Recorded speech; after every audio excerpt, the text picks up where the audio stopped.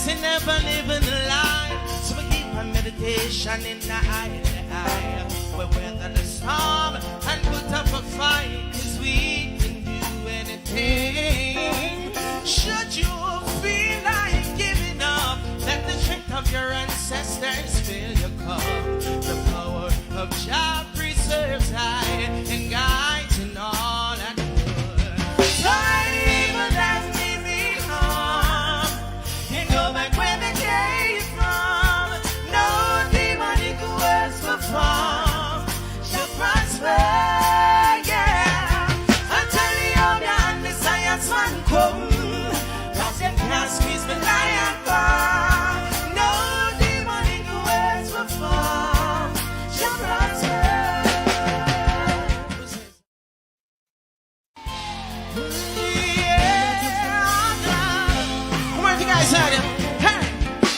The wages of blessing, never living a lie. So we keep our meditation in the eye. We weather the storm and put up a fight, 'cause we can do anything. Should you feel like giving up, let the strength of your ancestors fill your cup. The power of Jah preserves I and guides in all that good. So evil that made me harm, and go back where they came from. No demonic words will form, shall prosper, yeah. Until the older and the science one come, 'cause you can't squeeze me lion bar. No demonic words will form, shall prosper.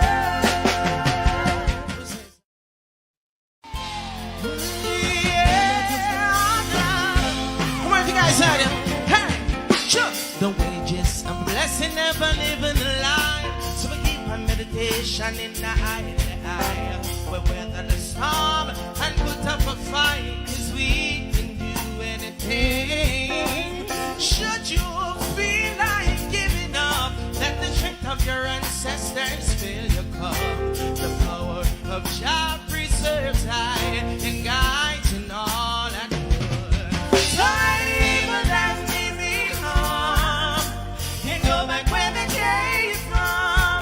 No demonic words will form, shall prosper, yeah.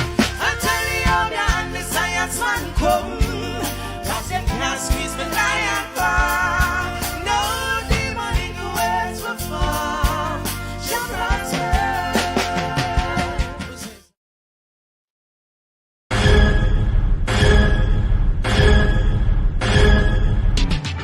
Jamaica Diaspora Crime Intervention and Prevention Task Force, in association with the Global Jamaican Diaspora Council, presents on the 26th of July 2024 Jamaicans and Friends of Jamaica. Join us in conference as we speak against corruption, crime, poverty, failed healthcare, poor education, and injustice in Jamaica. This takes place on the 26th of July at 1320 Ellesmere Road, Ontario, Canada. This conference starts 3 till 10 p.m. Guest speakers on the day: Wayne Lonesome, Will Rattigan, Mystic Sensation, Herb Nelson Jr., Aromatic, Sister Maria, Jamaican Carlos, Dr. Rupert Francis, Jeffrey Tavares, and more. This is going to be a very important event for all Jamaicans and friends of Jamaica. Don't miss this event if you care about our country. Jamaicans in the diaspora, we can make a difference.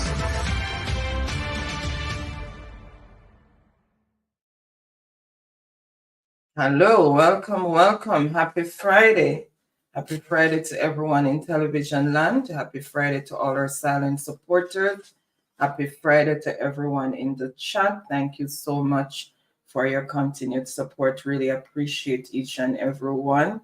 Remember, guys, when you come in, thumbs up the live, share us out if you can. And if you're new to the channel, please show us some support by subscribing.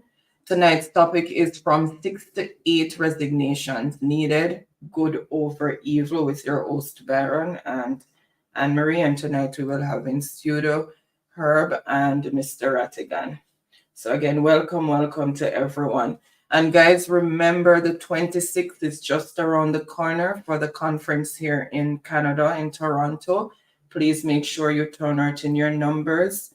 Really looking forward to meeting a lot of you.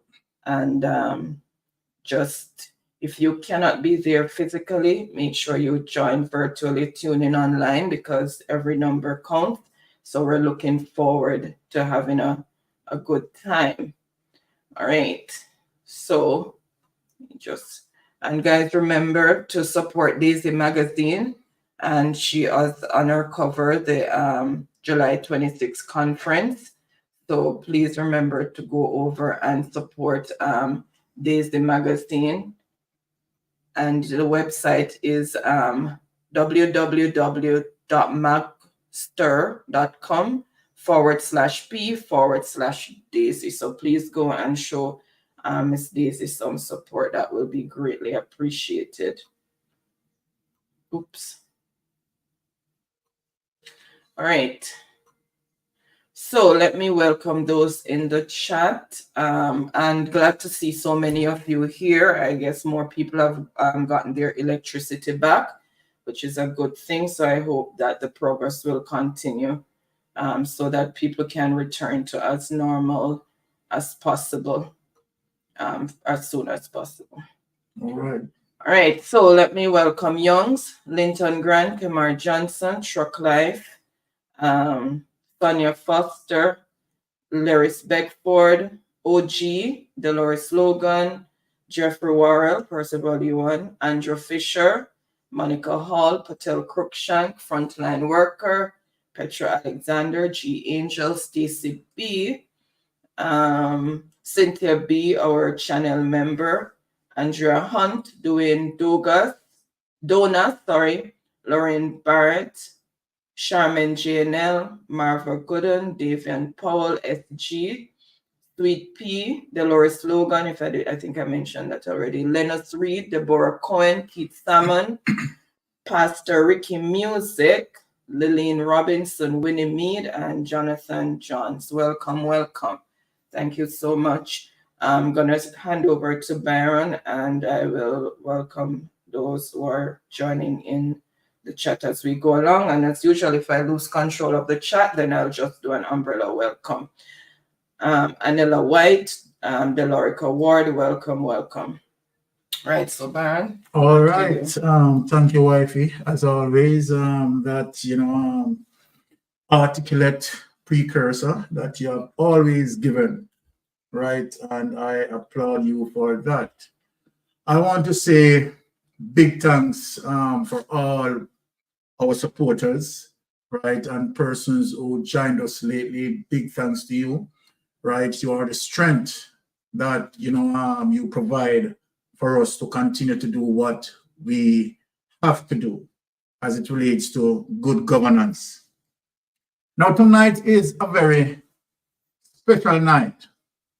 Of all the nights that I have been here, right, I make sure that tonight is like working up all the nights that I have worked up, right, for this particular moment. I know that many vloggers, and subscribers and, people in the diaspora, right, locally and so forth, have been tuning into Mystic Sensation. And you have heard me repeatedly, right, speaking about the statutory declaration as it relates to the Prime Minister. And you will always hear me say that the Prime Minister statutory declaration cannot be certified. And because I know I have done the investigation, right, and I have done my deep dive, and always that I guarantee in terms of what I investigated and what I found out, that Andrew Holness will never, ever able to get his statutory declaration certified. So tonight's mission is that we are driving for the Prime Minister to resign. and for the Prime Minister to step aside, right, and anticipate corruption charges to be laid. It is as plain as simple. Tonight, I have with me, right, the Rattigan is going to join me later, and Herb Nelson is going to join me later, right? Of course, it is for the obvious reason why I asked Rattigan and Herb to join me. Because what we are going to show, right, we are going to show the evidence. Now, I have gone through the Integrity Commission annual report, and I am going to put it out as it relates to page 177 to page 84. Let me tell you something, Jamaican people. The level of corruption is mind-boggling. So then I am going to put out those documentation for people to see. It's amazing, as it relates to no other government in the history of Jamaica, where that government has this level of corruption. It is unbelievable. To know that Andrew Holness had sold himself, right, to be one of the youngest politicians to venture into the politics and promise that he was going to deal with good governance. Andrew Holness has both disgraced himself and turned his back on the Jamaican people. Tonight, we are going to take our time to go through, and we are going to show the evidence. We are going to make comparisons, and we are going to contrast between Mark Golden statutory declaration, between Andrew Holness statutory declaration and Mark Golden statutory declaration. And we are going to show clear evidence of the corruption. We are going to even dig deeper than that, right? So I want people to sit back, relax, and enjoy the flight. Now, what I want to do, before I get into that, is to present some documentation as it relates to my introduction here, right? And as I said, let me, before I begin, I want to applaud, right, two persons tonight for the obvious reason. Two persons that, you know, holding up the banner. And we know that other persons are there, but these two persons are so significant as it relates to holding up the banner of Jamaica where good governance is concerned. The first person I want to applaud tonight is the opposition leader, Mark Golden. And why I am applauding Mark Golden, right, is as a result of Mark Golden is the one that, you know, instrumentally that helps to legislate the Integrity Commission Act for 2017, which now is going to hold Andrew Holness government and minions accountable. So to the opposition, Mark Golden, we are saying a big thanks for you to do that. Not only that you did that, you try to go above and beyond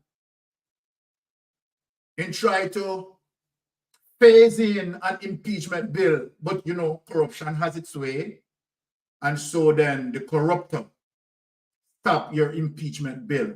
But nevertheless, Mark Golding, you're treading on to success. And I also want to thank Greg Christie, the director for the Integrity Commission, right? Persons who are leading the investigation. And I want Jamaica to know this. If Greg Christie wasn't the person he is and could be easily compromised, Andrew Holness and other persons who are now under the microscope of the Integrity Commission investigation would have gotten away scotch-free. Get Christie, hold up the banner of checks and balance. This is someone that you cannot have them compromised. And so I have to applaud Greg Christie and what the Integrity Commission investigators standing up for. So Greg Christie, I am telling you personally, we are applauding you for such an excellent work. And in spite of the corruption, in spite of political influence that want to insert itself, in spite of the many attempts to destroy the Integrity Commission, Get Christie, your character stand to hold. You are like a living steel. And so then, I want to thank you. Now, let us move on as it relates to our journey tonight. So just imagine that my first reading out, because this corruption is so much that everything that I am going to touch hinges on corruption. So let us go to our first documentation as it relates to Jamaica being a red flag over potential for corruption with gifts via politicians. Let us get into that document and bring it up for our people, right? Now, they who are following me and continue to follow me or to follow us, right? They know that when we present information, right, we present information truthfully. Right? Yes. So then, without any delay, let us get to the first document and break it down. Let us cruise before Rattigan and Herb rope in. Red flags over potential for corruption with gifts via politicians' relatives. Can you imagine? Can you imagine, people? National Integrity Action says it is in full support of a recommendation by the Integrity Commission, IC, for lawmakers to remove Section 40, subsection 4 of the Integrity Commission Act, which is a potential corruption enabler. This is what Andrew Holness government wants to do. Set up gaps, right, to do their corruption. In its 2023 to 2024 annual report, the IC said it is conceivable that a relative of a parliamentarian or public official could be utilized as a channel for the exchange of illicit benefits intended to provide an advantage to themselves or someone else. And further on, I am going to show proof of this in the next document that I will be presenting. The legislation allows for a relative of a parliamentarian or a public official to offer gifts to them without any reporting scheme. NIA Principal Director Daniel Archer says the provision could be exploited, allowing some parliamentarians to accept bribes under these guise of gifts. Given the current low public trust in politics, the perception that politicians can accept gifts of any kind further undermines our political system, she said, and rightly so. In a related matter, IC Chairman retired Justice Seymour Panton said while he would not query the veracity of declarants, he has taken note that the Director of Information and Complaints has received responses indicating the gifts received by some public officials had been from individuals who are now deceased. These gifts are without a paper trail, and of course, the donors are no longer able to verify same. These are the corruption that Andrew Holness-led government wants to do. It is perhaps something worth watching. The Commission is not keen on investigating matters relating to donations by persons who have died, Panton said in the report. Archer said NIA has taken note of the IC concern in relation to the explanation by declarants that they acquired assets from people who have died. Want to see the corruption, people? So then that means it cannot be tracked because the person died. This is Andrew Holness-led government. This is Andrew Holness-led government. Citing this as a major concern, Archer said it appears that some public officials and parliamentarians are attempting to hide the true origins of their assets, and rightly so. That is what they are doing. These persons are corruptors. They need to leave the Jamaican public office, right? Stop pilfering from our treasury. This affects public trust. Yes, indeed. It enables a public perception that 92% of politicians are corrupt, as observed by the NIA Dan Anderson poll of December 2023. Let us read back this, people. This affects public trust. It enables a public perception that 92% of politicians are corrupt, as observed by the NIA Dan Anderson poll of December 2023. It's a goddamn shame. When I get into the annual report, people, you are going to see that this perception that the people have against politicians is true, is correct. When we get into that report, you are going to see it. It's messy.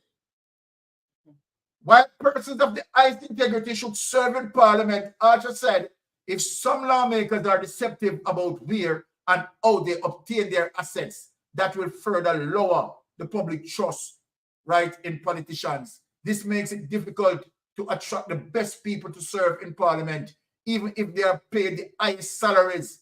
It also undermines the government and our democracy. So true. In the end, it is the people of Jamaica who will be deprived of improved public services. Right? There you go. Take away that document. Now, just imagine, my people. Just imagine that this corrupted government, right, draft laws, right, putting policy, giving leeway to parliamentarians to invite corruption, and at the same time pass Section 53, subsection 3 to muzzle the Integrity Commission. So from the onset, Andrew Holness-led government was not there in terms of doing representational politics. The truth be told, what it seems like when I'm using this simile, it is like you let in a bunch of pirates into an open gold mine. This is the Andrew Holness-led government. But later, we are going to show the people. Now, let us step on as it relates to more, probe with this government. Now, let us get to legislator facing illicit enrichment probe. Okay. The level of corruption in the Jamaica Labour Party is just sickening. It is just sickening. Right? So let us find that document and get into it so that people can read this. Right? I am taking, we have, the patience and presenting, right, the evidence that we have, right, corruption plus corruption. Now, this published Thursday, July 11th, right, which was yesterday, with the number of parliamentarians under investigation for illicit enrichment increasing from 6 to 8. Jamaicans for Justice Executive Director Michael Jackson says Jamaicans should be concerned that lawmakers being probed for this offense are presiding over the financial affairs of the country. Right now, I am very concerned to the fact that Andrew Holness is still there. Andrew Holness needs to resign. Andrew Holness needs to resign and could be sitting on the committee reviewing the Integrity Commission Act or its oversight body. Let me correct you, sir, and let me give you this information that you need, because it is not could be, it is. Let me read that over, and then and allow me to answer your question. Executive Director Michael Jackson says Jamaicans should be concerned that lawmakers being probed for this offense are presiding over the financial affairs of the country, right? And could be sitting on the committee reviewing the Integrity Commission Act or its oversight body. So let me say to you, sir, you did not know that Juliet Holness sits on the Integrity Commission oversight. Juliet Holness sits on the Integrity Commission oversight and oversight committee, and her husband statutory declaration cannot be certified. Let me tell you something, sir. If her husband's statutory declaration cannot be certified, they jointly filed. That means it affects Juliet Holness. So there is no way Juliet Holness should be on this Integrity Commission Oversight Committee. Furthermore, you have more persons there that could be possibly the subject of the investigation, right? You have Everett Warmington, right? These are corrupted persons. So for your information, sir, Everett Warmington is on a mission to destroy the Integrity Commission because of this very same reason. They don't want to be investigated. And how does this look? That Juliet Holness, her husband, right?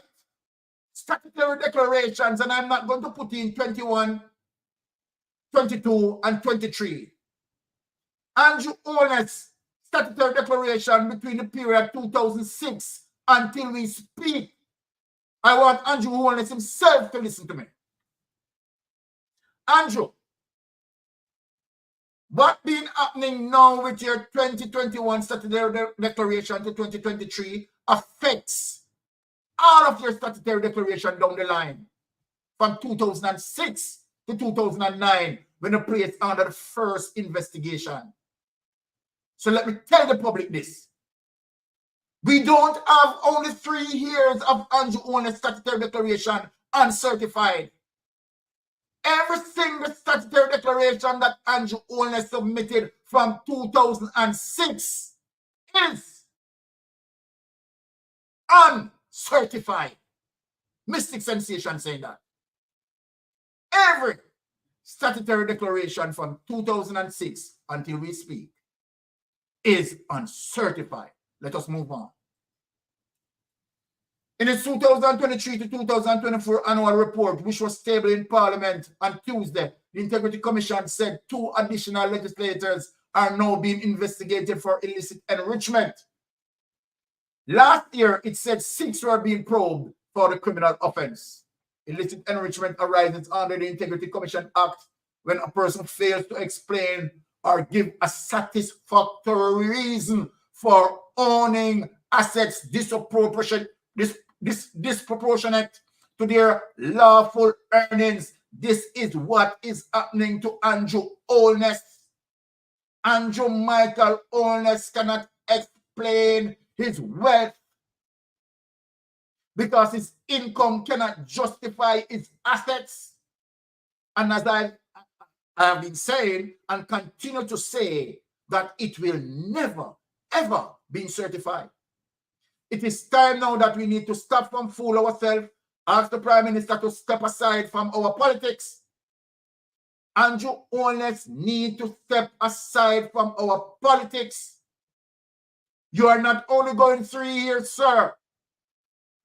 We know that we don't have a DPP who is going to charge you. We don't. The DPP that is currently there knows that. Based under the Integrity Commission Act, failure to file and have your statutory declaration certified, you should be charged. You should be charged. The DPP, as we speak, should charge you. The criminal corruption prosecutor should charge you right now. Andrew Holness, you are not deserving to be in our parliament. And as such, sir, if you have any sense of moral left in your moral cranium, then do the people's will and resign. Morally deficient cranium.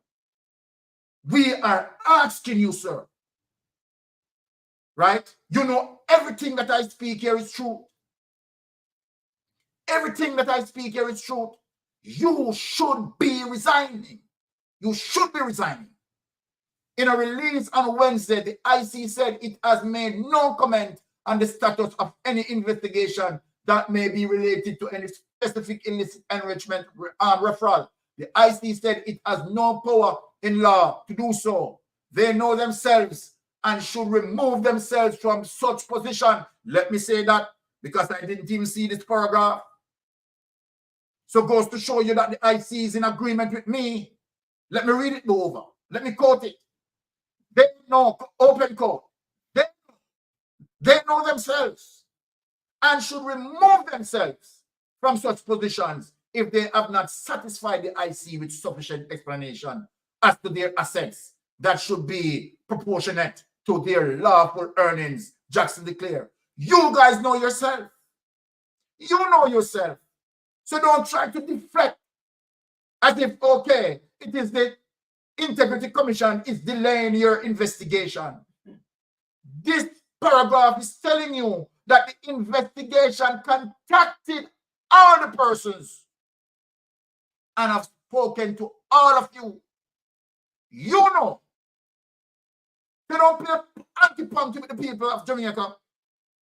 We are not stupid. We are not stupid. Right? So all of you know. Here's what the Integrity Commission is saying. They know themselves. Yes, they know themselves. So why you don't come out and say the IC is wrong to make this statement? Why you don't come out and say the IC is wrong to make this statement? The IC is telling you that you all know yourself because they have spoken to you.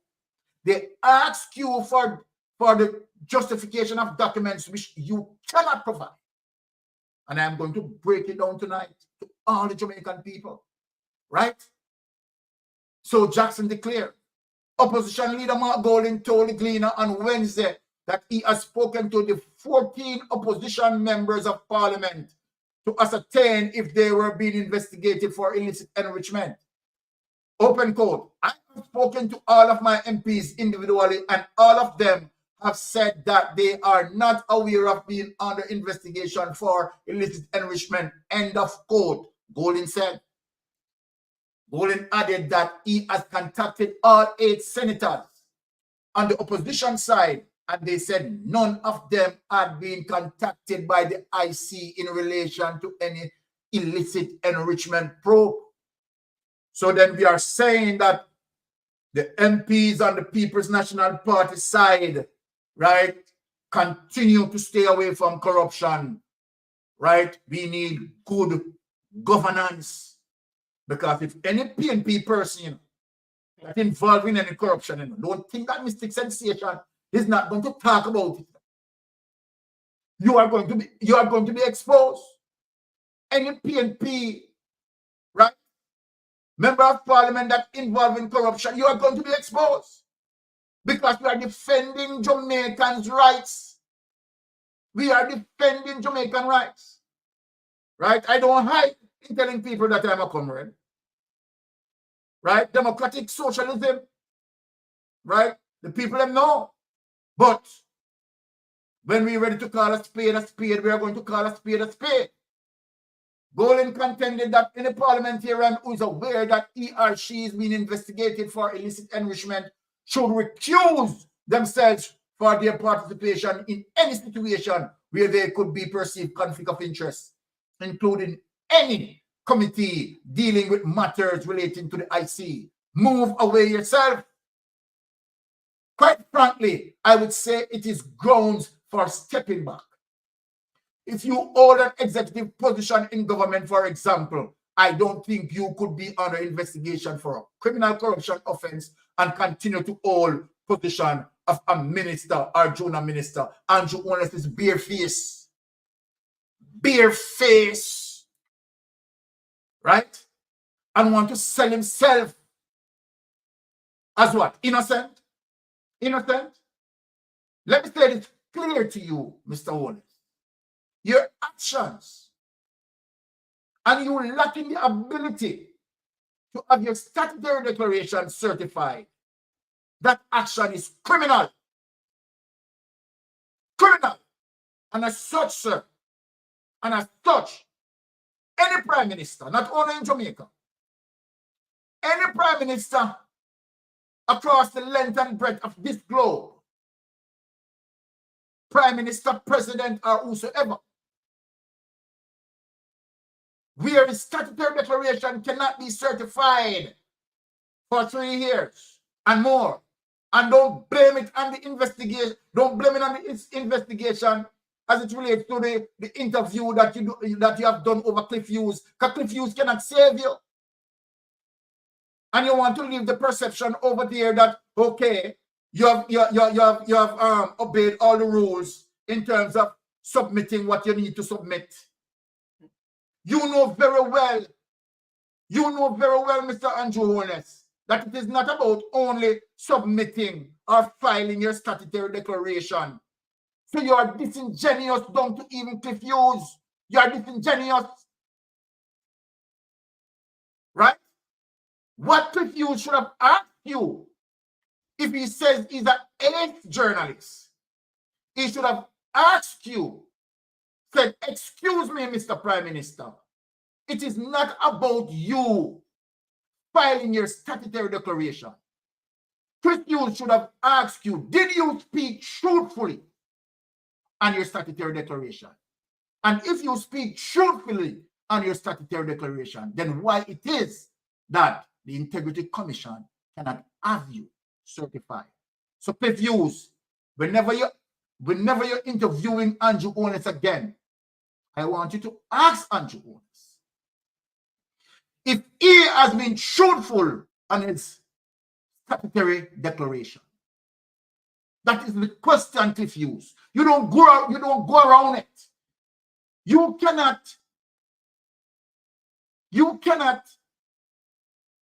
color or paint someone in a different color when he's not. You can't soften this thing for him. He wants to what? What he wants to sell there? Huh? Cliff Hughes, you need to ask him the right question. Ask Andrew Holness if he has been truthful in terms of his declaration. He wants to tell Jamaica that he submits statutory declaration. That is not what we are talking about. We are not talking about you submitting statutory declaration. Yes, you have been submitting statutory declaration from God he knows when, from 2006 upward, and none of them what you have submitted, you have been truthful on them. So that is the heart of the problem. And that's where the question should be asked. The truthfulness. The opposition leader suggested that if a member of the executive is being probed for illicit enrichment, that person should take a leave of absence until the matter is resolved. Andrew Holness, you need to leave the office. Like right now, take away that document. Take away that document.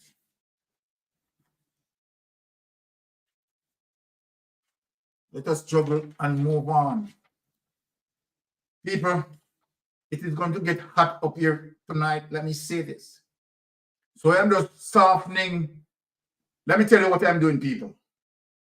I am cleaning out the corruption room. I have to sweep it out first. This is what I'm doing.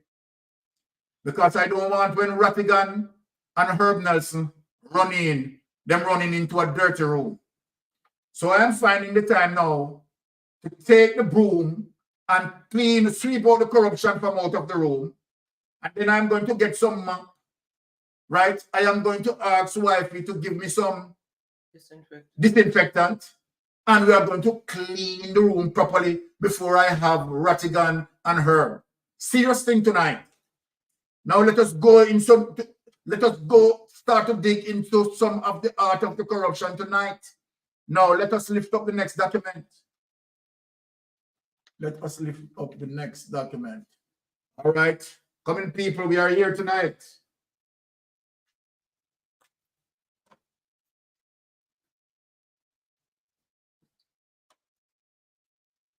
People, let me say this because we have 481 persons in the chat.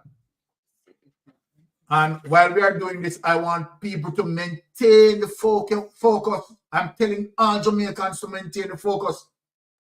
As a matter of fact, I went over Brother Aromatic channel, and where he's also asking people to maintain the focus.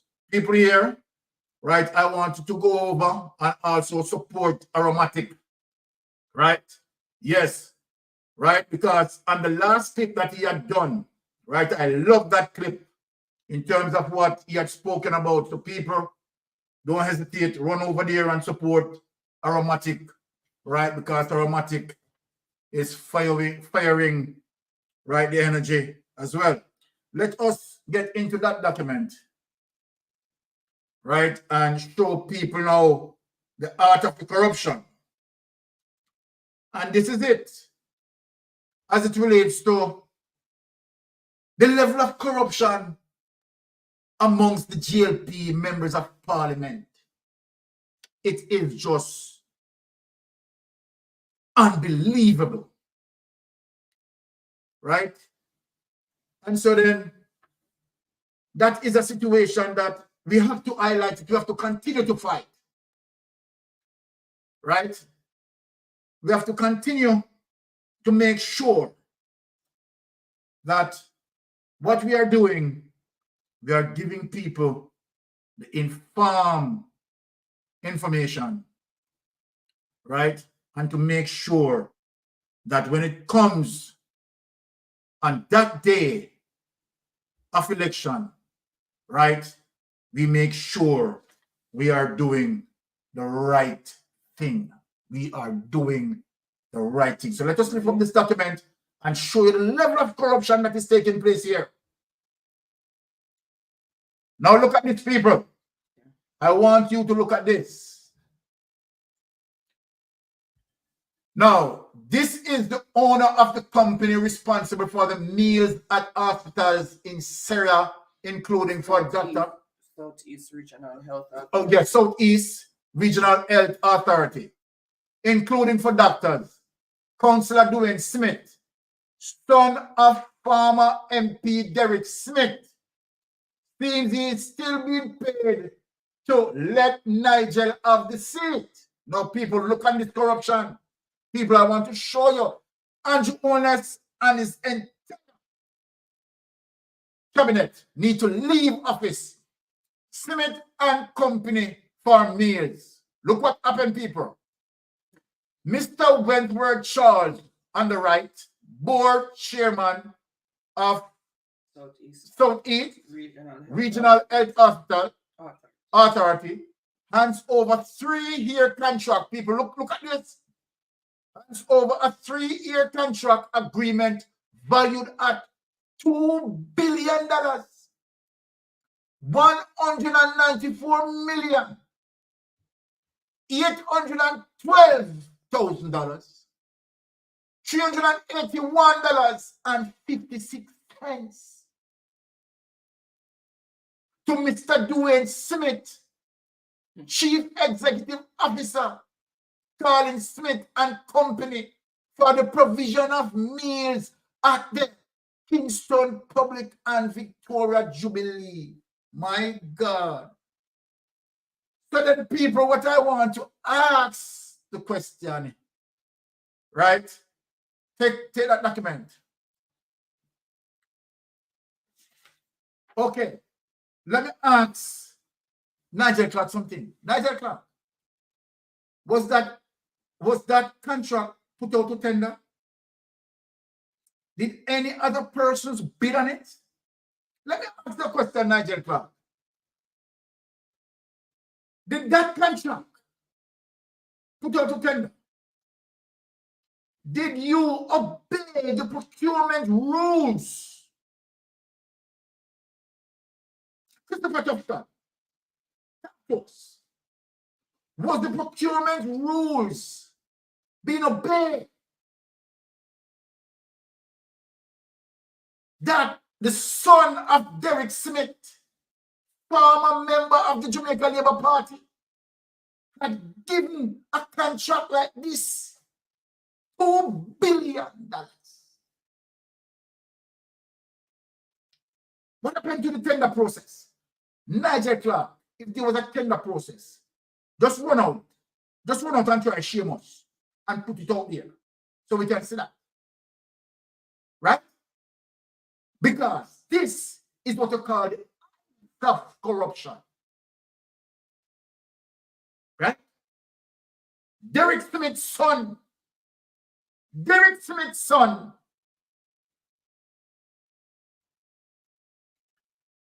Jamaican people, after all what Portia Simpson and Peter Phillips had built, where we have gone through austerity measures from the IMF, where several people, the technocrats, take their bet for the country's economy to spin around. And the hard work of what Portia Simpson did and Dr. Peter Phillips had now been washed away as it relates to $1.7 trillion not being able to be properly accounted for as a result of poor procurement procedures. And when we have nepotism like this, cronyism like this, that the son, right, the former member of parliament's son, being given $2 billion contract for 2 years, 3 years, right? So you have already paid this man profits upon profit, taxpayers' money. So I want to ask the question. I'm asking a question, not accusing, because I have no evidence. I want to ask you, Nigel Clark, if you are getting some money under the table. So then, $2.8 billion will be coming out of the treasury to pay this man within the span of 3 years. Are you, Nigel Clark, is going to get none of this under the table? Christopher Tufton. Are you, Christopher Tufton, is going to get any of this money under the table to take up $2 billion of taxpayers' money? Right? What happened to the procurement process? That needs to be highlighted. Was this contract put out to tender? Let me answer that question.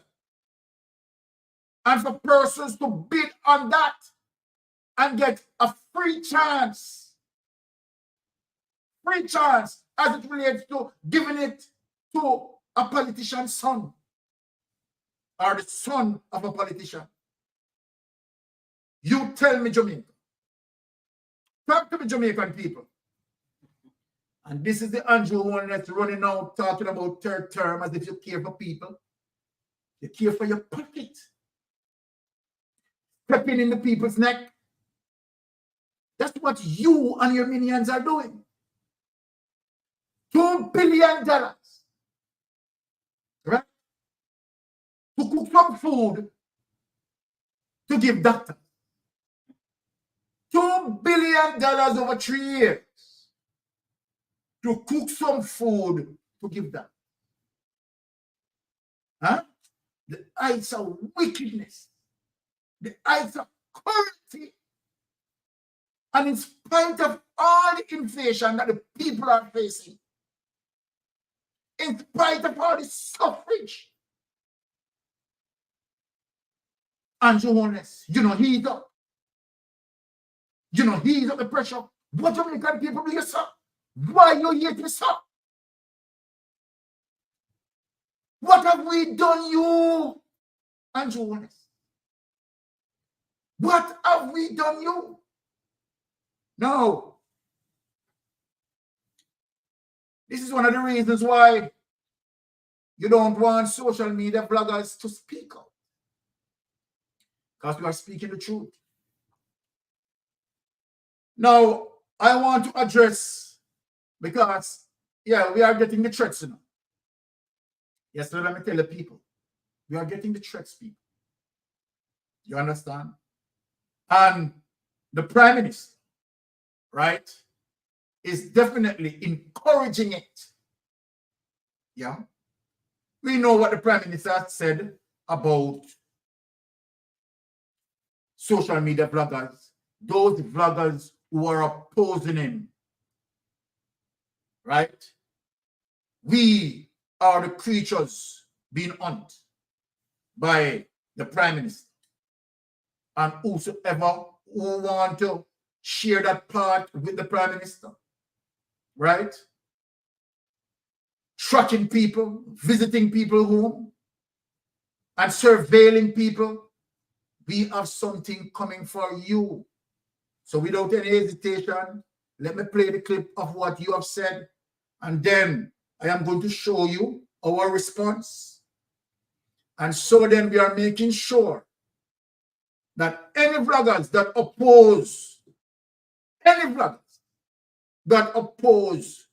Andrew Holness-led government, whether it may be Andre Stevens, whether it may be Jamaican Carlos, whether it may be Mystic Sensation, Rattigan, Jeffrey Tavares, right?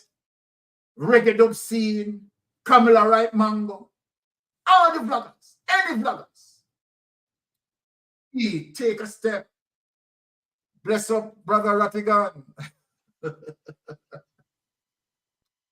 All right, so. Yeah, I join you now, brother. All right. So, all right, I'm going to flow, Ratty. Well, thank you for making it Mystic Sensation. I know that Herb soon rope in a Ratty. Okay. So what I want to do, just relax, right? And because we are cleaning out the room. We're cleaning the house tonight. Let me just say before going further, let me just say good evening to the lovely Anne-Marie and to her husband, the dynamic duo, Mystic Sensation, and all the people in the chat and viewing wherever you are. And let me apologize for being late. I apologize to you, sir, and it will never happen again. I miscalculated traffic, and I miscalculated what I had to do at some errands to run. Yes. And then I got caught up, so I sincerely apologize. You're right on time, sir. All right, thank you so much. We know that Herb will join us later. But okay, Ratty, I am actually just in your letter as well. So since I am going to do that, let me just put it out there, and then might be if you want to speak in extension of that. I will allow you to do so. So let us hear this clip first before we get into the meat of things, right? Okay.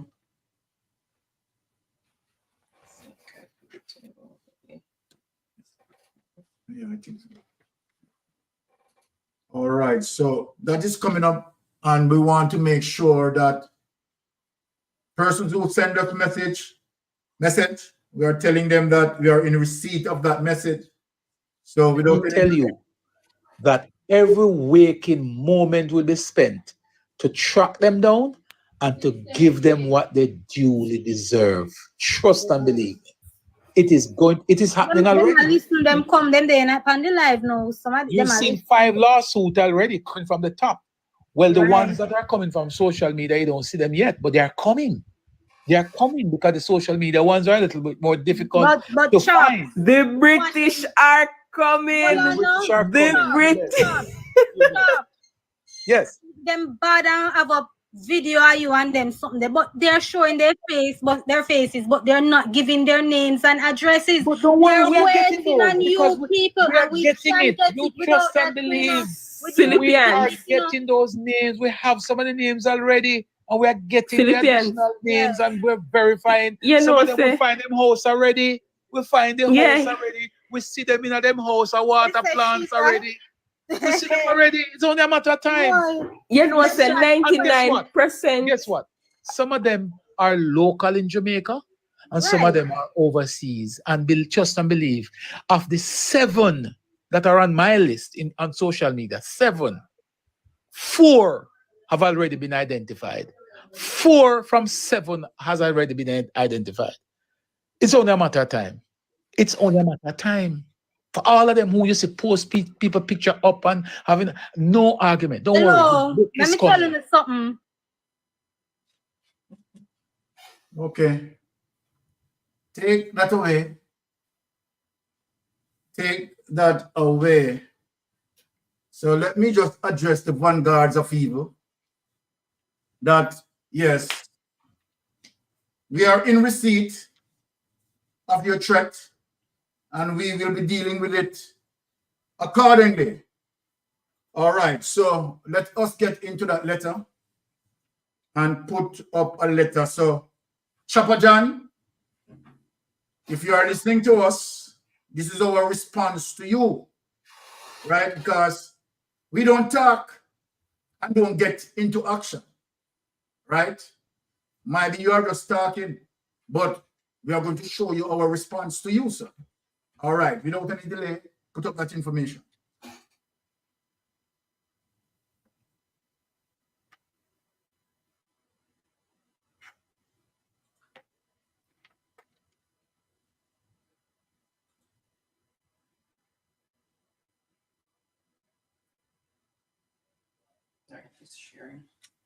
So, Chopper John, let me tell you, from United States to Canada, come on, we are writing you this love letter.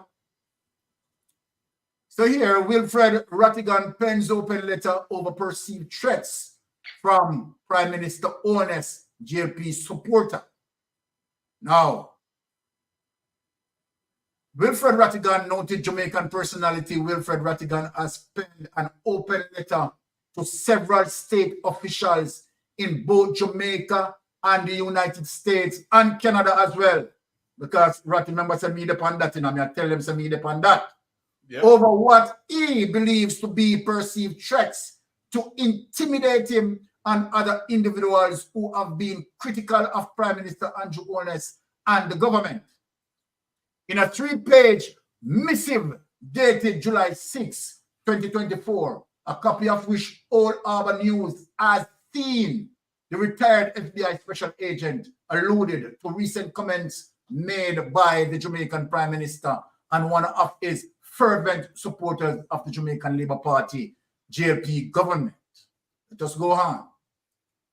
Last month, Mr. Holness revealed that the government will be taking steps to track and identify persons who have been deliberately spreading false information about the government on social media. Regarding Holness' comment, Rattigan further alluded to statements made by well-known JLP supporter Christopher O'Neill McCurdy, also known as Chopper John, who is alleged to be the voice in an audio conversation making the rounds on social media, saying that steps have been taken already to determine the real identity and in some instances, place of residence of some bloggers spreading disinformation about the Holness administration.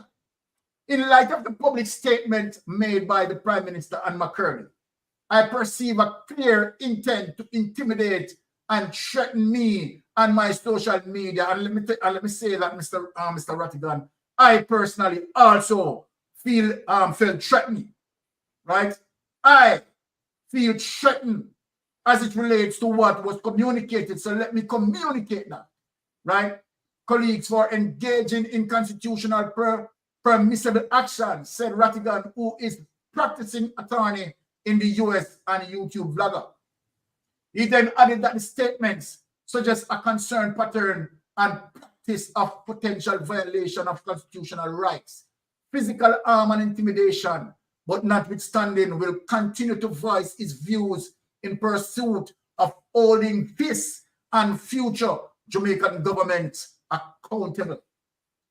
The erstwhile US state investigator also contend that should any harm committed towards him, his family, or persons critical of Holness administration, the Prime Minister and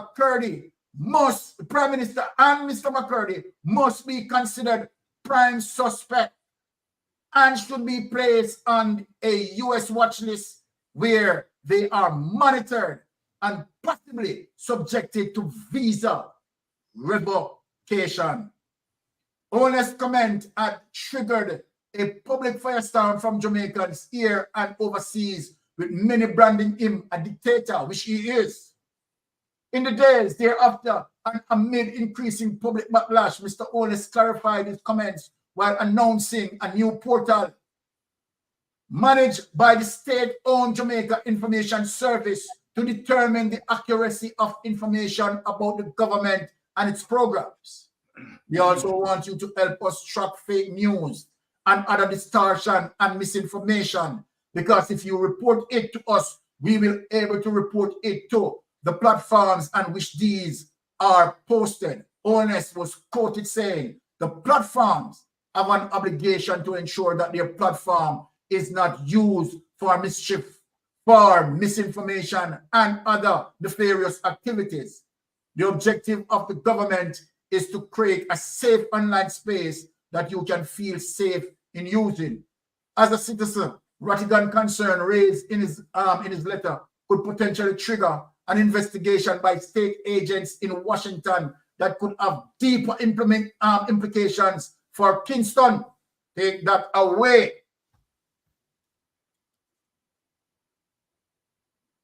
Now, Sir Ratti, let me first and foremost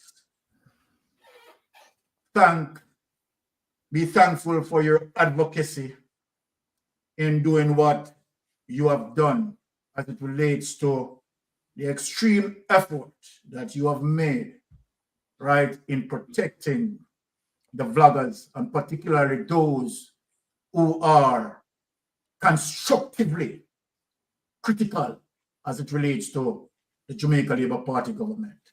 Without any further delay, sir, I would ask you to, speak on this letter, right, as you wish, sir. Go ahead. Thank you. All right, thank you for the platform. Again, thanks for having me on, and good evening, everyone. I've been getting a lot of calls and a lot of text messages, email messages as a result of this letter. And I have yet to receive a single call where the person said, I think that was wrong, what you did. In fact, people are telling me, they're confirming to me now that I spoke on behalf of the people of Jamaica who are voiceless, who feel threatened, who they cannot. In fact, tonight I just got a phone call from a dear friend of mine who said that people in Jamaica were saying that They have businesses to protect. They have their children.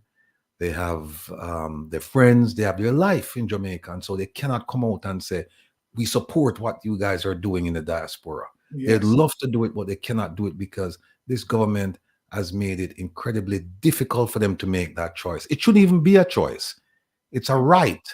Exactly. But they feel like, look, we have to make a choice. If we come out and say it, then here are the consequences we will face. So we better not say anything. We just support them in silence. Now, any threat, real or perceived or imagined, you must take it seriously. Yes. And even though I have decades of experience working for one of the premier law enforcement agencies in the world, and I still have contacts there, I still have to take it seriously. I can't say, well, I just run them or run up them more. No, you cannot do it like that. Yes. And so even though I feel to some degree that my situation is less threatening than some of the other people that were speaking for and on their behalf, I still have to be vigilant. And I encourage all of you who are speaking out, Mystic Sensation included, speaking out against the corruption, the ills of this government, that you have to take your security very, very seriously.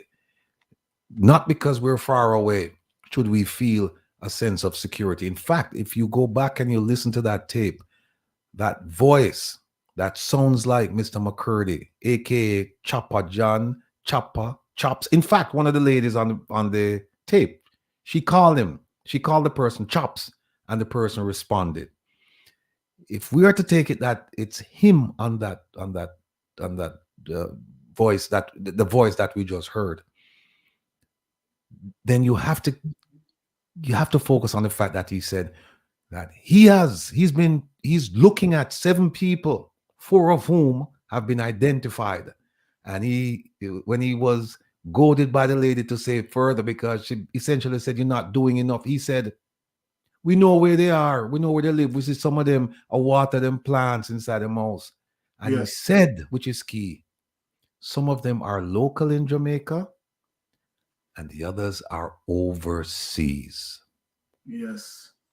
Now, what does he mean by that? If he's going to come and try and, well, you know what, I won't even make a defense for him. I'll let him make his defense because I know exactly what he's going to say and we're going to debunk what he has to say. So I'll leave that for another time. But let me just say that I'm taking my security very, very seriously. I've reached out to the FBI. I've reached out to my local police department. My neighbors are going to be vigilant about people driving through the neighborhood, people stopping by. And it's a shame that we have to live like this. But this is the state of affairs. And think about it, Mystic. We live overseas. So can you imagine the people who live in Jamaica? Exactly. Exactly. You know, there's a greater sense of fear on their part. But we are moving forward. And I made it abundantly clear in the letter that no matter how many threats I receive, I am going to proceed with a sense of fierce urgency, as if we have to deal with this thing right now. This thing meaning the corruption and all the other things going on in Jamaica. We have to deal with it now, because I am not going to sit back here and say, well, I'm doing it for my children, my grandchildren. No, I am doing it for them, but I'm also doing it for me. Mystic, me no want to go back home, go live some life. You know, it's too cool. Which part of the me about said too cool of me there. Which part of the it's cool. All right. So, what we do? We travel abroad to get a better life, save up our money, and then go back to Jamaica. Go try and live in peace and tranquility. Enjoy the trade winds. Enjoy the beach. Well, the beach, we don't know what that, because, you know, well, I mean, we don't know what the beach. No access. Access denied. Access. We don't know what access to the beach. Yeah, absolutely. I stand corrected. So, but we don't really like to come back home. I want to make sure that the place is truly prospering. Exactly. But this is not prosperity that we're seeing right now. How can it be prosperity when you start issue threats? And then think about it. this thing started a while back, when they asked the Minister of National Security about the ability to track people. They were referring to Pegasus. Yes. And in fact, the article mentioned Pegasus. And he didn't want to talk about it except to say we have relations with the Israelis and we're doing things. And yes, they're good at what they do. And so we have to be good at what we do as well. I don't know what that meant. But so it started there. Then it went on to the police commissioner saying that people who are, he essentially said that people who are critical of the government, that they're like some kind of mischief and a law should be passed to deal with that. Yes. And then we have the prime minister coming out saying that they have the capabilities to track people and all of these things, and they're going to find them and they're going to do this. And then right after that, we have this gentleman coming out now saying, yeah, we're tracking them and we know where they live and all this stuff. So you can see the progression. You can see it. You can see everything stepping up, right? And so you have to take your security seriously.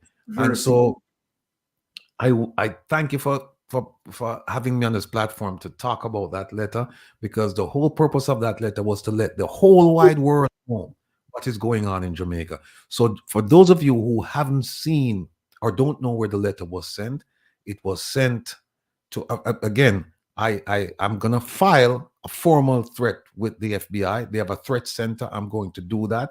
But the office close to where I live, they know about this, the Baltimore office. They're aware of it. So I'm going to file that. And then this week, I was contacted by a well-known attorney in the Washington, D.C. area from a huge law firm, very respectable law firm. And we were talking, and he said, look, I am going to give you the name of 2 international organizations that look into things like this. So he did. I'm going to file it with them. But let's talk about where it's sent already.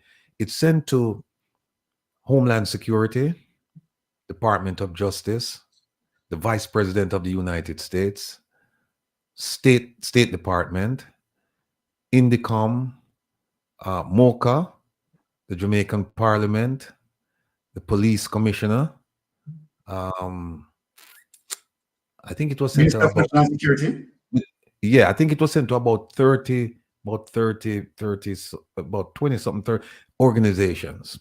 Okay. Global, in Jamaica and outside of Jamaica. All right. And we're not done yet. We're going to continue, because what we want is, as the article suggested, we would like the Prime Minister and this gentleman to be monitored. And when we say monitored, we're talking about physical surveillance. We're talking about SIGINT, signals, meaning all electronics, right?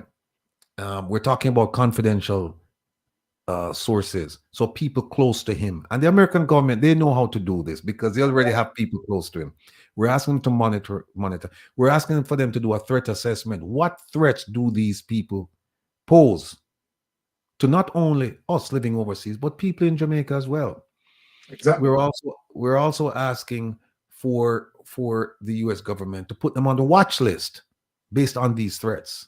And remember now, the threats, we don't care what they say. It's what we feel. It's how we feel. We feel that these are threats. They said the words. They can say whatever they wanted it to mean or whatever. We took it as threats. And I can tell you this, and there are some who say, well, nothing not going to happen because, there's geopolitical ramifications, and Jamaica plays a huge role in what the U.S. wants done in the Caribbean and Latin America, and so they're not going to do anything. Well, let me tell you something. That might very well be true if we didn't have American citizens involved. Might not. But I can tell you, once you have American citizens involved saying that we feel threatened, the U.S. is obliged to do something about it. They're even to open up an investigation, they're obliged to, because what they cannot afford is for something to happen to any one of us. And then there's a record saying that we told you. You can just imagine what my family would have done with the government. And the most beautiful thing, Ratty, is the fact that you clip the clip that what the Prime Minister said, and you clip the clip that so-called Chopper John, right, stated. So when they put them together, right, he cannot spin it, right, like how he can spin it in Jamaica. He can't spin it with that, right? So they are going to interpret it as it is. Yes. And then the last thing I asked them for about is I asked them to consider revocation of their visas. No, Exactly. it has been reported to me that Mr. McCurdy attended Cornell University, and he has a master's certificate in their hospitality program. It's a good school. Yes. In fact, it's one of the best schools for hospitality management. It's also been reported to me that he was a chef, an executive chef in the Atlanta area. Yes, he is. He was. And it was. And so it's also been reported to me that he decided to go home. He went back to Jamaica. And now he's the project manager of the Children's Hospital, or some hospital building going up. Regional Children's Hospital. There you go, sir. There you go. You have the information. You have it. No, we don't even know how this man got this job, because when you look at his background, based on what I've been provided, there is nothing in there that talks about construction, nothing, architecture, engineering, nothing. Nothing. But this is what we're dealing with. This is Jamaica, right? So, yeah. So that's where we are. So we're asking for the U.S. government to take some drastic steps, and we are sending this all over the world to let his colleagues know that this man is involved in what would appear to be a restriction on a constitutional right to criticize the government. Because listen to what he said. He said people have made statements bordering on defamation. There is no such crime. There's no such crime. There's no such crime as bordering on defamation. Yes. Yeah, that commit defamation. Are you don't? Oh, you don't? Yes, like pregnant. There's no such thing as a little pregnant. You're pregnant or you're not pregnant. It's that simple, right? Yeah, and he's saying now that he's using these technology. He's using his technology to track people simply because they've said things bordering on defamation. Yeah, so I don't understand that. We're going down a slippery slope here. Exactly. We're going on a slippery slope. And by the way, I read something somewhere where the American government, or somebody must have said it to me, advised the Jamaican government to stop using Pegasus. Yes. And they said, yes, they would, but they haven't. That's what I'm being told. Yes. That's what I'm being told. But here's the thing, whether it's Pegasus or whatever it is, the one thing we do know is the Prime Minister came out and said that they have the technology to track people, find you, and it's just a sad commentary on his part, because they have top 200 criminals, and we can't use this technology to find them. Can you imagine? Can you imagine? All right. So thank you, Ratty, for that. And look at Andrea said. Andrea said she felt a little pregnant before. All right. So what we are going to do, Ratty, we're going to run down the program until Herbs get here, because we have the Integrity Commission 2023 to 2024 annual report, right, to go through, and of course Statutory Declaration Uncertified. We have that to deal with as well, and we are going to go through from page 177 to page 184, where you can see, right, there's so many breach, right, of them submitting their statutory declaration, right? It really looks bad, looking bad. So let us get down to the middle of the program here, right? Without any delay, honey, let us lift up this clip. So to show you, Ratty, that it doesn't only stop with Chopper John. The next clip that I'm going to show you is going to show you someone else endorsing what the Prime Minister is saying, not only Chopper John. So let us go into that. And that is one of the reasons why, when he spoke like that, right, it gives strength to other people to act, Right, so let us hear. That the PNP says that the Prime Minister's vow to crack down. Before I play this clip, this person, Rattigan, is a pastor. This man is a pastor. And I want you to listen to what this pastor is saying. And when we talk about, the reason why we are not seeing the church coming out and speak as it relates to the blatant corruption with this government, now we can understand. We can understand based on what this pastor is going to say. So without any delay, play back that, honey. That the PNP says that the Prime Minister's vow to crack down on fake news online is an assault on democracy. While I am not a politician, I am a citizen of Jamaica. And whether it is the PNP or the JLP in power that control the leverage at the level, that can regulate, my God Almighty, fake news coming into the island. It must be shut down.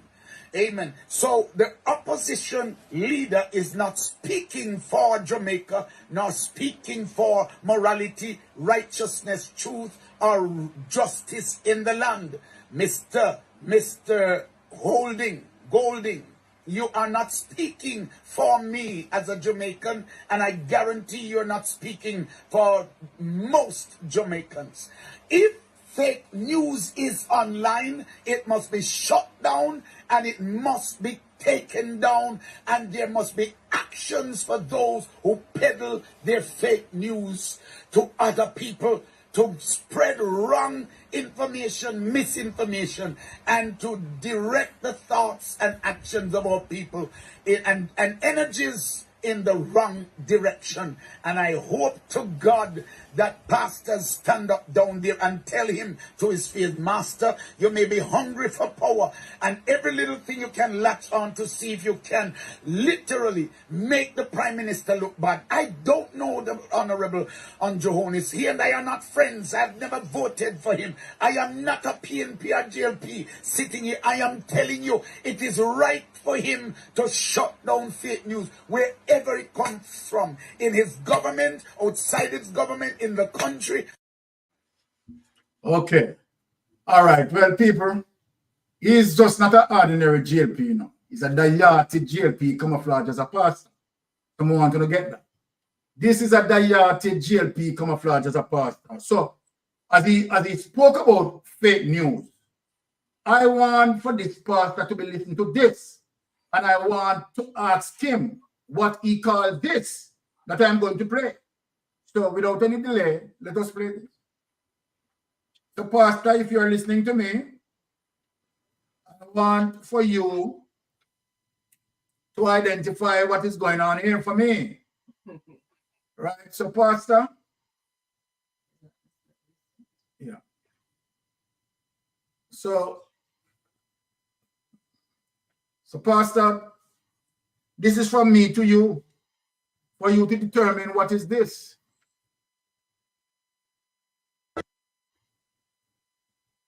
Now to the details. The Integrity Commission says only 2 parliamentarians are now under investigation for illicit enrichment. The revelation is contained in the Commission's annual report for the fiscal year 2023-24, tabled in the House of Representatives on Tuesday. This reduces by 4 the number listed in the Commission's annual report for 2023. Tona Thomas tells us more. The illicit 6 are now the illicit duo. The Integrity Commission's annual report says only 2 parliamentarians are under investigation for illicit enrichment. The year prior, the Commission's report referenced 6 parliamentarians as being under investigation for the offense. The group of still unknown legislators were dubbed the so-called Illicit 6. It's a label that has dogged the governing Jamaica Labour Party for over a year. Not only has the opposition hammered the Holness administration with allegations of corruption stemming from the report, but civil society groups such as Jamaicans for Justice and National Integrity Action has also demanded answers. The latest report from the Integrity Commission still makes no mention of the parliamentarians in question. It only suggests that 2 parliamentarians were under investigation for the offense. Similarly, the report also says only 4 public officials are under investigation for illicit enrichment. This is down from 28 from the report tabled last year. In his introductory remarks, the Commission's chairman, retired Justice Seymour Panton, partially addressed the speculation on illicit enrichment claims.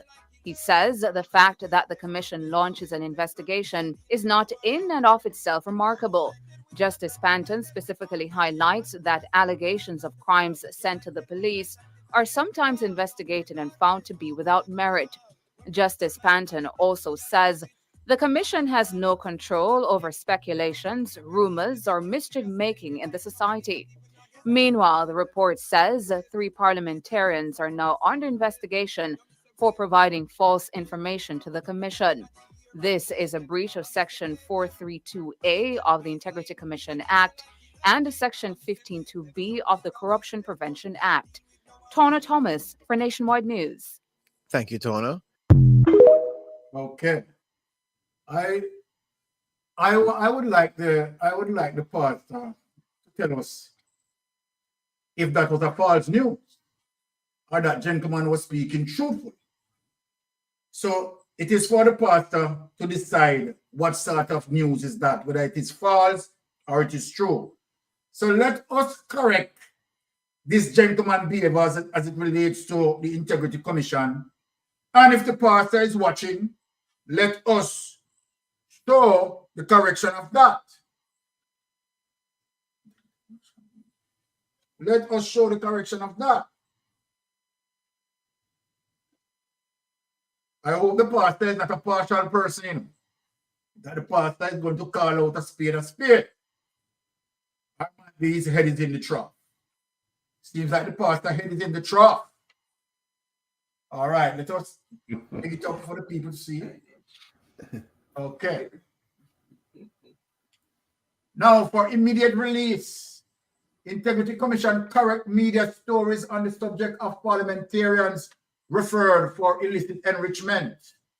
The Integrity Commission wishes to correct inaccuracies that have been reported in the media regarding parliamentarians who have been referred for illicit enrichment.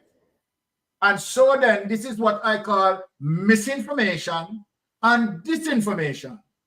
In its 6th annual report for 2023 to 2024, which was tabled in Parliament yesterday, the Commission's Information and Complaints Division, under the heading Reference, on page 32 of the report, reported that 2 parliamentarians were referred for illicit enrichment. The Commission wishes to emphasize that the reference stated were made during the 2023 to 2024 reporting year. They have absolutely no bearing whatsoever on any referral that were made in the previous 2022 to 2023 reporting year, when 6 parliamentarians were referred for illicit enrichment. And let me add something on this, that has not yet have their statutory declaration certified. The Integrity Commission should have put that on it. When the 2 reporting periods are taken together, this therefore means that an aggregate of parliamentarians have been referred to the Commission's Investigation Division for illicit enrichment over the period April 2022 to March 2024, and 6 plus 2 is 8. Well, remember, see, now they are Portland and with the mayor. I remember to the mayor family. I use Nigel algorithm. The Integrity Commission has made no comment on the status of any investigation that may be related to any specific illicit enrichment referral. It has no power in law to do so as a result of Section 53, subsection 3. Let us remember that, people. Media reports which have concluded that illicit 6 is now down to 2, right? The propaganda media, the misinformation, the disinformation. Jamaica Cleaner, July 10, 2024, are that only 2 parliamentarians are now under investigation for illicit enrichment, right? Nationwide, right? July 9th, 2024, if you notice, I him first run out, you know. You have July 19th first run out, are therefore patently inaccurate, misguided, and without any foundation whatsoever in fact or in law. You understand? In plain truth, them all dirty liar. Them all dirty liar. Yeah, we're not around for them. You know, around, but you know what, mistake. Do me a favor. Yeah. If you have the, I'm sure you have it. They have the Integrity Commission's latest annual report. Oh, you have it, man. We left that in the juggling, you know, because we don't want to show you something regarding this. We just want to show you something regarding this. Okay. So where do you want me? You want me to lift it up right now? Just put it up. I'm gonna just show you something. Yeah, me just show you how stupid them people are. All right. Yeah. Lift it up.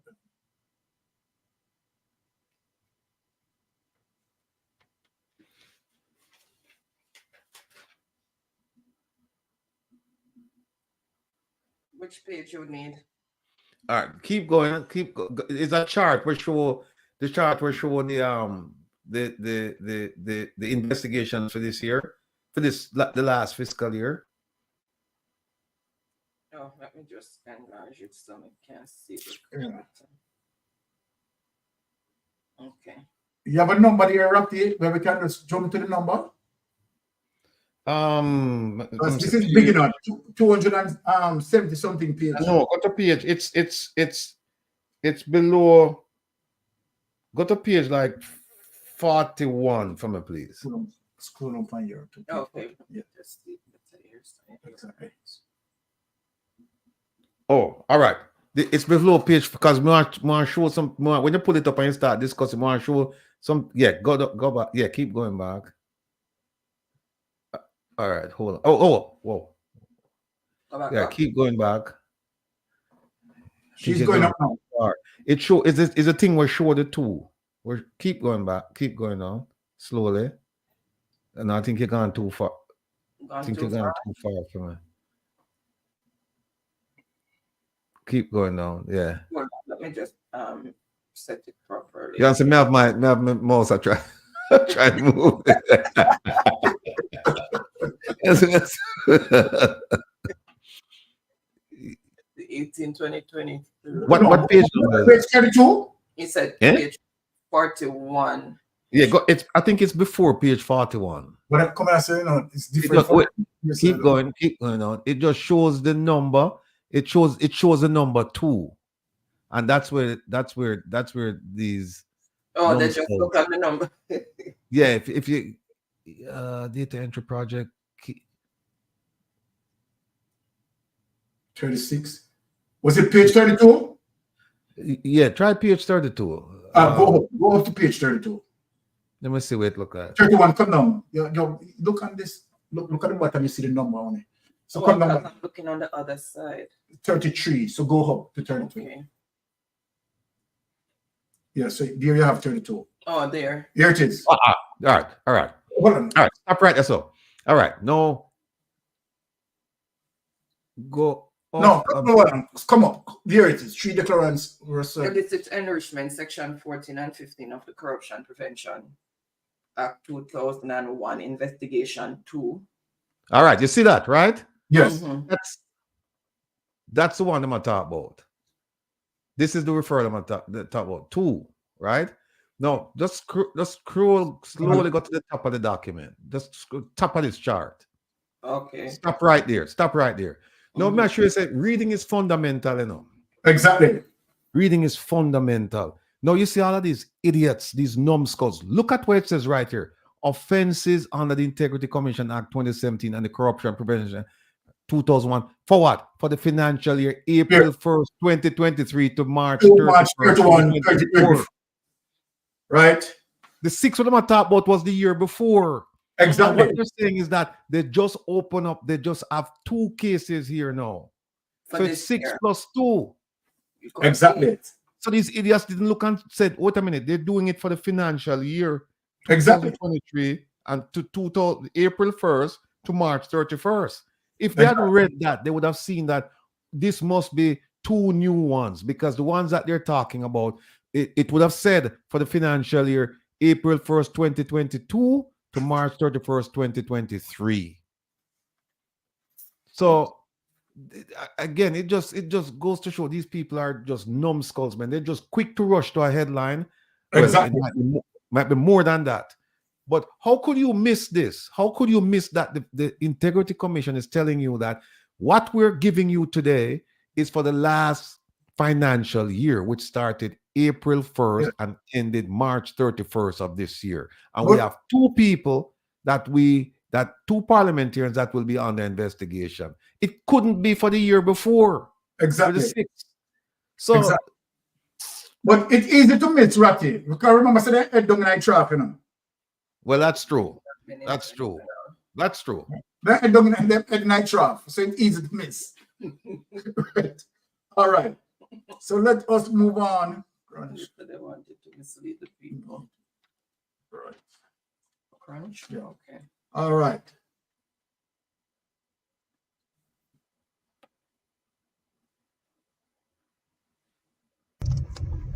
Good evening, ladies and gentlemen. Conrad O'Brien, talk show host, News Talk 93 FM. Let me weigh in on a discussion that was part of Emily Shields, herself a talk show host and Radio Jamaica. And indeed, she's also an attorney at law. And I find her argument today in her preamble most disturbing when she seeks to put forward a scenario there to say that one of the factors that we should look at, and she put a hypothetical there, say Mark Golding was to do something untoward in Britain and his prime minister being a British citizen, then they would be able to send for him in Jamaica. But that's the most nonsensical argument that I've ever heard. Because indeed, right now, if Andrew Holness, as Prime Minister, who is not a British citizen, does something that is against the tenets of Britain while he's on their side, and he returned to Jamaica, they could indeed send for him. So this conversation where everybody is weighing in and try to muddy the water and really carrying, especially the unsuspected around the Marlborough bush, I want to debunk that. I want to go further in speaking to my people to say, listen, Mark Golding sits legitimately in the House of Representatives. Mark Golding is in sync with the Constitution of Jamaica. And the person who we should be questioning and be talking about at this moment is Andrew Michael Radham Brogard Holness, Prime Minister of Jamaica, and not Mark Jefferson Golding, Marky G, who is following the Constitution to a T. But we should be asking question, what about the filing of Prime Minister Holness being unable to certify? And we should continue and deepen the questioning as it relates to who are those 6 parliamentarians that are cited for illicit enrichment in the House of Representatives. That's where the 4th Estate should be spending hours of airtime and indeed inches of newspaper column. Conrad O'Brien, the fireman, the man that speaks truth to power, no matter who the guy is. I rest my case. All right, there you go. You have the fireman, Conrad O'Brien, and Sir Herb. I want to say welcome to Mystic Sensation. Right? Thank you. How you doing? All right. Welcome, Herb. Hi, good to see the dynamic duo still doing their thing. You got your attorney just in case they want to accuse you of saying anything wrong. I want to sue you. Exactly. Glad to see that. Yeah. All right. So that was a recording Conrad made earlier. Yes. Okay. All right. All right. And you came in just the right time when we are going to get into the art of the investigation. And I am just going to ease back the Integrity Commission 2023-2024 annual report a bit. And since Herb is here and I know that the people are waiting, we want to get into that red meat and deal with it accordingly. So let me start with this document, because as it relates to what Conrad O'Brien said, that it is the Prime Minister's statutory declaration that is unable to have certified for 3 years. But we know, as it relates to investigation and timeline between 2006 to 2009, anything that the Prime Minister submitted after that time frame, right, would not be properly certified, although some of those were certified based on the investigation now. And I want people to understand me, based on the investigation now, you're going to have a ripple effect, right, with those that were certified, because the reason why those were certified then was to the fact that the Integrity Commission did not have certain information what they have now. And so then that rendered to say those that were certified, right, would now classify to be uncertified. Let me say that categorically clear. So everything that the Prime Minister had submitted, right, as it relates to the first investigation timeline, 2006 to 2009, right, cannot be certified. And that is one of the reasons why tonight I have, you know, the best with us, right, as it relates to Rattigan, as it relates to Sir Herb, to dissect as we go along, right? Now, before I get into it, let me just play something what the Prime Minister asked us to do, because we don't want for persons believing that we are just personally attacking, right, Andrew Holness, right? We are here as it relates to good governance, checks and balance, and transparency.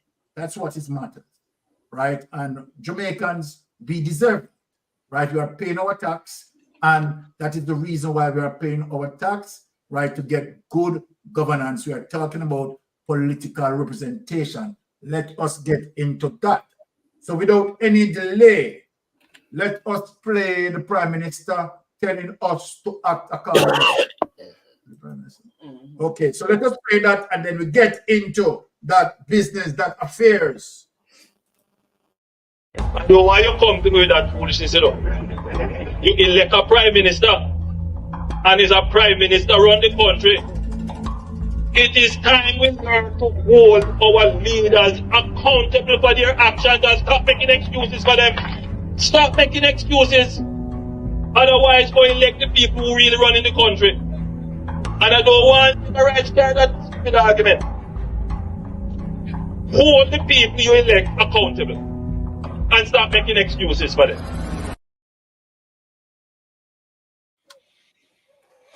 The mission tonight is that I want to say to the Prime Minister that the Prime Minister needs to step aside and anticipate the investigation to proceed. At this time that the Prime Minister statutory declaration cannot be certified, right, officially venture into 3 years as it relates to his 2021, 2022, and now confirm his 2023. It is time that relevant authorities in Jamaica need to step up to the plate, call a spade a spade. So then we are talking about the umbrella group of churches, we are talking about the relevant authority like the PSOJ, right? It is too long that we are playing what we call petty politics and don't want to identify what is wrong. What is fundamental is that we have a prime minister, right? That is statutory declaration cannot and will never be able to certify.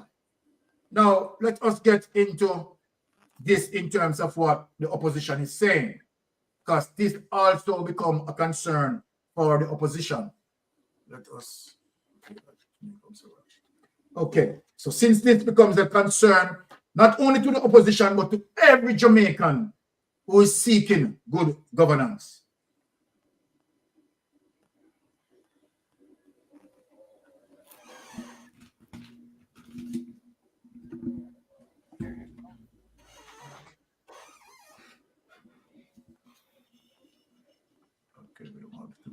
Okay, let us read this. All right, here it is. President of the People's National Party, Mark Golding, has said that Prime Minister Andrew Holness should be disqualified from his post due to his uncertified annual declaration. I do agree with him. Every Jamaican citizen that's concerned as it relates to good governance must agree with Mark Golding's position here tonight. Golding made the comment while speaking at the PNP's Papine Divisional Conference on Saturday at the University of the West Indies. The Prime Minister himself, his annual declarations cannot be certified and published in summary form by the Integrity Commission 3 years, Golding said. That alone disqualifies him from being Prime Minister, Golding added. Golding told comrades that the party's performance in the local government elections, coupled with the pending general election, has the ruling Jamaican Labour Party worried. The PNP is back, declaring Golding. They must try and deflect from the real issues of the day. The real issues of the day has to be the Prime Minister statutory declaration. Right? So then, we have to deal with the man at the helm of the government, right? They really have nowhere going. They have been unable to deliver high levels of economic growth.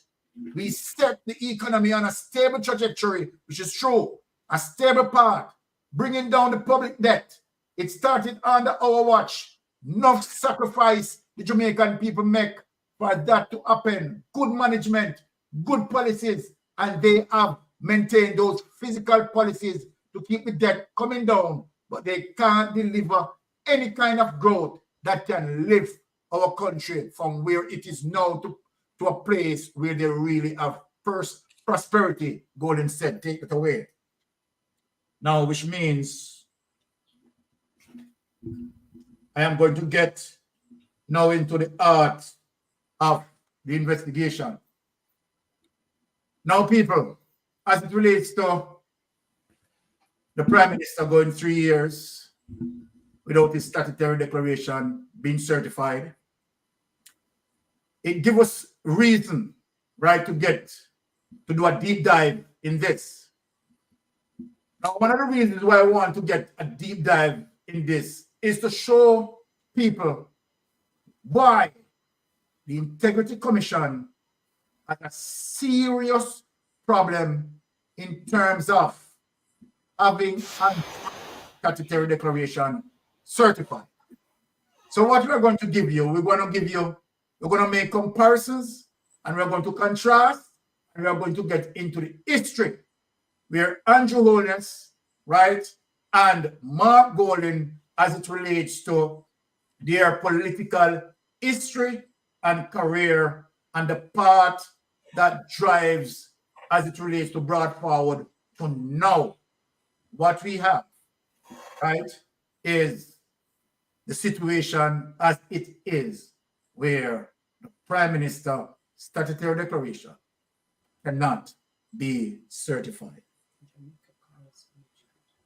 All right, Jamaican Carlos, big up yourself. People, Also, you know, members want to go over Carlos. You understand? Check out Carlos, right? Because Carlos burned the fire as usual too, right? So remember to support Jamaican Carlos as well. Now, let us get into this. One of the first things that we want to put up, right, as it relates to the history. But before I get to there, we are going to get into showing the history of both Prime Minister Andrew Holness and opposition leader. Let us get into WikiLeaks, the Prime Minister, bring up the Prime Minister. Bring up the Prime Minister there. The statutory declaration. No, not the statutory declaration. The Prime Minister profile in WikiLeaks. Just go and that. You know, it is my bad, honey. I did not give that to you. So let us go to Google. Just lift up the Prime Minister, my bad. So let me say that. I should have given that to you. Right? You want to? Yeah, just go on Prime Minister. Just go on Google. Type in Prime Minister Andrew Holness. Oh, you want it from Wikipedia? Yeah, Wikipedia. Okay.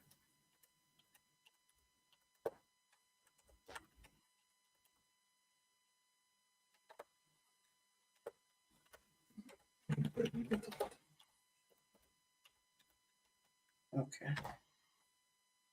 Okay. And it's not shared yet. It's not shared? Hold on 1 sec. Yeah. To open it up first. All right, so we're going to share that. I want people to just be patient with me.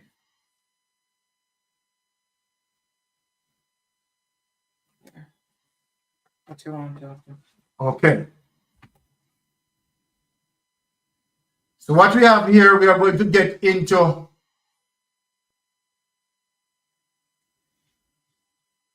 the political career, right? Now, this is Andrew Holness' political career, and there's something important I want to point out here, right? In 1997, he became a member of Parliament for West Central St. Andrew and served as an opposition spokesperson on land and development. These two areas are what now causing problem for Andrew Holness. The vast experience he has around these two areas, people, I want you to look at it properly. He served as opposition spokesperson on land and development from 1999 to 2002. In 2002, he switched portfolio to housing and then education in 2005. He was sworn in as Minister of Education in September 2007. Right? He succeeded Bruce Golding as both leader of the JLP and Prime Minister on the 23rd of October 2011, making him the 9th person to hold office as Prime Minister. He chose to retain the education portfolio. In February 2023, a commission cleared him of corruption allegation of which he was accused. Well, he was not clear. In February 23, a commission cleared him of corruption allegation of which he was accused. So let us speak as it relates to time limitation, statute of limitation that was utilized there. Right? Let us set that straight. All right. Take that away.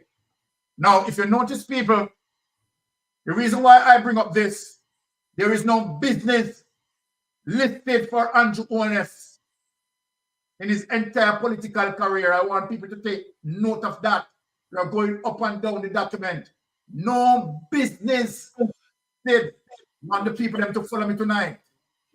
Right? No business any at all listed prior to 1997. There's a reason why I'm quoting 1997 people. I want people to bear that in mind. For persons who want to write it down, write it down. 1997. Prior to 1997, he has no business listed. Now let us get to Mark Golding on Wikipedia. I just want to make the comparison and contrast where this is concerned.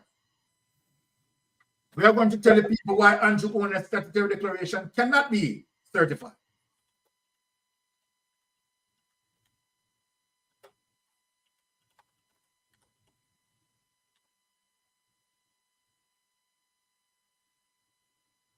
Okay. Remember that to show Andrew Holness, right?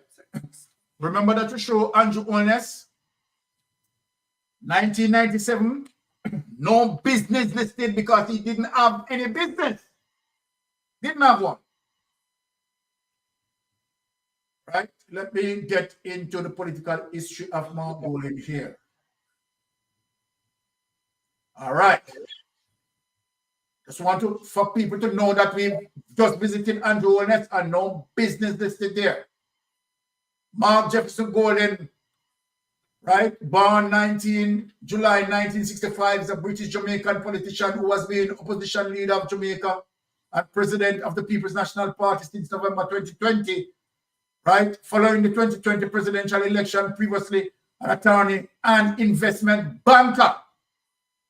Attorney and investment banker. He was a member of the Senate of Jamaica from 2007 to 2017 and served as Minister of Justice from 2012 to 2016. He was elected as a Member of Parliament for South Andrew in 2017 and is a member of the People's National Party.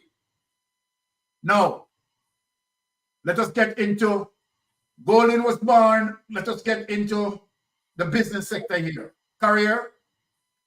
Golding was admitted to the bar in 1990. Now, Andrew Holness in 1990 was going to school and joined Art Murad Fata Law firm in 1993. Andrew Holness still going to school. He co-founded Deering Bunting and Golding Limited. I want people to take note of these now. That when Golding doing his business, Andrew Holness going to school.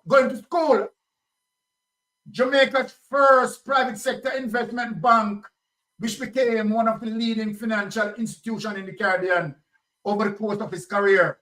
Golding has served as a director at Grace Kennedy Limited, Caribbean Information Credit Rating Service Limited, and the Bank of Nova Scotia under Scotia Limited. Golding is also chairman of the Mona Rehabilitation Foundation and of Arnett Garden FC in 2010. Golding co-founded Proven Investment Limited, a public listed investment company.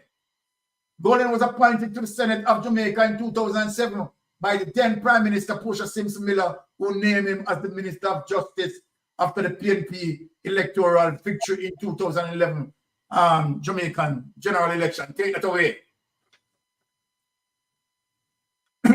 So here, my people, I am presenting two items to you tonight. One of the items that represents Andrew Holness, right, has no business prior to 1997, and where Mark Golding has his business prior to 1997. So while Andrew Holness was going to school, Mark Golding, right, has established businesses.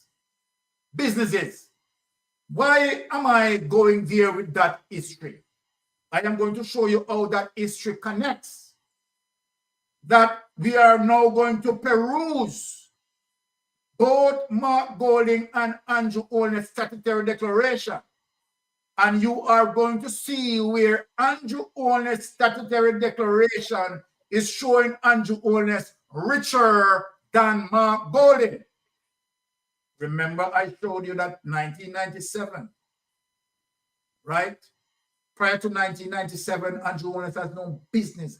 Andrew Holness is a career politician.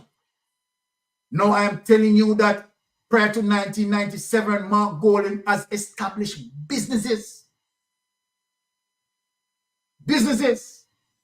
Now I am going to present both statutory declaration for the opposition and for Andrew Holness. And so then we have to understand that what we are looking at with Andrew Holness has no business, is now richer than Mark Golden, probably 5 times richer. Let us get into that. So the first document that we are going to bring up is Mark Golden Statutory Declaration. Let's get into that.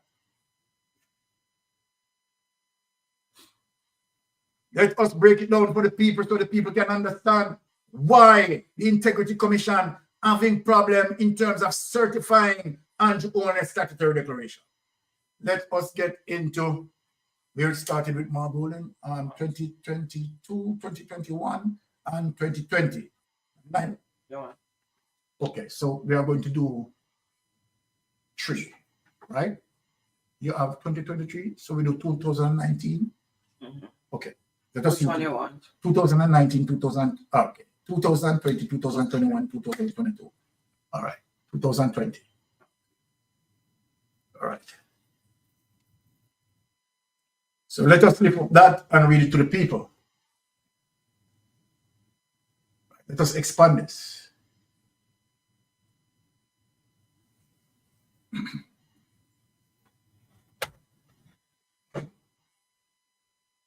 Okay.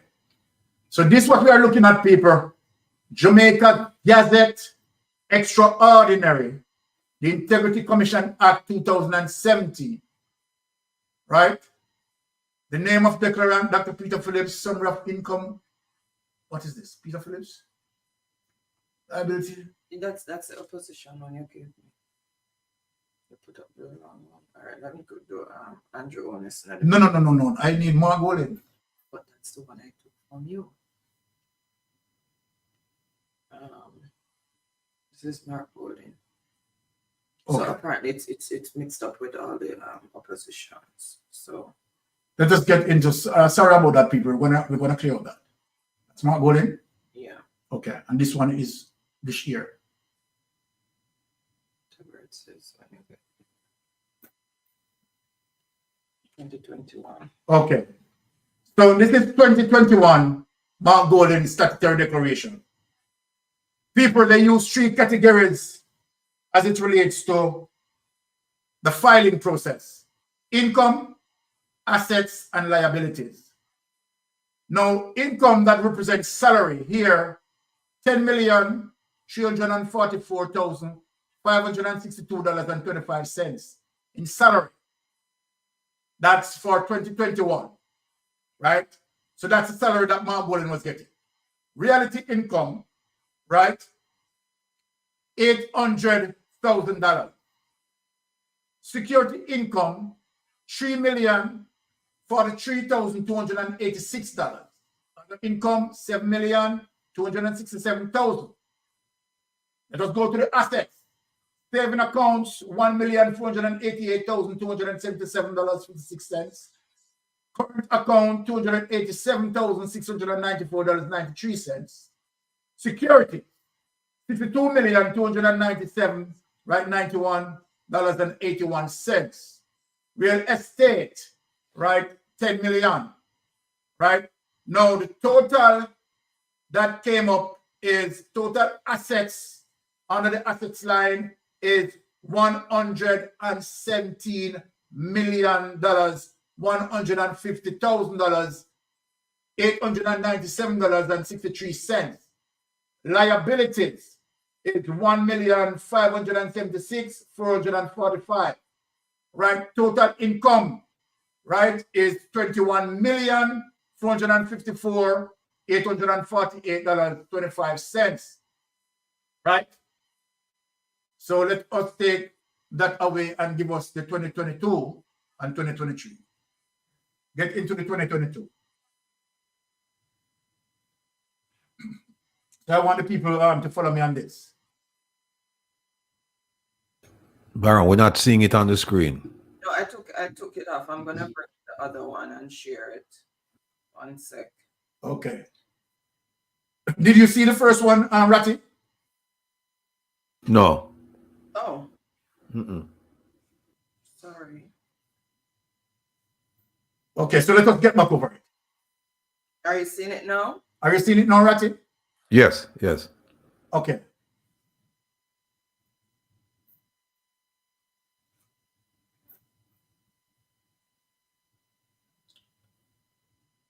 Okay. Yeah. Okay.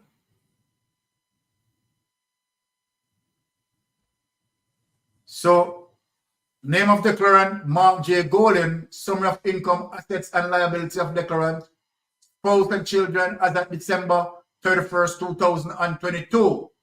Salary, $10,215,848. Reality income, $56 million. Security, $3,026,000. Right? And other income, $2,442,000. Right? Savings, $10,965.84. Current account, $3,610,820.89.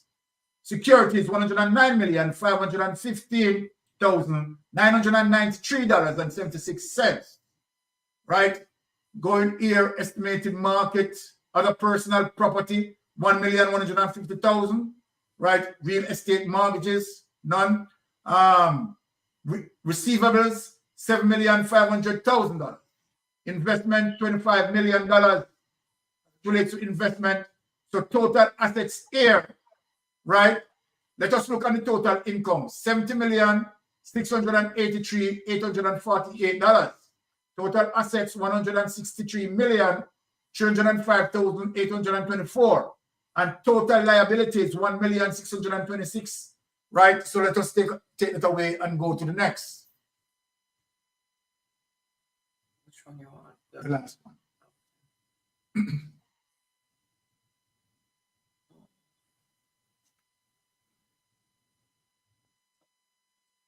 So let us get to the last one and then we bring up Andrew Holness.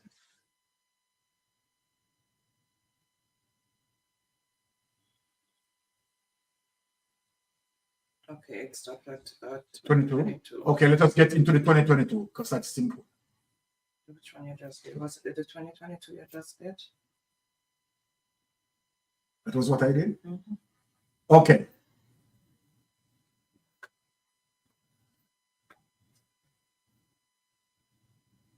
Okay, so this is where it stopped for Mark Golden, right? And Ratty, you seen it? Yeah, yeah. So the 2022 assets, 163 million. Okay, so the total assets here, 1,305,824.32, and liability $1,626,000, right? Let us take that away. Let us go to Andrew Holness.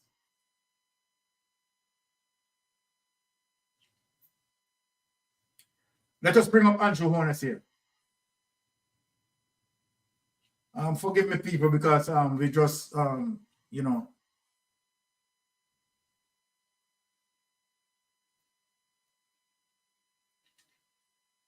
Okay, 2020 Andrew Holness. Go to the 2019, 2018, and 19 and 20. So we're going to do 2018, 19, and 20 for Andrew Holness. Document shared. Are you seeing it, Ratty? Are you seeing it, Herb? It's sharing. Ratty, Herb, you seen it? Yeah. We can see it. Mm-hmm. Yeah. Yes, let us get into this. Income. This is a problem, people. 15,095,000 as it relates to, let me read this, summary of income, assets, and liabilities of declarant, spouse, and children as December 31, 2018, and for period January 1st, 2018 to December 31st, 2018. Now, so salary, and I would presume that Andrew Holness and Juliet jointly filed. So the salary is $15,095,055.57. No security, other income, $474,421.84. Total income of $15,569,477.41. Hold on, people. Yes. Okay, let us dig for the savings. Savings account, $1,167,244.47. Current account, $16,238,970. Right? Jamaican security, $10,640,81.92. And $7 million for real estate. Real estate mortgages receivable and business investment, $125,674,523 account receivable, $435,236, right? Automobile, $0. So total assets. Now, so this is 2,000, right? And what we said here, 18. And the Prime Minister, right here, is richer than Mark Gold in comparison to Mark Gold in 2020. $161 million. I want people to see it. $161 million, 254,055, right? $55.89. Total liabilities, $22,218,182.61, right? The liabilities line, real estate mortgages payable, $1,949,102.34, right? Other accounts, $20,269,000, right? Give a total of $22,218,000. This is the 2018. Let us go to the 2019. So the Prime Minister is now richer than Mark Golding, not having any business. Let us dig.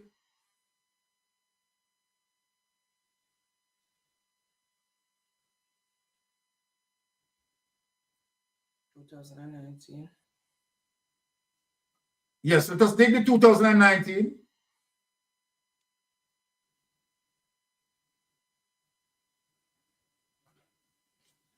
Okay. The Prime Minister maintained salary between the Prime Minister and his wife, $347,289.42. Reality income, $2,143,040. Security income, other income, $604,290.89. Let us look on the assets now. Saving account being increasing now. Saving account, $4,296,507.64. Current account, $3,903,381.24. Securities, $11,787,619.66. Real estate, $7 million, right? Declarant estimated market value, $20 million.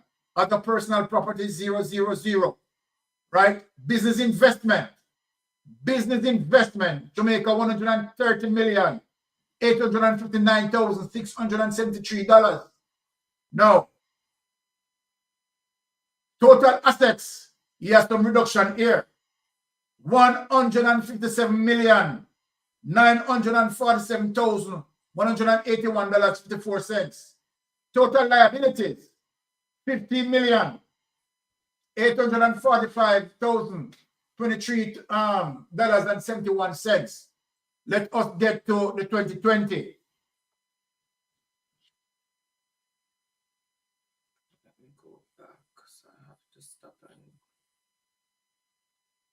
it all over.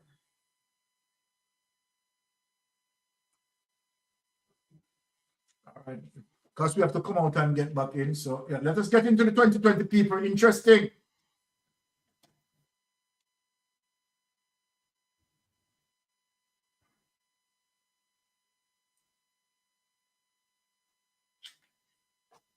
Now, people, this is one of the reasons why the Integrity Commission will never be able to certify Andrew Holness statutory declaration. I'm going to point out something at the first income line, right?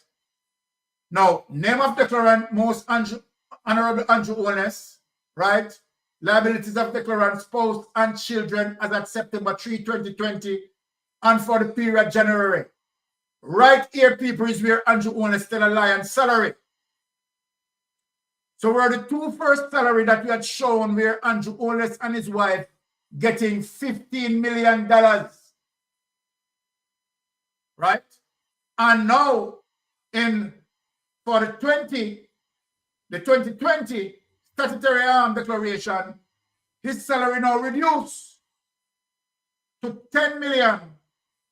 You see, he's telling these lies and not remembering what he had reported the previous year. So 2 years consecutively, he reported that his salary is $15 million.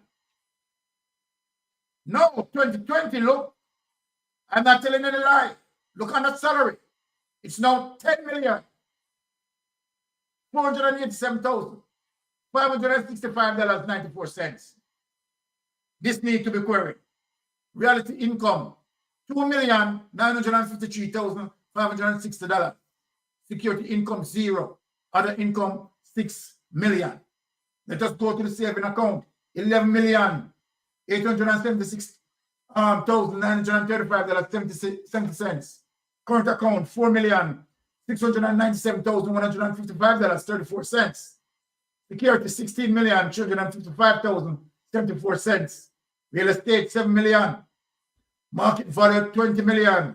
Other personal property, right, 0. Right? Business investment, $129,773,412. Right? Total assets. So the Prime Minister again is showing you, even though his salary, let me bring it up, even though his salary reduced, the Prime Minister total assets grew to $506,402, right? And only have liabilities of $15,986,000. So you know that, right? The Prime Minister is lying here. So here on the total asset side, what is going to be interesting, people, is the next document that I'm going to bring up. 172 million, and then I bring in the panel. I want the panel to take note of the total assets, and we are dealing with 2020. So I want the panel to take note of that. 2020. Andrew Holness total assets, $172 million. Take that away on it. Before I ask the panel to jump in, there's a reason why we show that the $171 million richer than Mark Golding in 2020. Now we are going to search for an information impossible to fix. Google that for me. I want to do the live Google search. My bad again. Let's Google that impossible to fix, Juliet orders.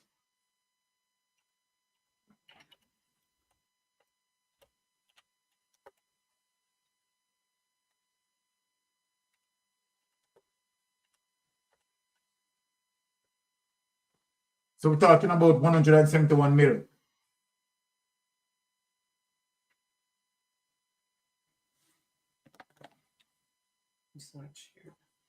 Okay, so share it, and then I bring in the panel to speak. All right. Okay.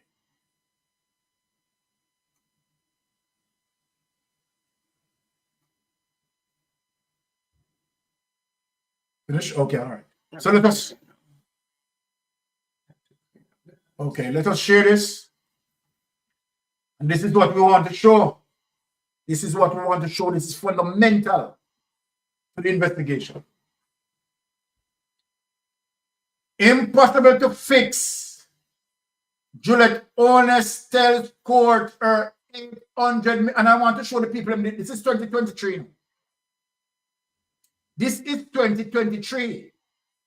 Juliet Holness tells court her 800 million housing project doomed to fail if the issues with access road not addressed. So Jamaican people, when we look on Andrew Holness, go back into the statutory declaration. Andrew Holness statutory declaration. When we look in, yes, close that one. When we look in Andrew Holness statutory declaration for, as it relates to 2020, right? We would have declared for the 2019. Which one you want? This is the last one. This 2020. 20, yes, this is what I have. So when we look back here, people, $172 million. Nowhere in here as it relates to assets, right? That 800 million that Juliet Holness, right? Development at least flat. In here, nowhere speak of 800 million. And so then, this is a problem for Andrew Holness, because the Integrity Commission now knows that, of course, information pertaining to Juliet Holness development was not listed nowhere here as it relates to Andrew Holness assets. They are showing it. Total assets, $172 million. Take that away. Now,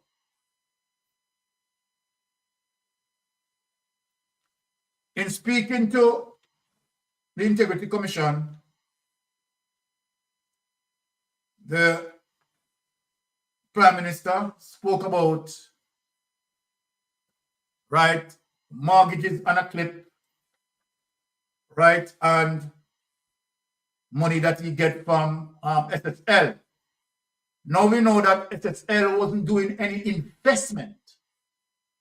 So then how could the Prime Minister receive returns on his investment in SSL?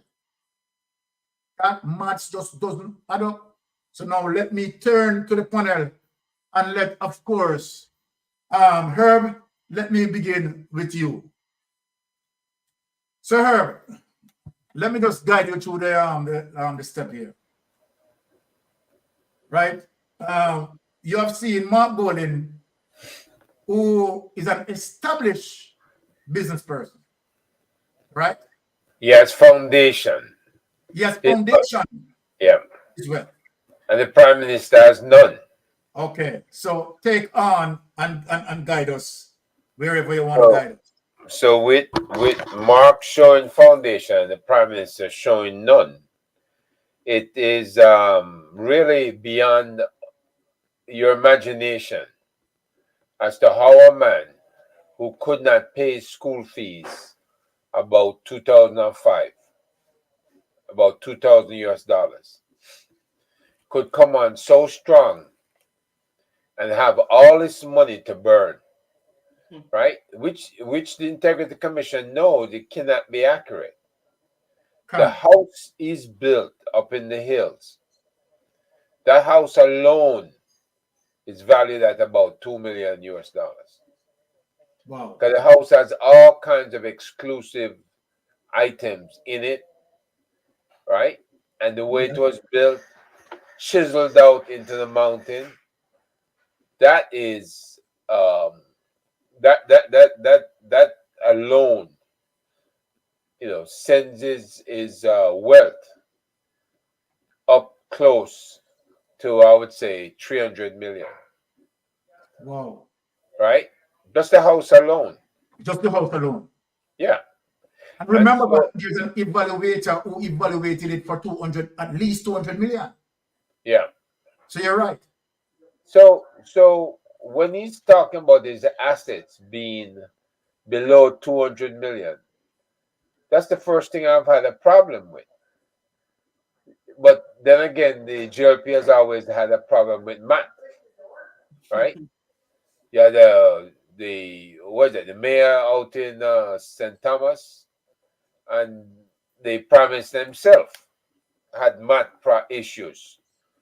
As Ratty can tell you, when the prime minister told this lady that the increase on her pay was what? Well, he said 100%. Yeah. It went from what was it? 8,000 to 13,000. He said it was 100. He said he increased it 100%. He increased it 100%. So they have a math issue badly, right? Now, I'm just amazed that Mark, in his struggles as a businessman, could accumulate 161 million by 2018. And this prime minister has accumulated 172 million. Was that by 2020? Yes. Right. Yes. So in about 15 years, this prime minister, not even unless he won the lottery and we don't know, right? That is what I struggle with. That you cannot put this kind of money down. No. Right? And in fact, if you add the house in it, the question is the house properly valued? Right? Yes. Now, when you mention the 800 million, that kind of puts everything over the top. Exactly. Right? Where they started out at $22 million project. Yes. And it ends up at 800 million. And she's saying this before the court. That means she's saying it under oath. Under oath. So she can't take it back? So she can't take it back. Right?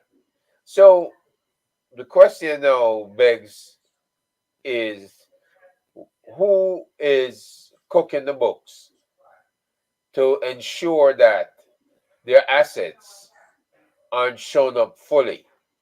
And where... Yeah.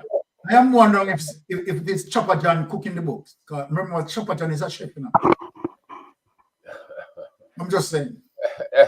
Go ahead, sorry. That's quite possible, Baron. These people, man, I'm sure when they put their mind to it, they can cook anything.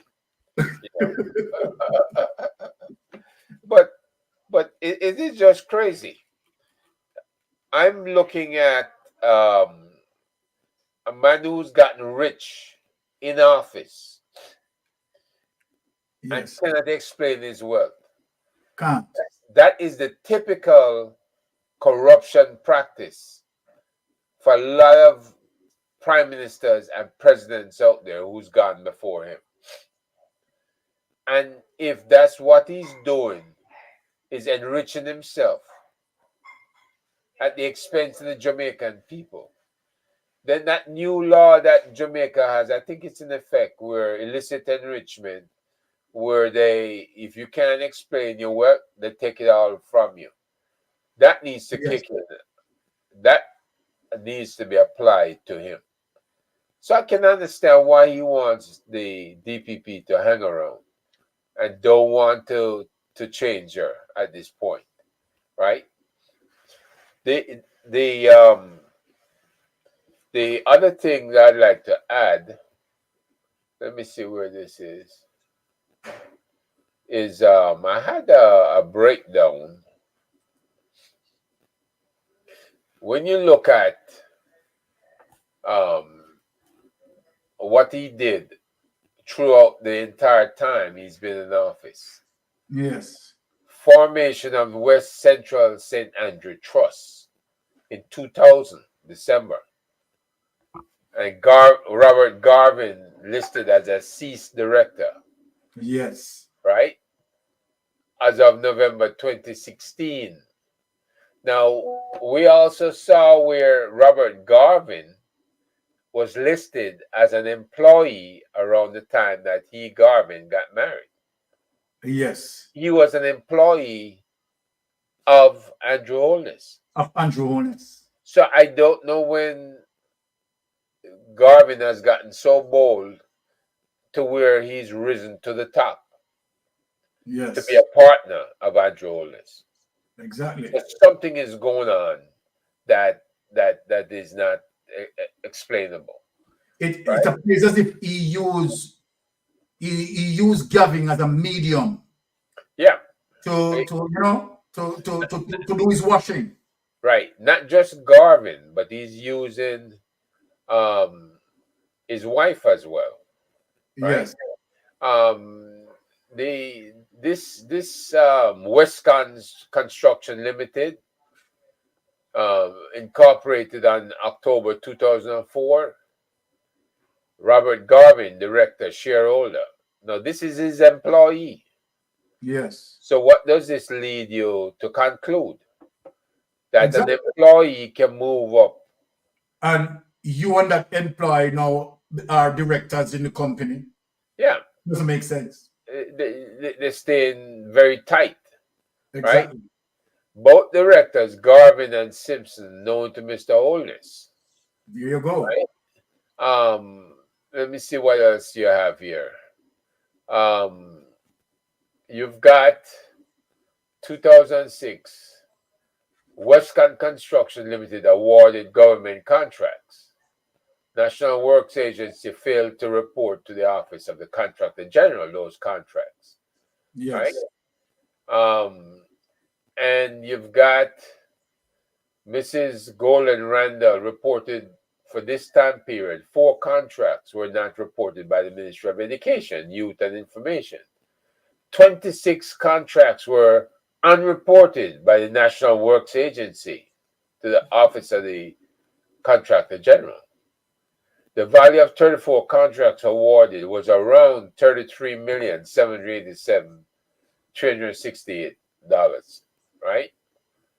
So in each case, you see where West Construction is growing in leaps and bounds.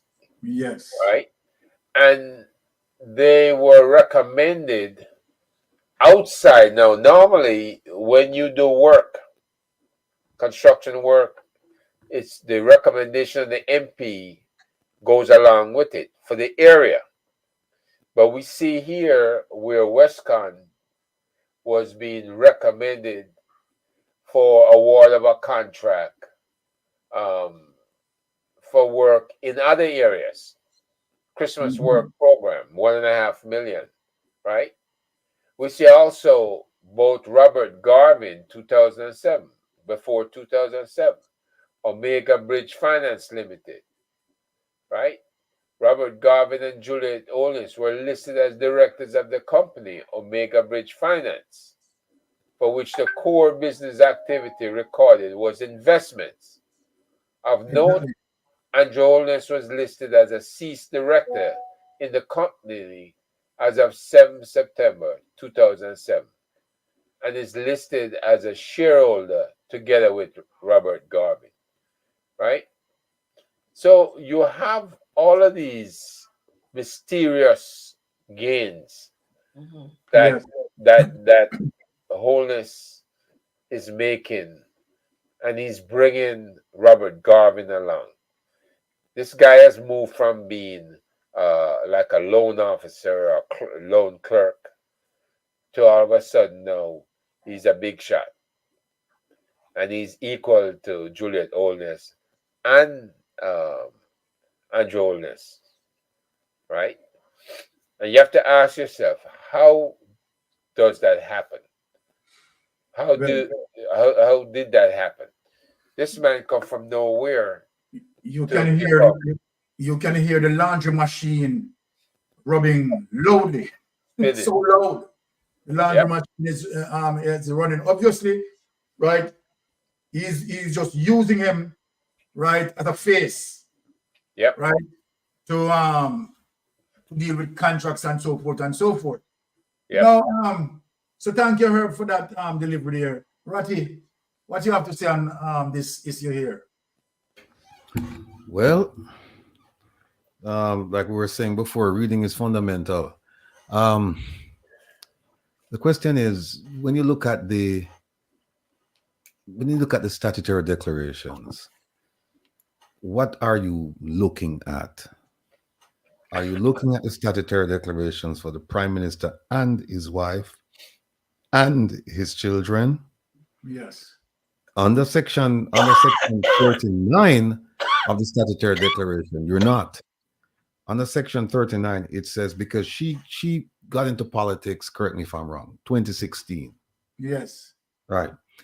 So what section 39, it says, every person who on or after the appointed date is a parliamentarian shall submit to the Director of Information and Complaints a statutory declaration of his assets and liabilities and his income in the form set out in the third schedule. So they would file two, because each parliamentarian has to file an individual statutory declaration, right? Hold on, Ratty. Let me stop there, because if what you are saying is true, what I just read, the situation is more serious. It's more serious. That's right. That's the point I'm driving at. Yeah, that's the point.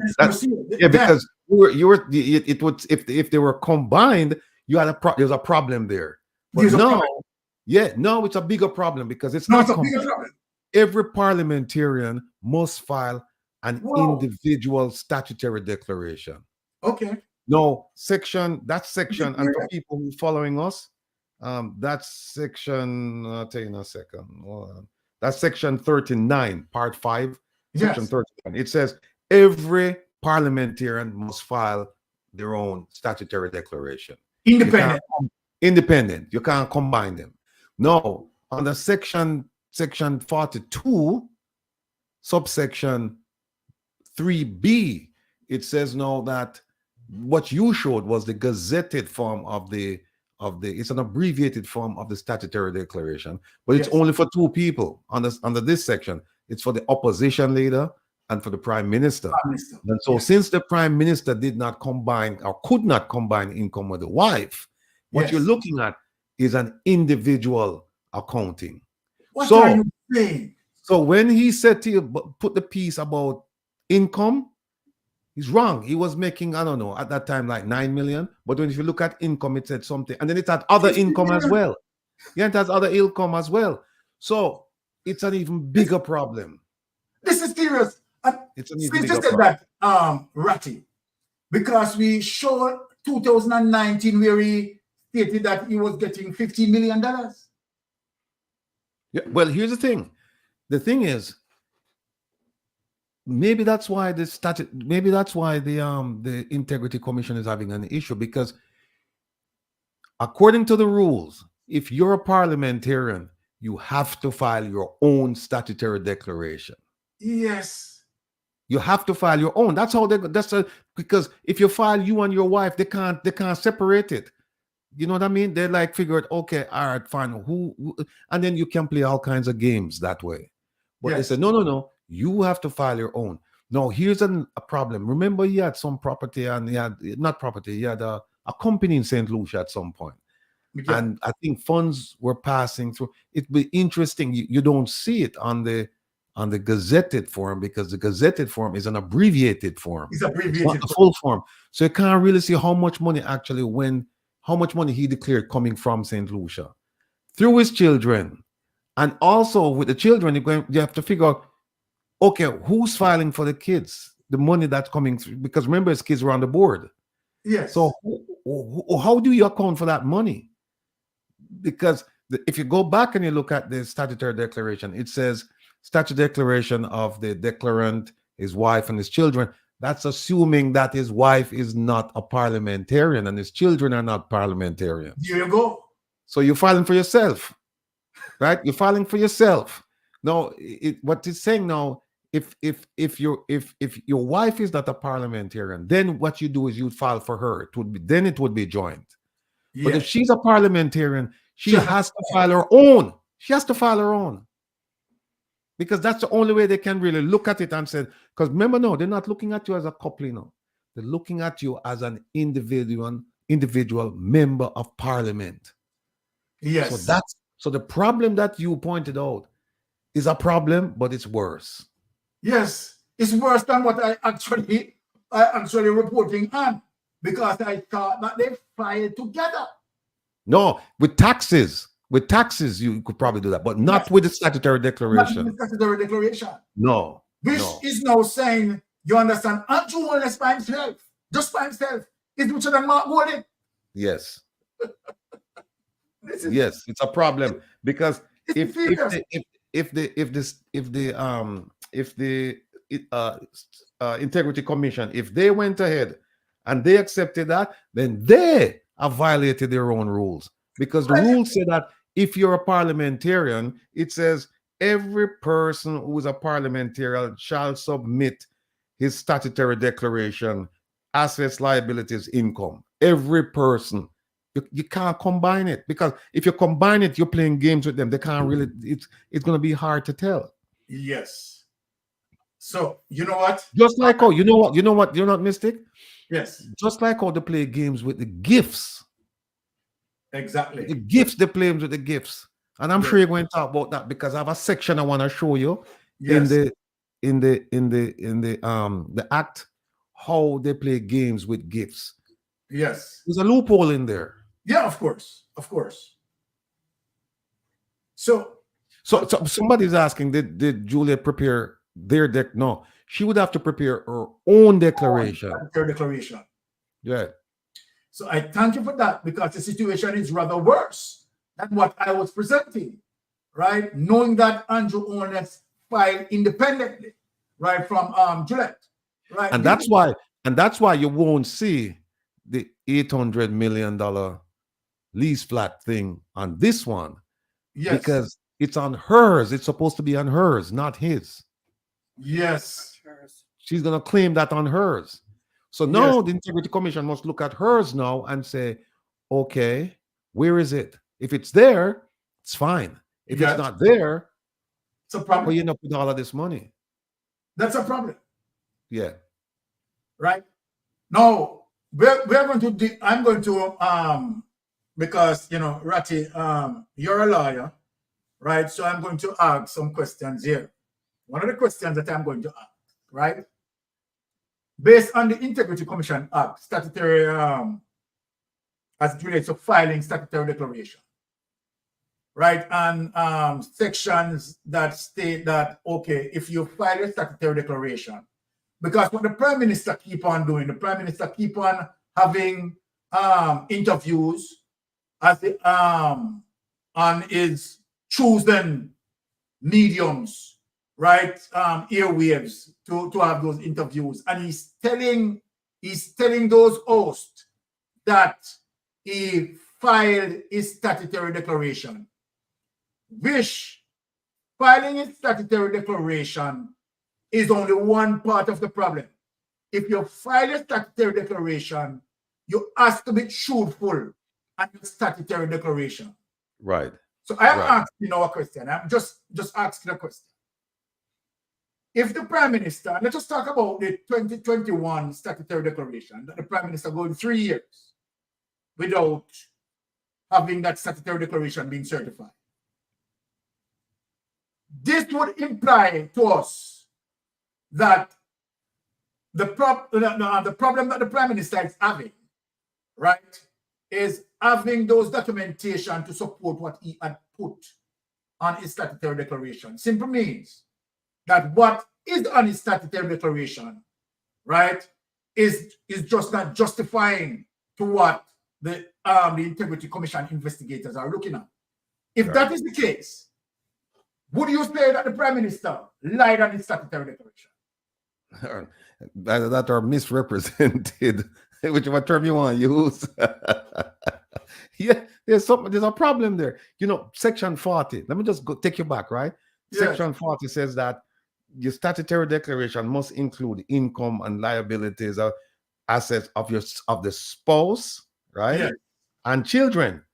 But this is presumed. This is the case where the spouse is not a member of parliament. Because if the spouse is a member of parliament, the spouse has to file her own statutory declaration. Okay. Right? So some people might read 40 and say, no, they combine it. But either way they take it. If they combine it, it's a violation of Rule 39. Yes. It's a violation of that because each parliamentarian must file their own statutory declaration. Right? Because this is assuming that the parliamentarian, his wife is not a member of parliament and his children are not members of parliament. So they're saying, tell us about other income, liabilities, assets of your family members, right? But now, if your wife is a member of parliament, according to 39, no, she has to file her own. She has to file her own. But like you said, like we pointed out, if they file jointly or if they file separately, the Prime Minister has a problem. There's an accounting problem. Let us look. Let us deal with this window. The Prime Minister files separately. If that is so, here where the Prime Minister is in problem. Because the Prime Minister is showing an income of $50 million and two of his filing. That cannot be right. He wasn't getting $50 million. Correct. He was getting $9 million. Correct. So then that's a problem. No. And that is one of the reasons why I read it. I read it the way I read it. For both of them to be filing together. So then, if that is the case, the Prime Minister would totally lie straight out. Right. Right. Because I showed it 2019 and you said $50 million. Right? You did see that. Right? Mm-hmm. The other one that I showed, you did see $15 million. The last one I showed, he reduced it to $10 million. So the Prime Minister has a problem here. Right. Where that is concerned. In terms of the inconsistency, you understand, of his salary. Right? But listen, Baron. Yes. The question then becomes, was he making that extra income from these other construction companies or the finance company that he was in partnership with his wife and Garvin? No, the income line is specific. You'd have seen it. Whatever, any extra income, because if we bring up that document again, it goes into other income. It goes other into other income. Yeah, exactly. Yeah. Was there any other income on this? Yes. Yes. So then either, right? The Prime Minister is in big conundrum. Very seriously. And the thing is, if they fight together, then why we are not seeing the 800 million? There you go. Right. There you go. There you go. So if they fight together, you understand why are we not seeing the 800 million development? Look, you know, the thing is, right, even though it's a violation of 39, I wouldn't put it past the Integrity Commission to have them file jointly. But like you said, jointly, you have a problem. Individually, you have a problem. But here's why. You know, former Speaker Marissa Dalrymple Philibert, one of the charges, she had numerous charges against her for the car, the Mercedes. Listen, for the Mercedes. But one of the charges against her was that she lied on her statutory declaration. Yes. Right? No. There's also another charge in there. There's a charge in here that says, in the Integrity Act, saying that if you lie to the Integrity Commission during an inquiry, that's a separate charge. Separate charge. Yeah. I wrote to them and I said to them, why is it that, because here's what happened. When she filed the documents, they said, hey, something is wrong here. She's lying. Then they asked her questions in writing.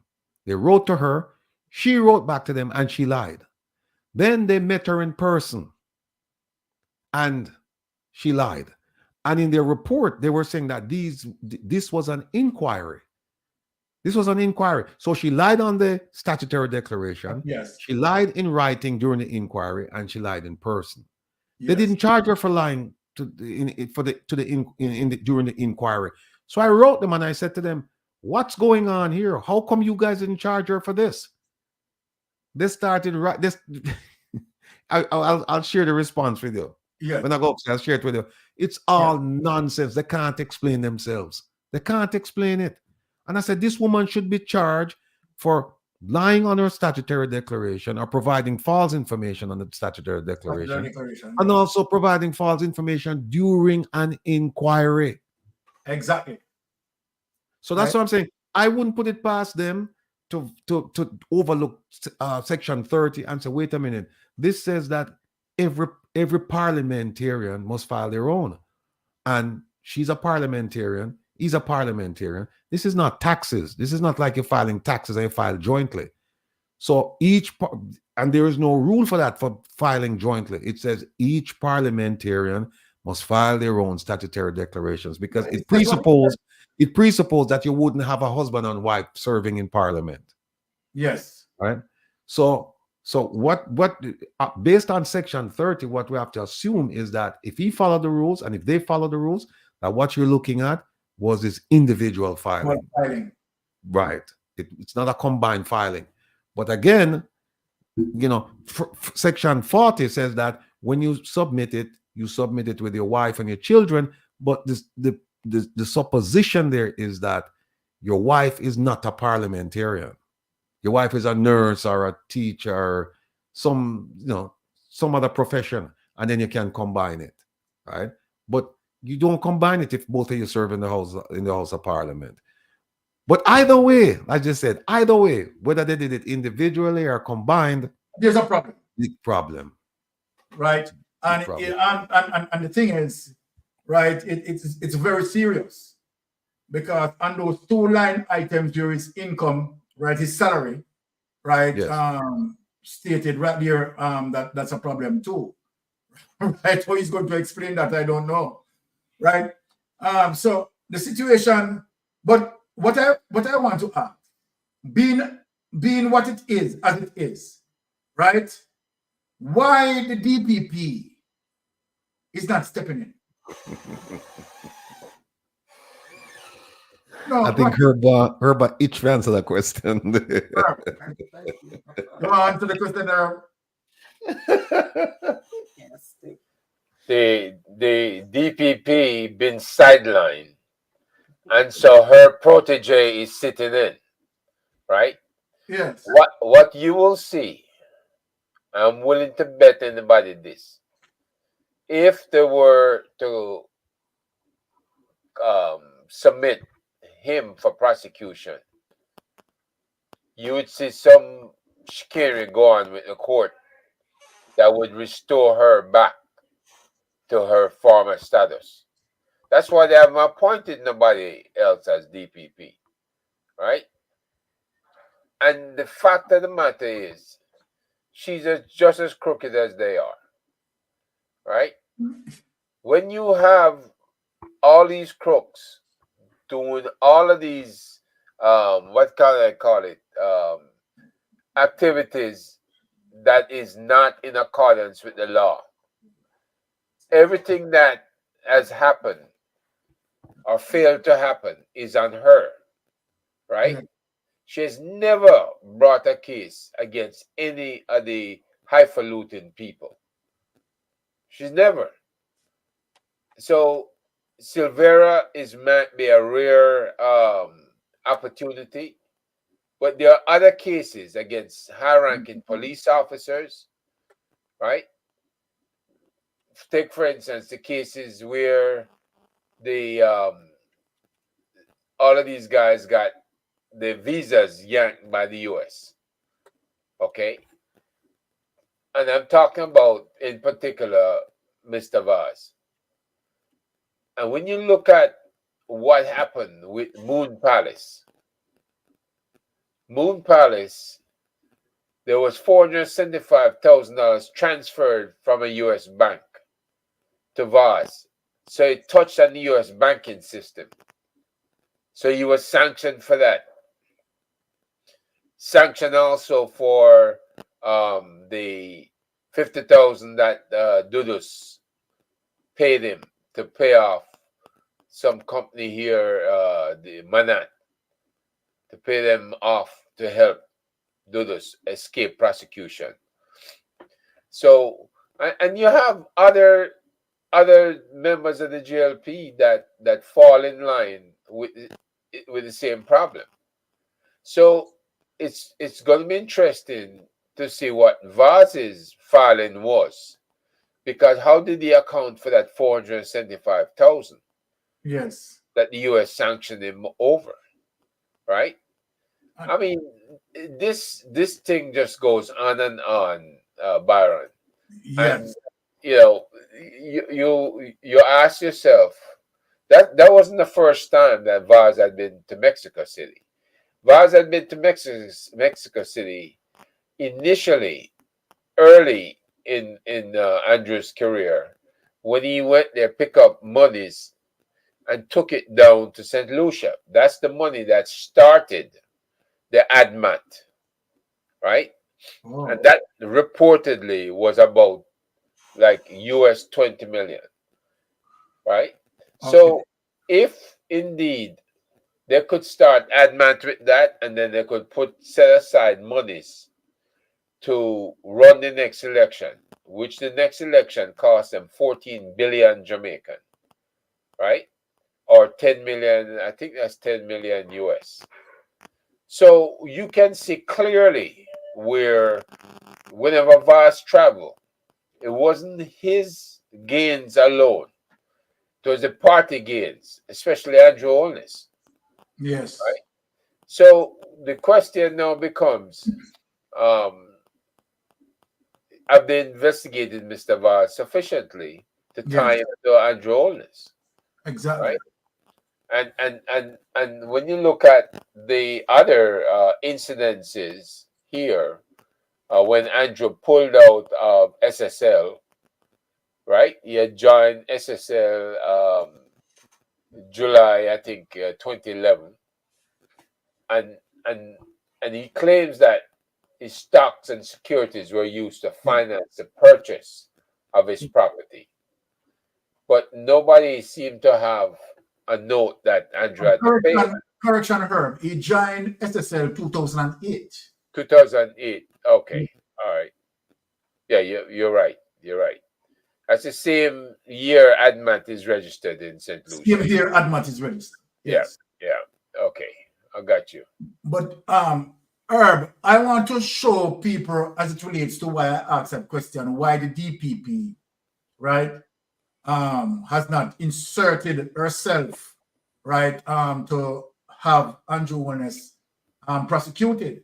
Now look at this example in terms of this DPP in St. Kitts, right, that utilized the very similar system, which is the Westminster system, and the DPP in St. Kitts, right, charge their politicians. So people, I want to show you, right, to make the contrast between St. Kitts and Jamaica as it relates to the DPP, the Jamaican DPP who failed to prosecute, and the St. Kitts DPP who prosecute them.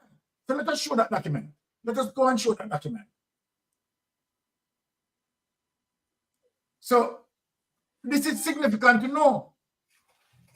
It's here. Okay, so St. Kitts Nevis DPP filed charges against 9 defaulters under the Integrity in Public Life Act. Let us read. Right?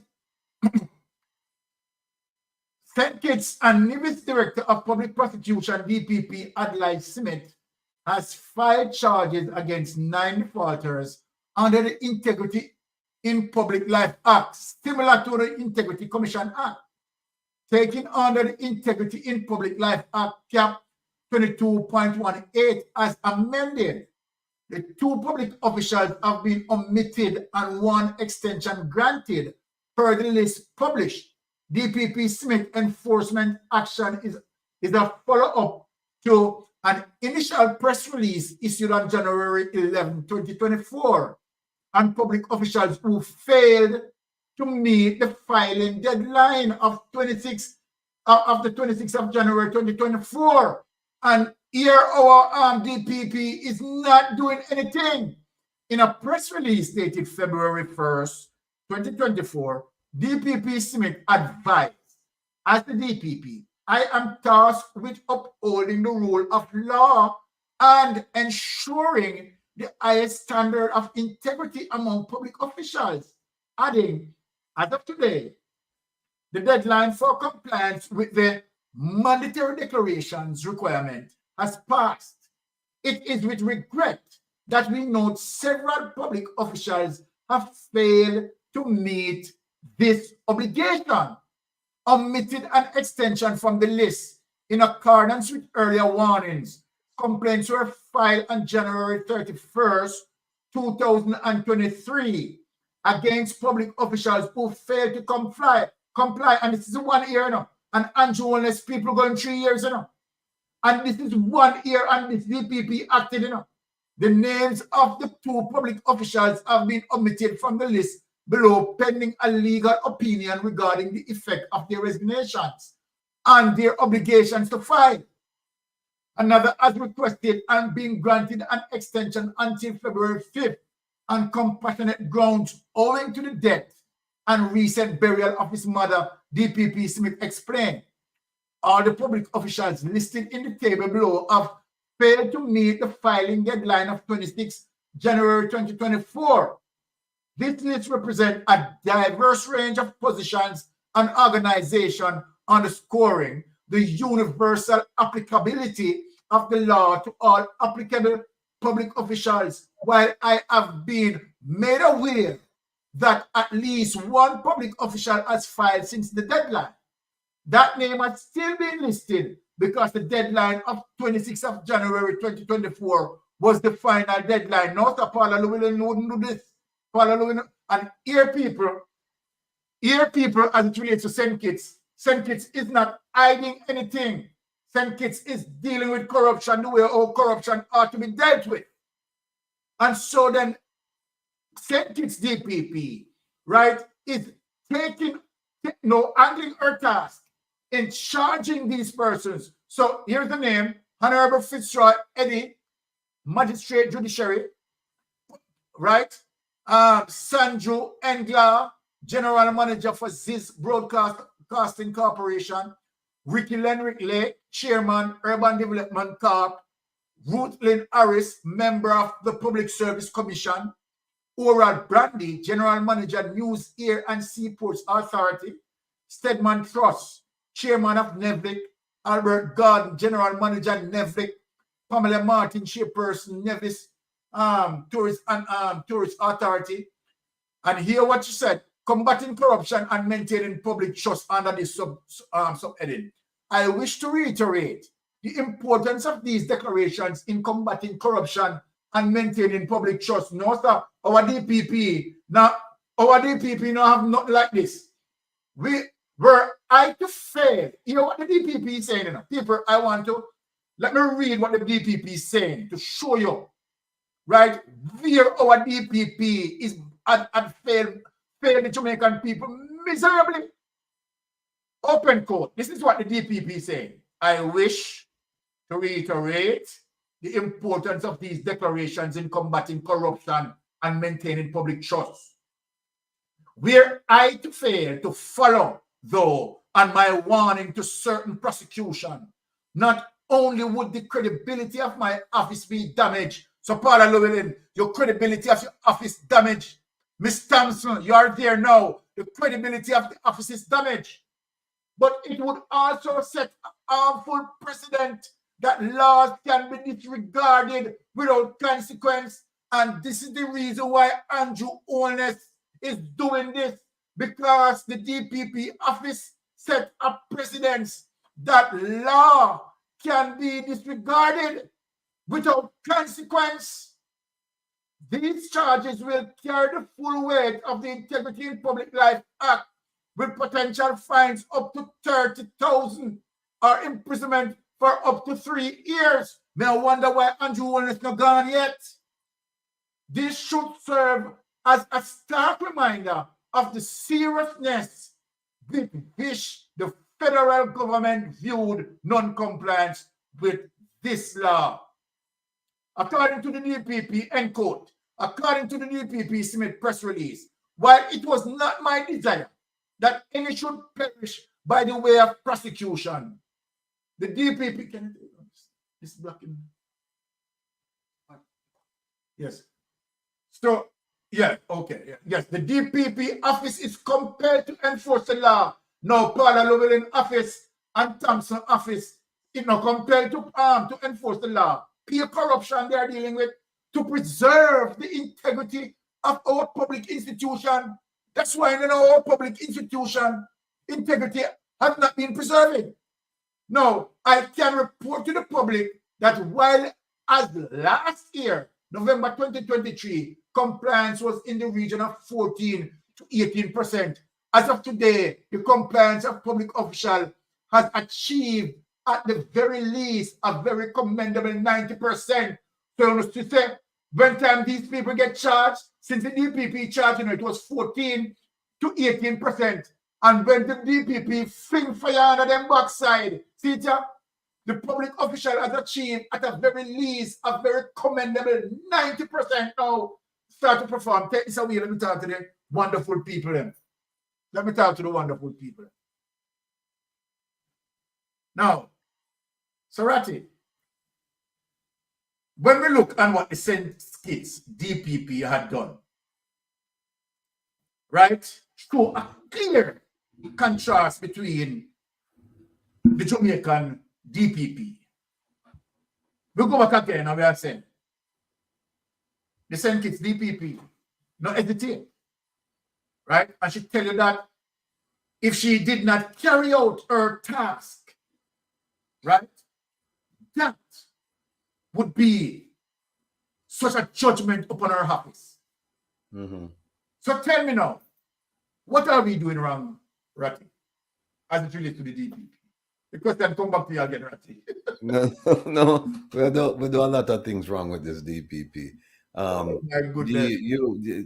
Look, she's been in office, 15, 16 years, and she's never prosecuted a case before the Privy Council, even though we've gone there. I think she's the first DPP who has never prosecuted a case before the Privy Council.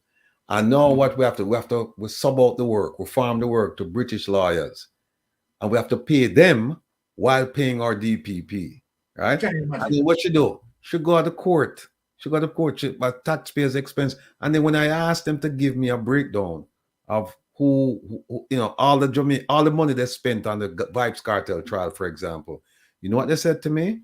They said, we paid 23 million Jamaican dollars for the British attorneys to represent Jamaica and the Crown, or actually it's the Crown. And they said no Jamaican lawyers were present. It was necessary for them to be there, and therefore they have no expenses for any Jamaican lawyer. Yet when we look in court, we say the DPP and Jeremy sit down there. So I wonder if them pay them own way. If them pay them own way, if you go watch this, we know they didn't pay their own way. But now they're telling me that they have no accounting that these two people went. Can you imagine? In writing, they tell me that. And you talk about this DPP, she's got a whole lot of issues, man. Whole lot of issues. Right now, they don't even want to tell me. I asked them a question. Please tell me if the acting DPP is there, because the former DPP, or no, I didn't use former DPP. I said if Miss Llewellyn is on vacation, or the office is vacant. They won't answer. Because right now, it appears as if we're paying 2 DPP salaries. Mm-hmm. We're paying Miss Llewellyn because they're not. I don't think the office is vacant. I don't think she's fired. She's still there. Even though the court said, lady, please go home. Yes. Please go home because you're not entitled to a second extension. The court said that to her, and she's still there. So, they're paying her salary as DPP, and they're paying the young lady who's the person who's acting DPP. So, if you look at all the things that she's done and things that she has not done, you're left with only one conclusion: that she's not fit for the position. She's not fit for the position. What we're going to show now, Ratty, we are going to get into the Integrity Commission. Yes. Annual report. Yeah, man. No, we are talking now, man. We are talking. Hey, by the way, don't forget, we still don't have a report as to which cases the DPP had told the judges in the past that it's okay after they found out that somebody was trying to fix the jury. They tampered with the jury. I'm glad you mentioned that, Herb, because and I'll break the news on Mystic Show here. On Monday, this coming Monday, right, I will be filing a complaint against the DPP with the General Legal Counsel for exactly what Herb just mentioned. Yes. For the fact that she during the Vibes Cartel trial, she was called into the judges' chambers because one juror was trying to bribe the rest of the jury. Yes. And she said, no, just read them the judge was saying, look, this thing looks tainted. She was saying, no, just read them their rights and let them continue. Their rights to just base their judgment on the evidence. The defense attorney says, Judge, we can't go forward with this. We have heard from the jury forewoman that this man tried to bribe all of us. All of them. We can't go forward with this. The judge went along with her. Then after the trial, after she came back from England, she was interviewed on nationwide radio. And that's where she made the revelation that, hey, I've done this kind of thing before. I've done it many times. Yes. Right? And so now we're saying, wait a minute. Is this the kind of behavior we expect from a prosecutor where she's working with tainted jurors all the time? By the way, how many innocent people are behind bars as a result of this? We don't know. Yeah. Exactly. We don't know. So on Monday, what we did was we compiled. Oh, and another thing is, which is disgraceful. There's a case called Manley versus the Gleaner. Yes. And in that case, the jury, the entire jury, was sent home because it was discovered that the plaintiff, Michael Manley, and the defendant, the plaintiff and the jury foreman, yes, they were members of the same union. And they didn't just remove him, just the guy who belonged to the same union as a plaintiff. They said, no, we're going to remove, even though there was no evidence that the entire jury was tainted. They said, no, we're sending all of you home. And she didn't even look at this case.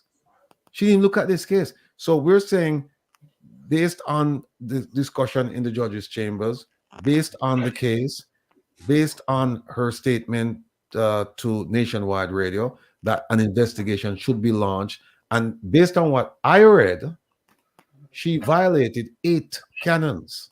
So I said, I'm sending this thing off on Monday. I'm saying, I need you guys to look into this, start your investigation, because who knows? They might discipline her. And some people, and I cringe when I hear the argument. Some people say, oh, you're right about the prime minister, you're right about the governor general. Nothing happen. Well, guess what? If I don't write, nothing going. We know 100% of the time that nothing's going to happen. When you write and you can galvanize interest, you don't know what could happen. But like I've always said, I was 100% sure when I was playing football that if I didn't take a shot at the goal, I wouldn't score. Exactly. I was 100% sure of that. When I took a shot, hey, there's a chance I might score. It might ricochet off somebody or whatever. It might, but I'm taking a shot. So that's why we can't sit back and say, it doesn't make any sense for us to complain. We have to complain. There are mechanisms for us to complain. Let's do it, people. Let's do it. Let's not be fearful. Let's take this opportunity, grab it by the neck and choke it. Let's seize the moment. Here you go. And so that's why I'm not afraid of filing any of these things. And I'm not dissuaded by people saying, oh, nothing not gonna happen. Well, guess what? If I don't do anything, I am 100% sure that nothing's going to happen. Nothing is going to happen. Let me try. Let me try. I don't know, I want to win the lottery, but I'm not going to buy any ticket. You got to be in it to win it. You got to be in it to win it. And you know what? You know, it's funny. Let me get a quick story. We used to have a, especially when I was at JFK Airport, we used to have a file, we call it fruits and nuts file, right? Yes. And it used to be like people who you can't believe the things that they did, right? But we'll put them in there, and then if we have enough to file a complaint, then we would go, file a complaint. But here's a typical scenario. Somebody would call and they would say, hey, I got a phone call from Mr. So-and-so, and they said I won the lottery, and I should send them money, and I sent them the money, and I was defrauded. And it happened when I was in South Africa too. And I asked a lady who called, I said, ma'am, let me ask you a question. Did you enter the lottery? Did you buy a ticket? She said, no. I said, so tell me now, you didn't buy a ticket. Tell me, how were you going to win? I don't understand that piece. They said, you win the lottery. I said, how? You never buy a ticket, so how you expect to win? So it goes back to your argument that you have to be in it to win it. So that's why you have to file these things, because if you don't file them, nothing's going to happen. All right. So before we get into the statutory, the annual, the Integrity Commission 2023-2024 annual report, and it is nasty, people. So we're going to get into that. But before we get into that, let us read. So the Integrity Commission is saying that all these persons who under investigation, they have been contacted by the investigation. So for Andrew Holness going on certain platform, right? And for other members who are denying whosoever under investigation, right? The Integrity Commission is making it public information to say all of them were contacted and all of them know their status. Let us show the information. All of them know their status. Yeah. Share it.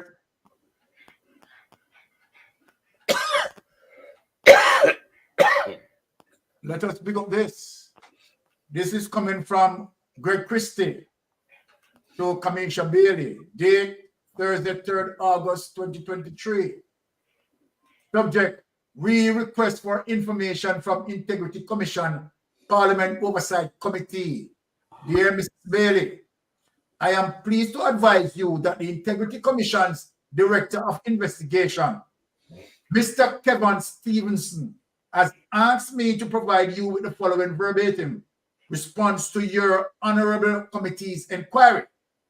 All declarants who are being investigated for illicit enrichment must be so advised. Let me read it over.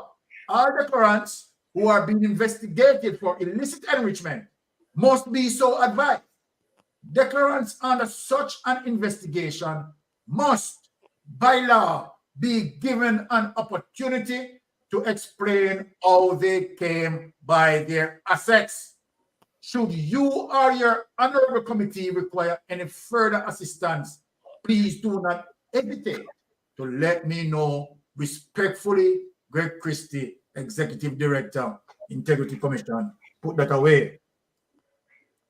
So people, when you hear the politician, they run out and a talk said, you understand, whosoever under the investigation as it relates to illicit enrichment, let us be careful now. But all those politicians who are under investigation for illicit enrichment, by law, would have given the opportunity, right, to defend themselves under the circumstances. So if there are certain documentation that being outstanding, they would give them time, right, to get those documents to have variances settled and justified. So for persons who is coming out and saying this and saying that, we know that by law, the Integrity Commission would have contacted them. So we settle that argument. So when they run out, you understand, we now listen to them. We know, say, I lie them a tell. All right. Let us get into the Integrity Commission 2023-2024 annual report. Now, let me just go on my phone in terms of where I mark. Because we just want to get into the corruption area. All right. So let us dig this. We're looking for page. Oh, you find it already on? No, this is where Mr. Artigan had asked me to go, so it's still on there. Where do you want me to go now? Oh, this is where I go. But okay, so hold on. I want to read this to the people. Ratty. Hey, yeah. Ratty. Yeah. Look at the offenses here, sir. On this. Failure to file statutory declaration, section 43, subsection 1. Subsection A of the Integrity Commission 2017.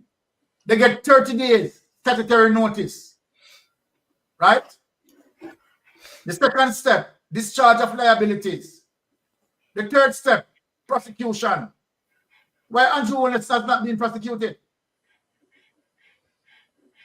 Well, remember I said that is, oh no, that's failure to file. He's saying he filed. Okay. He's saying he's filed. Yeah, this one is saying if you don't file, you know who what's his name? The former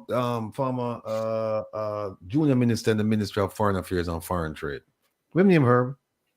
We keep calling him Beverly, but it's not Beverly. Campbell. Leslie Campbell. Yeah, he was guilty of that. He was guilty of not filing. Of not filing. Yeah, failure to file. And then he had the 30 days and he didn't file, and they end up charging him. Now, in this report, there's a case that they mentioned that I think it's his case, but I have questions about how they handled it.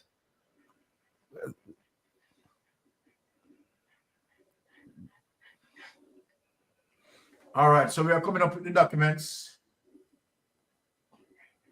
What page you on? I'm going on page 177.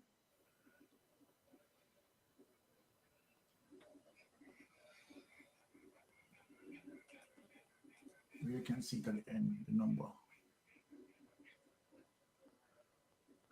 172.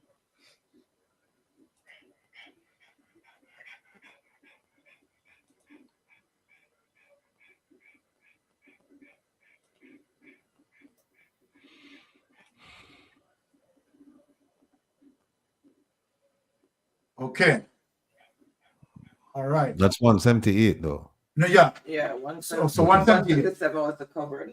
177 was the cover note. Okay, people. Let us look at this. Integrity Commission. They is taken to complete the investigation of cases referred to the Director of Complaints, right? So here we have from 20 corruption prosecution. Yeah, Director of Corruption Prosecutor. We are showing the amount of persons, right? Remember now, they is taken to complete investigation of cases referred to the Director of Corruption Prosecutor. All of these. Watch this.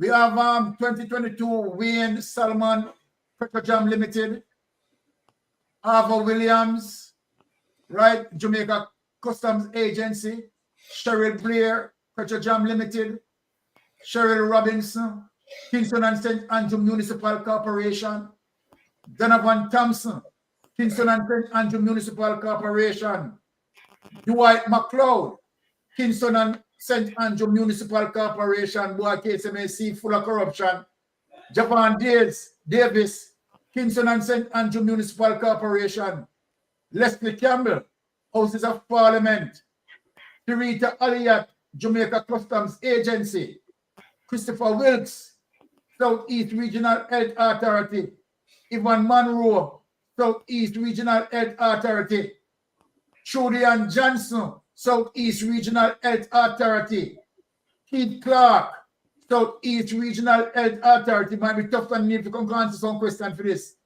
Moina Spencer, Southeast Regional Health Authority, Ishmael Francis Transport Authority, Janet Brown Transport Authority, Griff Morris Transport Authority. We are going with the list, man. We are going with it. Christopher Williams Transport Authority, Catherine Sinclair Transport Authority, Adi Bartley Transport Authority, Anthony Bloomfield Transport Authority, Andre Bryan Transport Authority, Alborn Legg Transport Authority, Artelene Adams Transport Authority, Avery Somerville Transport Authority, Travis Bislin Transport Authority, Don Lawrence Transport Authority, Everton McKinley Transport Authority, Transport Authority, Garnet Leicester Transport Authority, and all Transport Authority. Hold on there. Ratigana Wagwana Transport Authority, yes, sir. Jason Davidson Transport Authority, Fallon Kelly Transport Authority, Albert Taylor Transport Authority, Winston Edward Transport Authority, Vivian Young Transport Authority, Venita Swaby Transport Authority, Kathleen Wallace Palmer Transport Authority, Terry Ann Williams Transport Authority, Sharifa Goffan Gordon Transport Authority. We are continuing. Shelley Ann Brown Transport Authority, Opal Daly Transport Authority, Nadia Brown Transport Authority, Well Francis Transport Authority, Pauline Morris Transport Authority, Bian Emmanuel Transport Authority, Michael Williams Transport Authority, Maureen Williams Transport Authority, Maverick Ekman Transport Authority, Lily Barnes Transport Authority, Lataya Lindsay Transport Authority, Nikita Walters Transport Authority, Samantha Price Transport Authority, Tanisha Sutherland Transport Authority, Tamisha Frankson Transport Authority, Travel Miller Transport Authority, Transport Authority, Kalisha Dobson Transport Authority, Christine Campbell Buckridge Transport Authority, Craig Brown Transport Authority, Eda Williams Grindley Transport Authority, Javon Robinson Transport Authority. We still continue, people. Jordan Nelson Michelle Transport Authority, John Greaves Transport Authority, Karen McPherson Transport Authority, Kimon May Transport Authority, Krista Morrison Transport Authority, Light Bowen Transport Authority, Marlene Bailey Transport Authority, Asbury Brown Transport Authority, Rochelle Iyer Transport Authority, Winston Morris Transport Authority, Lambert Weir, St. Anne Municipal Corporation, Morris Dalrymple, Philbert, House of Parliament, right? Okay, and we continue again here. Wayne Staman, Petrojam Limited, Ava Williams, Jamaica Customs Agency, Cheryl Blair, Petrojam Limited, Cheryl Kingston and St. Andrew Municipal Corporation, Donovan Thompson, Kingston and St. Andrew Municipal Corporation. We need a forensic investigation there.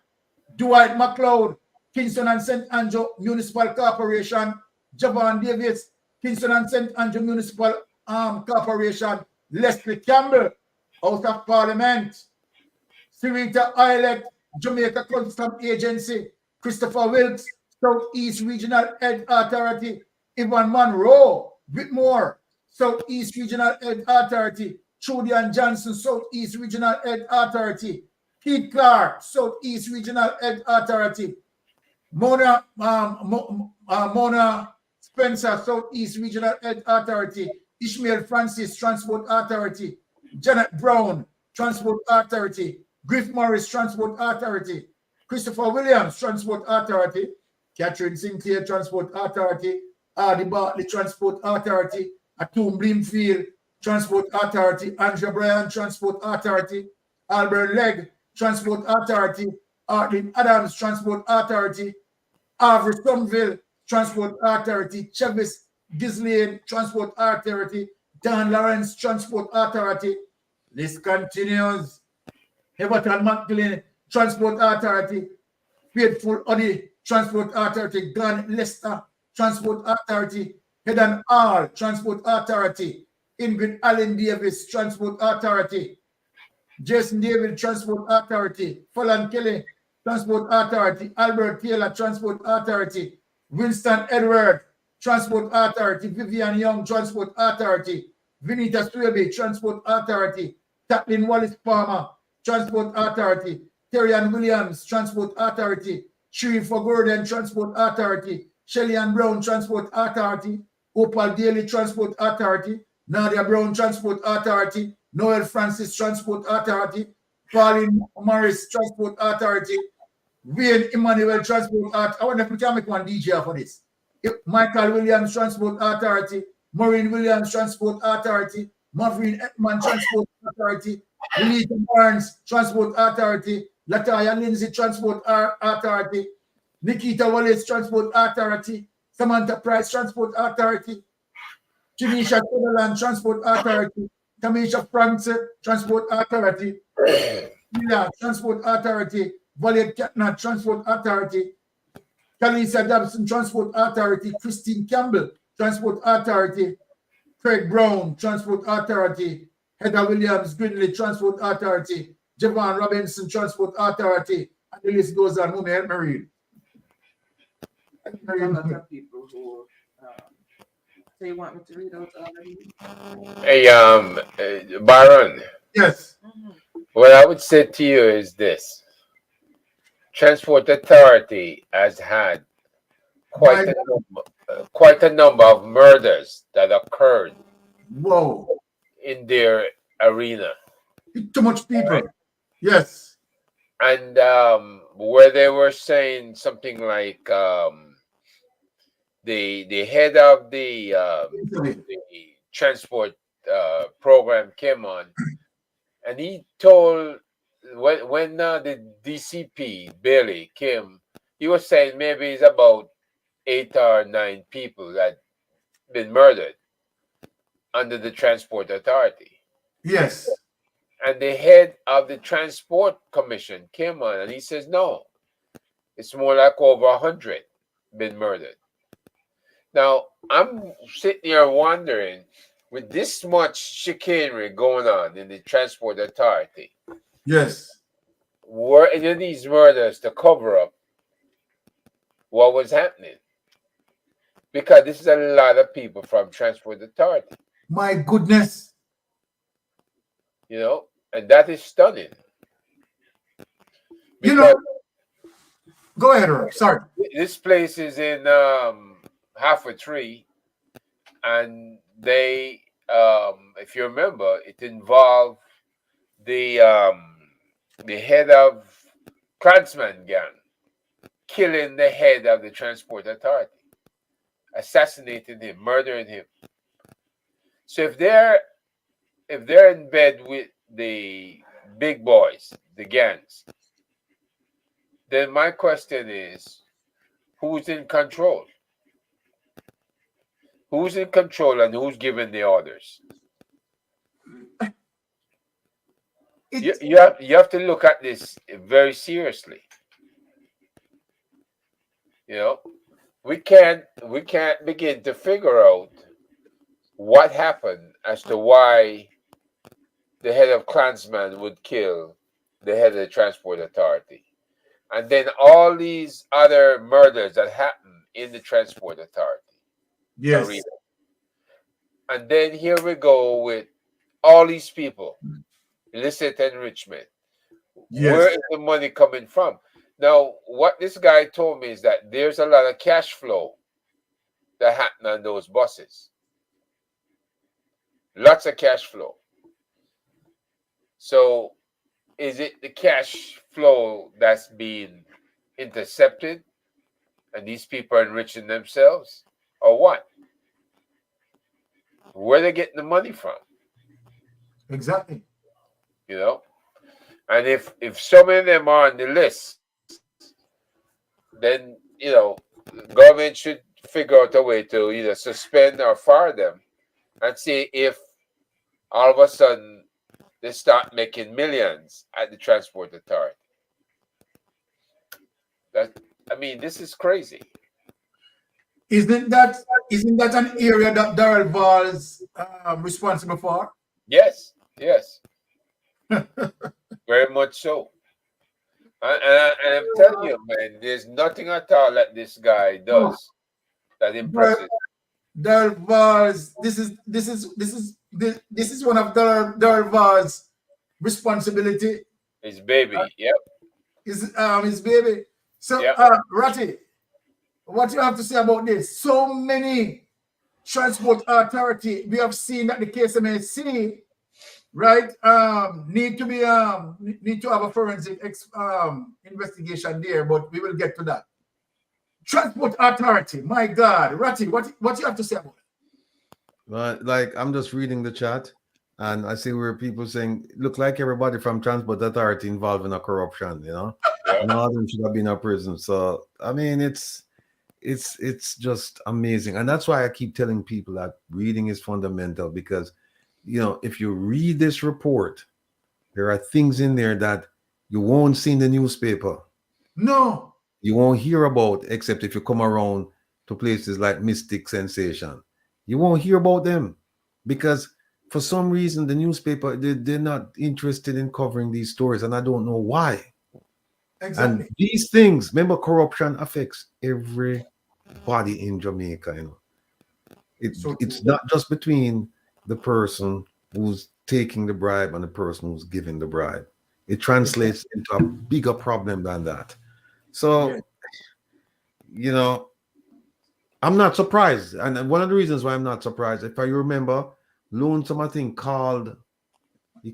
there's somebody there selling some kind of license plate for certain routes, and that route, I believe, was closed off, so they weren't supposed to be selling any more license plates. And Lonesome called somebody and offered to talk to them and negotiate with them on the phone about it.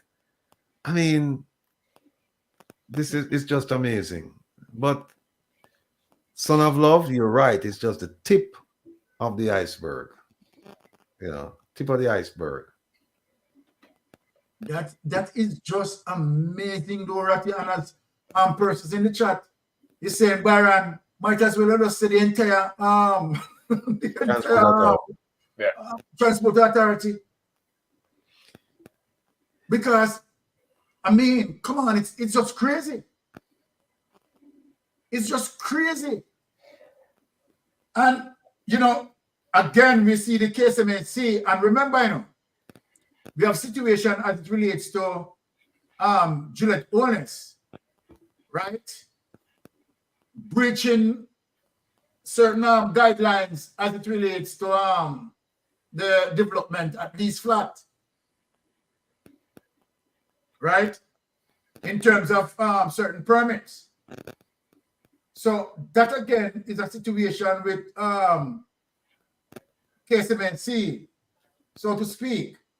But the corruption just continues. But that is just crazy. What we see coming out of the transport authority there is just really, Well, Byron, here's my question. That $800 million project, the startup amount was $22 million. Did Juliet borrow that money, or did they somehow come up with that money? Well, and how did it escalate to 800 million? Who did that? Assessment? And did the assessment knowing that they violated the building codes? Exactly. They built 5 stories to the back, 3 to the front. No, it is serious. Because there's a lot of violation with the with Juliet Holness building, right? And here we are seeing KSMAC right, is showing its ugly head several times in this report. Yep. Right? So that's a very serious call to concern. Let me, if you finish, whenever you finish with this, Byron, yes. I want to show you something that is a real cause for concern. This is fine because the lockup, they investigated all of these people. Somebody complained. But I want to show you something in the same report where you won't see a complaint file. Yes. Go to page 3 for me, please.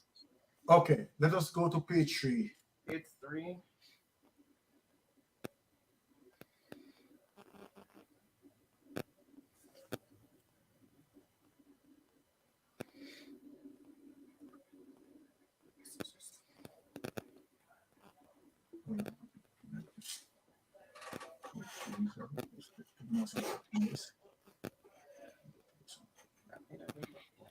Ricardo Bacchus, them see already, man.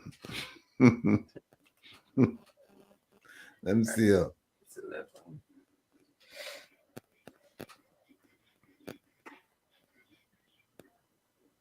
Page 3.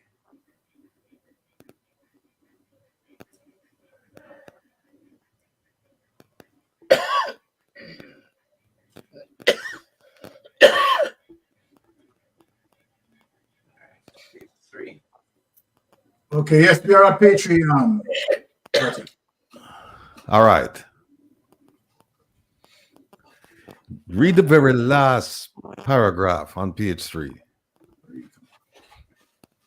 And you're going to be shocked when you see what's going on. One second.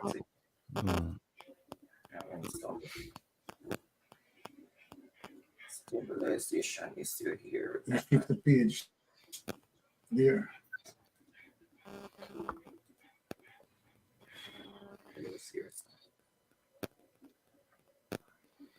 Three. You said the last part of it? 3. Yeah, there it is, right there. Read that. The last sentence, the last paragraph? Last paragraph. Okay. I do not for one moment query the veracity of declarants, but I have noted that the Director of Information and Complaints has received responses indicating gifts having been made by individuals who have died. These gifts are without a paper trail, and of course, the donors are no longer able to verify same. It is perhaps something worth watching. The Commission is not keen on investigating matters relating to donations by persons who have died. No, that is a huge problem. It's a huge problem. Huge problem, people. If you get a chance to look at this report, just read that last paragraph, folks, and you'll see that this is a problem that is bigger than even the ones that we just talked about. Because here, what's been going on is that people have been reporting to the Integrity Commission when they have huge sums of money or property. They've been saying, actually more like huge sums of money, because property is a paper trail. Huge sums of money. They can say, hey, I got this from Byron. I got 20 million. They say, oh, but you earn 6 million a year, but we see where last year you end up with 60 million. Where did this come from? They say, oh, John Brown gave it to me. Okay, where's John Brown? John Brown's dead. Yes. And that's the end of that. Because you know what they said, these gifts are without a paper trail, and of course the donors are no longer able to verify the same. But look how lazy this Integrity Commission is. Yes. I won't use the word, but look how lazy. You know what they said? The Commission is not keen on investigating matters relating to donations by persons who have died. I think right here, it should have said the Commission, first of all, the Commission should be keen on investigating these matters. But if you're going to say that, it should say the Commission is not keen on investigating matters relating to donations or alleged donations by persons who have died. You know how I read that, Ratty? You know, I interpret that. I could be wrong, but I'm interpreting that the Commission just want to put in a phase of sarcasm there. But they said they're not keen on doing it.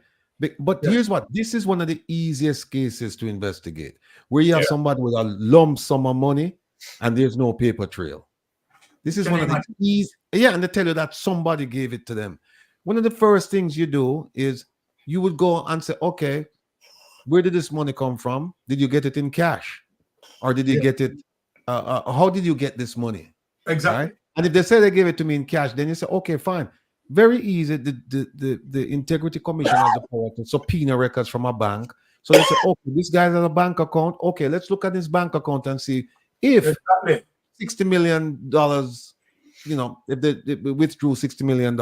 Yes. And if the bank book showed that the guy never had $60 million, then say, well, wait a minute. Then you look at his family situation. Yes. And if it's a case where his family, he died, they don't get anything, but this guy got 60 million and his family is like living in poor conditions. Then you say, well, wait a minute, why would he give you 60 million?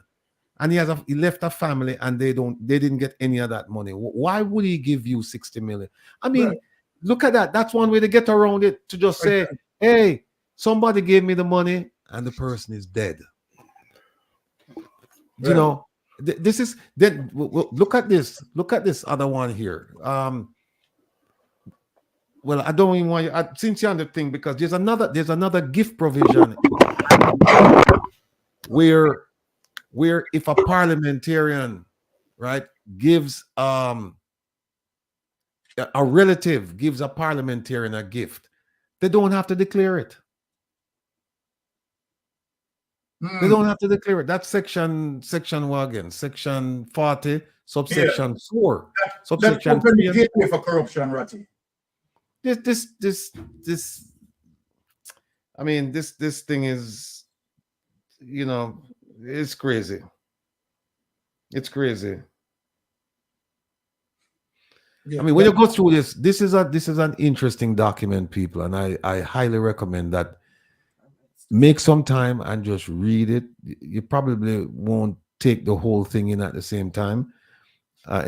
You won't be able to absorb everything at the same time because it's 200 and some odd pages.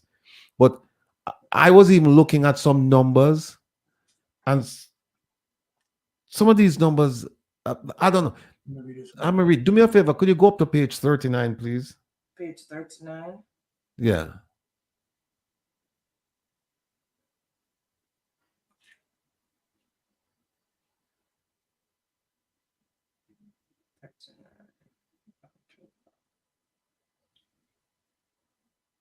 All right. Oh, you just pass it.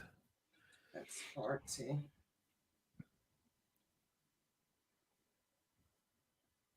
Here it is, Ratty. That's it. All right. Go up. All right. Stop right there. No, let's just look at. Go down. Go up a little bit more. I just want people to see what period we're talking. All right.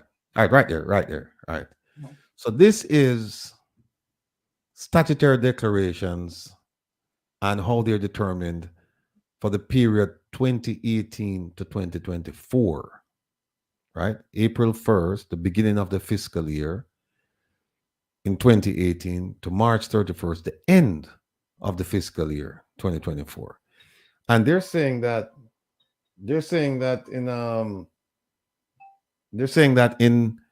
in all of those, for those years, how many years that? 2018 to 2019 to 20, 21, 22, 23. That's 6 years, right? Mm-hmm. From 18 to 24, 6 years.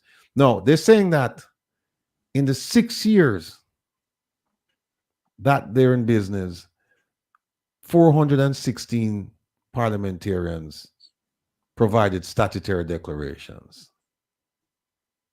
416. Now we have 63 people in Parliament. So if, quick math, if you do 63 times 6, right? Mm-hmm. How much we get this on? You know, say 63 times 6. 376. 378. 376. 378. Right? The question is how you get 416 right this on? 636. How you get 416? I don't understand that. have 63 members of parliament. Only one person died, which is Shaheen Robinson. Nobody else died or left, right? So the number would be less then, right? Somebody had to replace her. Yeah, but what happened is that they said they get 416 when you only have 378 people, right? Because you have 63 parliamentarians and they have to do one report a year, right? So that would be 63 times 6. Yeah. That would give you 378. But they have 416. I don't know where they get that from. But let's say... Is that included any persons in the Senate? No, look below that. Look below that. Senate, okay, and the Senate is different. Right. So that 416. So now, make we assume, let's just assume for the sake of argument that they're right, that they have 416. They said that they examined 278, right? And they said out of the 278 that they examined, they certified 168. Yes. And they said they referred 9 for failure to provide information. And in illicit enrichment or false information, 13 were referred. And then they have 35 people that they're working on. So what should happen is that 168, 9, 13, and 35 should add up to 278. Yeah, that is correct. Add that up for me and tell me where you get. Okay. It's 17. That's 177. It doesn't sound like 278. No, it's more than 177. No. 225. Plus 13 plus 35. 13. Okay. Plus 35. I thought it was just the 168 plus 9. 225, I think. Good.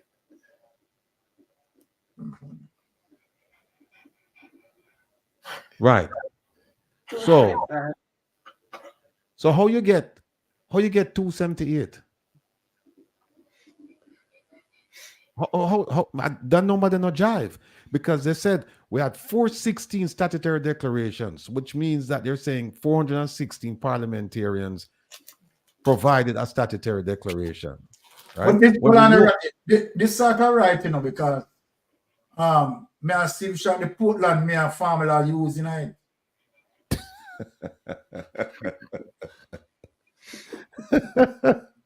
But putting the 416 statutory declarations aside, putting that aside, they're saying we looked at 278. And of the 278, we certified 168.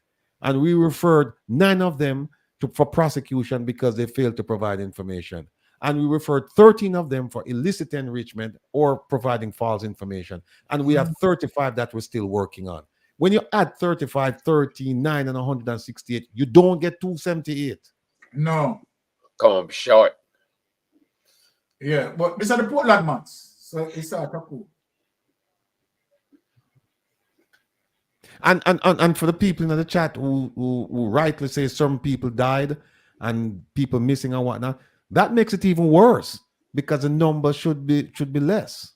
Yeah, they talk about Bloomfield and Shane Robinson. Yeah, so the number should be less. But I went through this thing and I'm you know what I think it is, Ratty, like the clerk, like the lady that think they disrespected. Speaker of the House. Speaker. Yeah, she disrespected that lady. I think that lady and her staff, the staff in there. No, they would put the staff. No, like the permanent secretaries. There's a section for permanent secretaries. Yeah. And then there's another section for other public officials. Yeah. But even so, Herb, make we say them add the parliamentarians and them wife and them kids and the clerks and everybody, and then get 416. Them still say them look at 278. Yeah. And then they give you the numbers, what they did with the 278. And when you add those numbers, you don't come to 278. No, so figures are faulty. Yeah. I just don't see how they come to You know, maybe I'm just too picky because even some of the pages that don't even number in this report.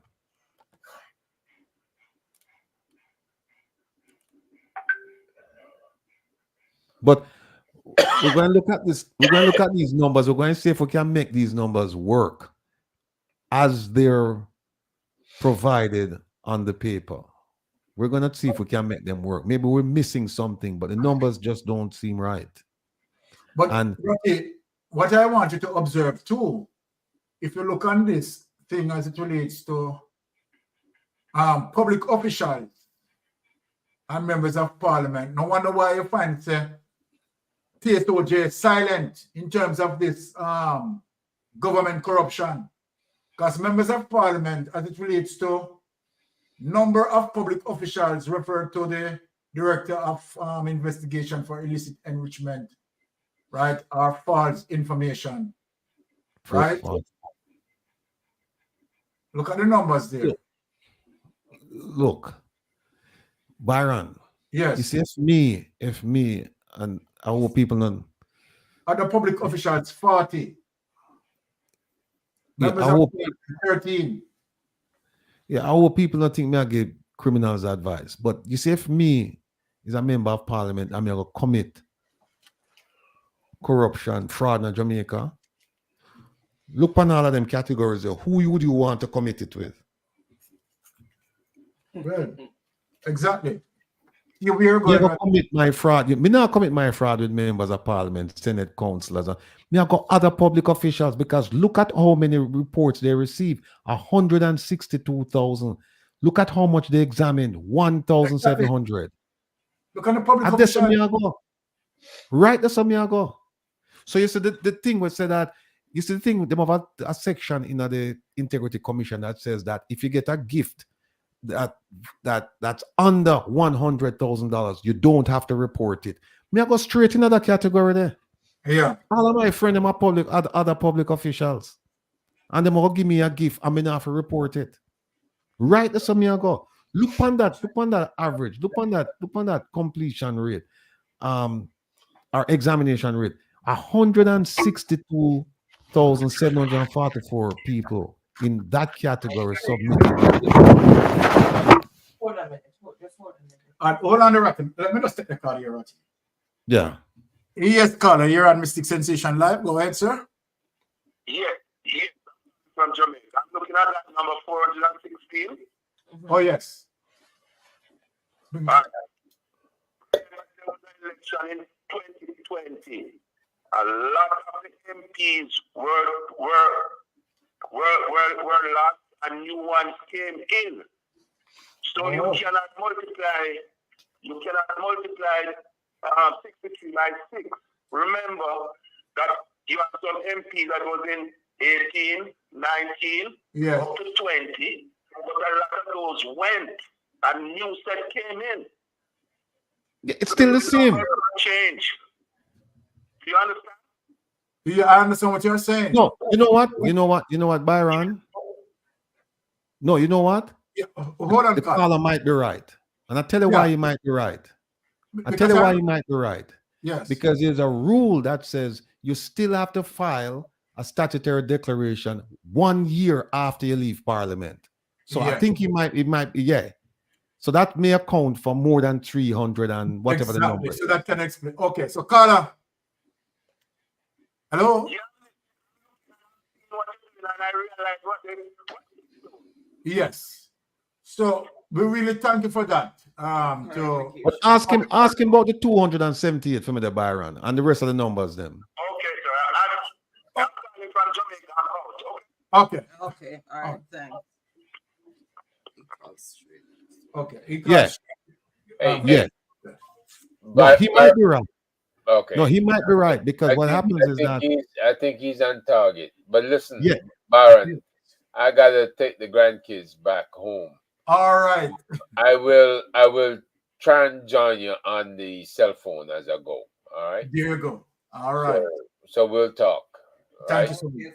All right. Thanks. All right. Good night. Check your phone. Check your phone. I'll send you something today. Okay, I will. Okay. I will. All right, Ratty. All right. So based on that, Ratty, the caller make a point that seems to we still don't know the exact number. We still don't know the exact number, but he's right because even after you leave, and there was a turnover in 2020. So what would happen is that you'd have 63, and whoever lost, right? Yes. They would have to still file for that year. So he's right. He's So right. I think he's right. He's right. But the problem that's killing me now is a 278. It's a 278 now that they said they examine, and then what they certified and what they referred and what they're working on. All of those numbers should add up to 278. Yes. Because if you add the 168, 1913, 35, that should add up to 278. So might be well again. I wish that caller might look at the line. Look at the one below it. All right, look at this. Look at the one. Where is it? 96. I just saw something 96. Okay. Yeah. All right. Members of the Senate. All right. Look at that number: 63, 1, and 32. Yes. Okay. That's 96. Yeah. So that is correct. There. Yeah. But, would it be? I wouldn't mind that caller call back again in terms of might be have some form of justification to that too.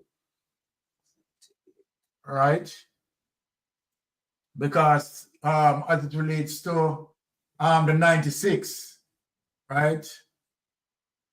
That is correct. 63 and 32, 95, and the one there make it 96. Right. Right. So that is correct. Right. But again, and it looks like all the rest of them, 23, 4, 5, 6, all of the rest of them incorrect. 70, 93, 98, 99, 100. The rest of them incorrect. Yeah, so this add up to 92, 72, 22, 3, 26. Because when you look on permanent secretaries, as it relates to 28, that also would be wrong. Because 20 and 3, 23 and 2, 25 and 1, 26. Right. And with a variance of 2. Look at the one below, head of entities. It would be 71 and 23. That's 94. Yes. 94 and 5. That's 99 and 1. That's 100. So it's missing Exactly. 8. So a variance of 8. Right. There. So might be there's some explanation around that, but all right. So you're finished with this document, Ratty? Yeah. Okay, all right. Let's also. No, go ahead. Yes. I want to play the final clip for the night in terms of giving the information to our electorate, right, to make sure that when it comes on the day of election, please remember, keep the focus, right, and have an understanding that what we need is good governance, checks and balance, and transparency. For me, right, I think the Integrity Commission, as it relates to Greg Christian, I will always speak this, that they are holding up the banner of checks and balance, right? I am applauding them as it relates to ensuring that checks and balance being done, right? And I think that the investigators, they're doing a fine job where that is concerned, and I applaud them where that is concerned. So without any delay, let us play the final clip, and remember for voters to electorate, so to speak, to have an understanding when we said we want good governance, political representation, not someone who will come and promise and doesn't deliver. That is what we want. So we don't. First, Byron, let me ask you a question. What was the number again? Was it the four for the parliamentarians? 416. 416. 416? Yes. Or 416? 416. 416. 416. Yeah, it's close. I don't think it's accurate, but it's pretty close because what happened is that it's for 6 years. So if you put 7 years on it, yes, because remember in 2020 they had an election, and so if you assume that you have another set, you put an extra year because you say all of those people coming in 1 year would have passed and they would have to file for that year. You end up with 441. So then you'd have to subtract the number of seats lost by the PNP because those people that still have to file. And the still have to file. Yeah. It's pretty close, but it's still not accurate. But the caller is right though that you have to factor in the people who left because they have 1 year within which to file. So yeah, that's right. And we give thanks for the caller to call in, right? And clear up that for us. All right, very good. Right, and thank you, caller. I appreciate that. All right, so let us play this clip to remind the electorate what they need to do when it comes to that day, D-Day, to make a decision. Play that clip.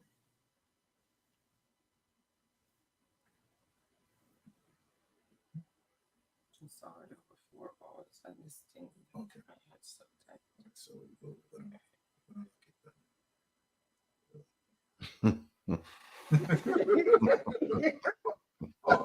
well, hot mic.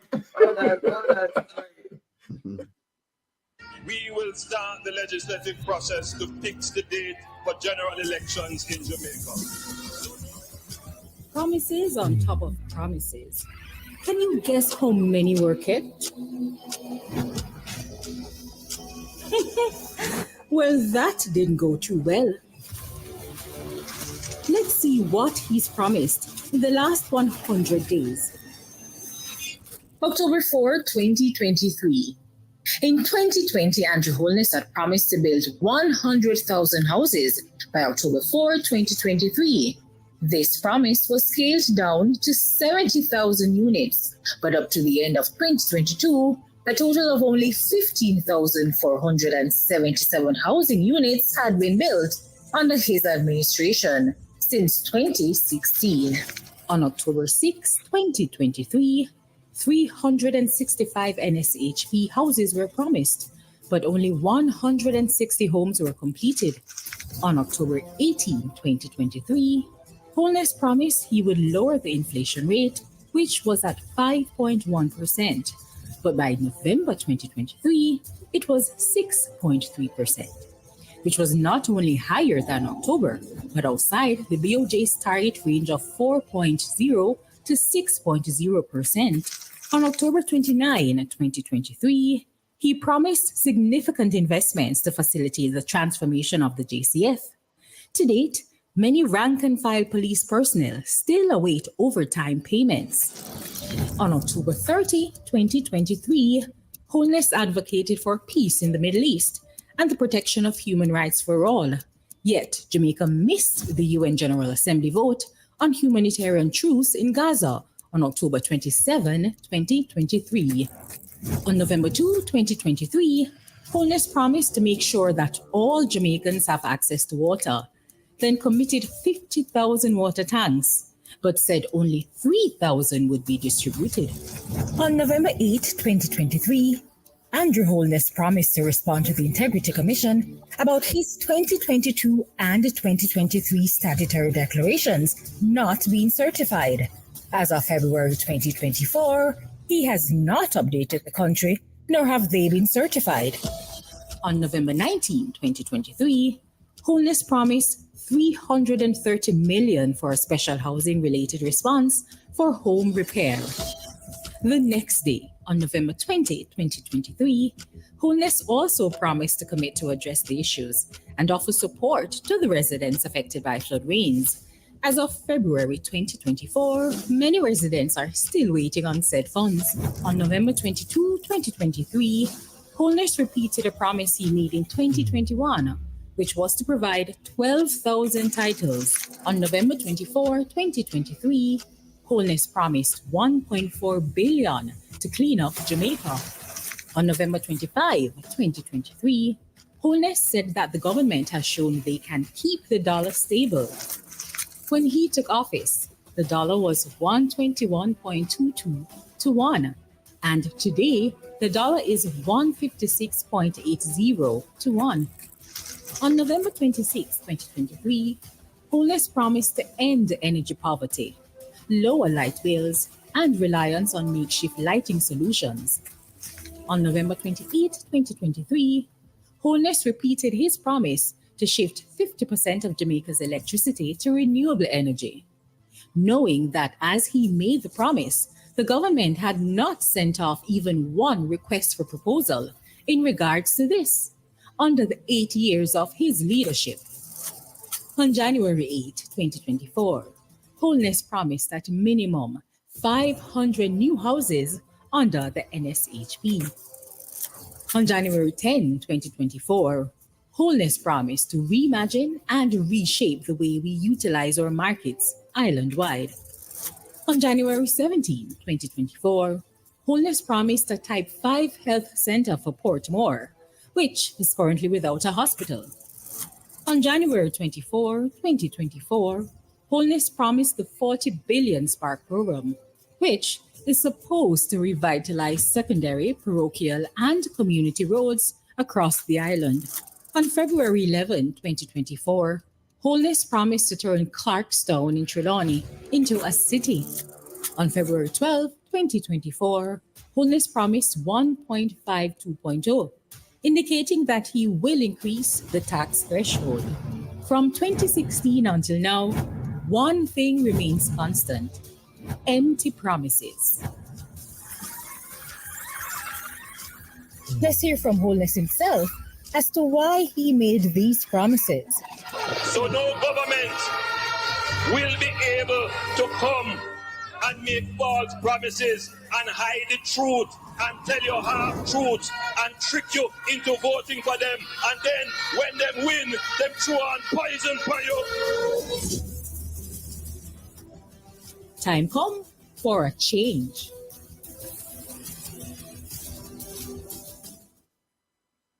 Yes, time come for a change. We are in pursuit of good governance.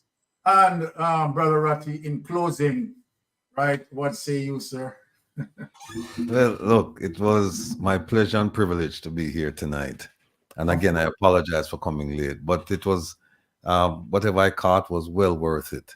I like the way, and I wish all of us could be as industrious and studious as you in terms of getting the material and going through the material and making sense out of nonsense.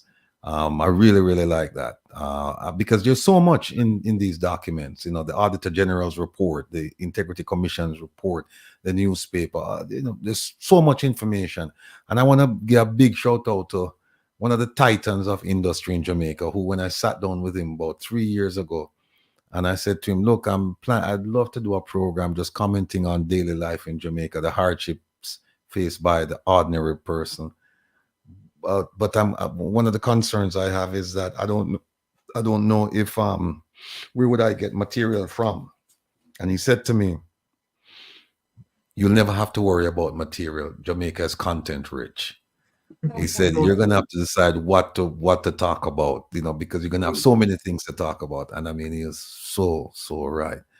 So there it is, folks. You heard from the dynamic duo about what's going on with the Integrity Commission and the Prime Minister's filing.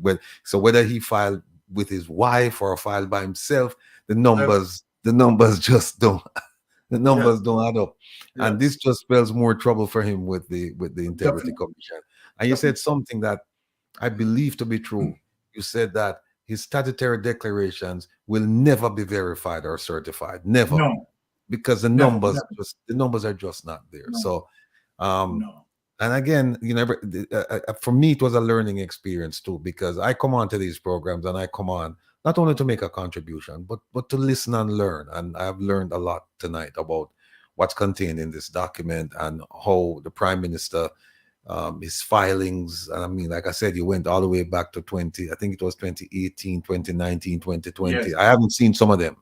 So it was a learning experience for me, and I want to thank you. Tomorrow, folks, and I'll take the liberty of saying, join me tomorrow at 3 o'clock. 3 o'clock New York time for Reason with Rattigan. We're gonna have a huge show tomorrow. We're gonna have, I think Danielle from NIA will be there. We're gonna have Courtney Cephas from, because now we're in the spirit of giving to help our family and friends back in Jamaica. He's gonna come on. He's gonna talk about what you should do, what you shouldn't do in terms of sending things home to Jamaica, because he was cautioning me today, telling me that some people will send things home and those things will remain on the wharf because you haven't followed proper procedure. If you're sending charitable contributions, his office is the office that oversees all of this. So he'll be there tomorrow. We'll have Richard James, the mathematician. We'll have Patrick Beckford. Who else? Dr. Ben is going to be there as well. So it's going to be a fantastic show. We're going to spend time talking about this cat bond, the UN cat bond. We're going to talk about how Minister Nigel Clark was bamboozled, or maybe wasn't. We don't know. But how Jamaica is paying 10 point something million US dollars and will pay it for the next 3 years. And it's very unlikely Jamaica will get a payout. Very, very unlikely. Right, because there are grades in terms of meeting the certain threshold. And thresholds, based on what we set, we have not, we won't be able to do it. And if a hurricane, the hurricane that he is contracted for, if that hurricane hits Jamaica, Jamaica is finished. $150 million won't be able to fix one parish. Because and the thing that they set as for it to be triggered, the eye of the hurricane has to pass over that. They have 19 grids. Yeah, we're going to talk about tomorrow. It has to be a Cat 5. And the barometer, the pressure must be at a certain threshold. If it goes above, it must be low. If it goes above, then you won't. And it's very unlikely. And then also, if you look at the history of hurricanes in Jamaica from the 1700s till now, the last hurricane that actually damaged Jamaica to a great extent was Gilbert, which was 1988, I believe. Yes. So they bamboozled him, but you know what happened? They fed him the Kool-Aid, because people don't notice that in 2021, he actually, the Germans and the Americans, they actually subsidized the bond for Jamaica. They paid most of the money. And the way it works is the UN, it's not a UN, when you think of a UN bond, UN is just a holding agency, because Jamaica, they pay the premium to the UN, and investors put up their money with the UN. And it goes into a T-bond, or, they make some interest.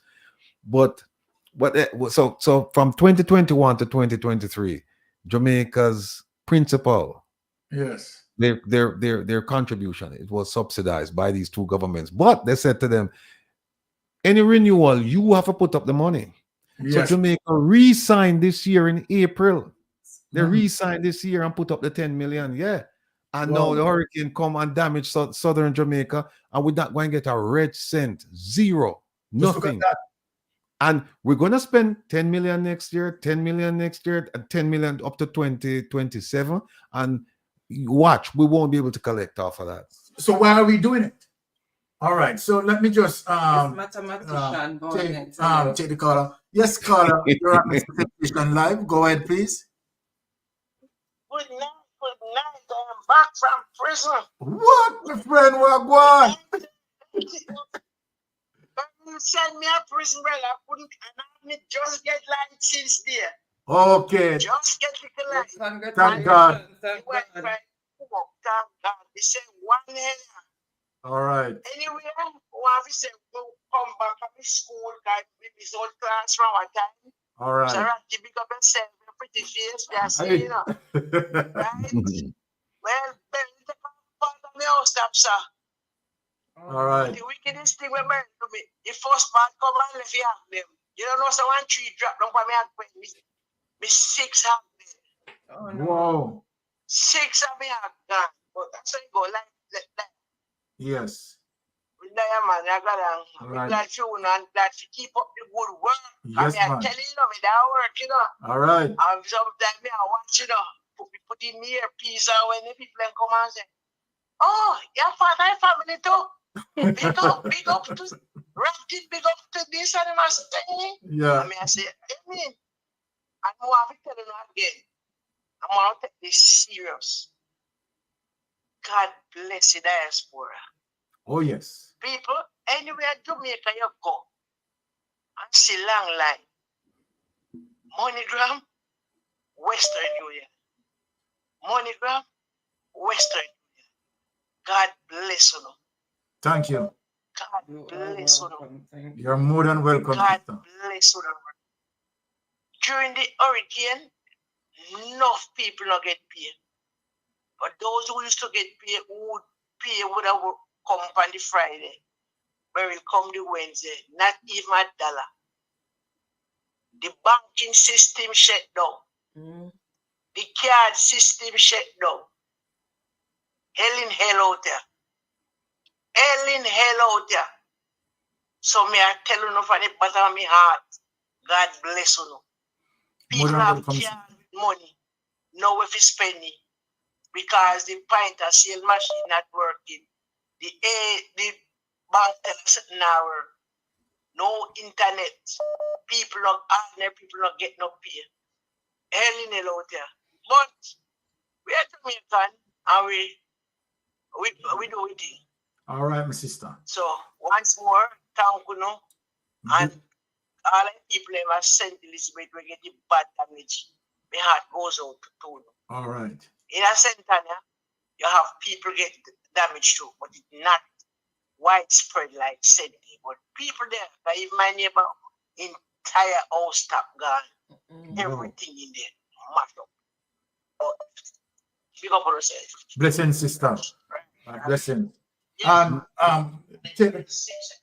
Okay. All right. Okay. Thank you, sister, and thank you for calling. Appreciate that. No, she right. She right. Because up to today, me have to send some change. I have a sister, St. Elizabeth, who for a roof gone. Yes. And we have a cousin up in a St. Mary in suffer some loss to some crops and stuff like that. So we still have to make the contribution. We'll talk about that tomorrow. No, say don't send no money to the government of Jamaica. Send it to your family. Do like what me do today. Send it to your family members directly. No give no government no money for share out because up to now them can't account for the 400 and change, 400 and something 20 something thousand what them get for COVID from the government. You won't give them $1.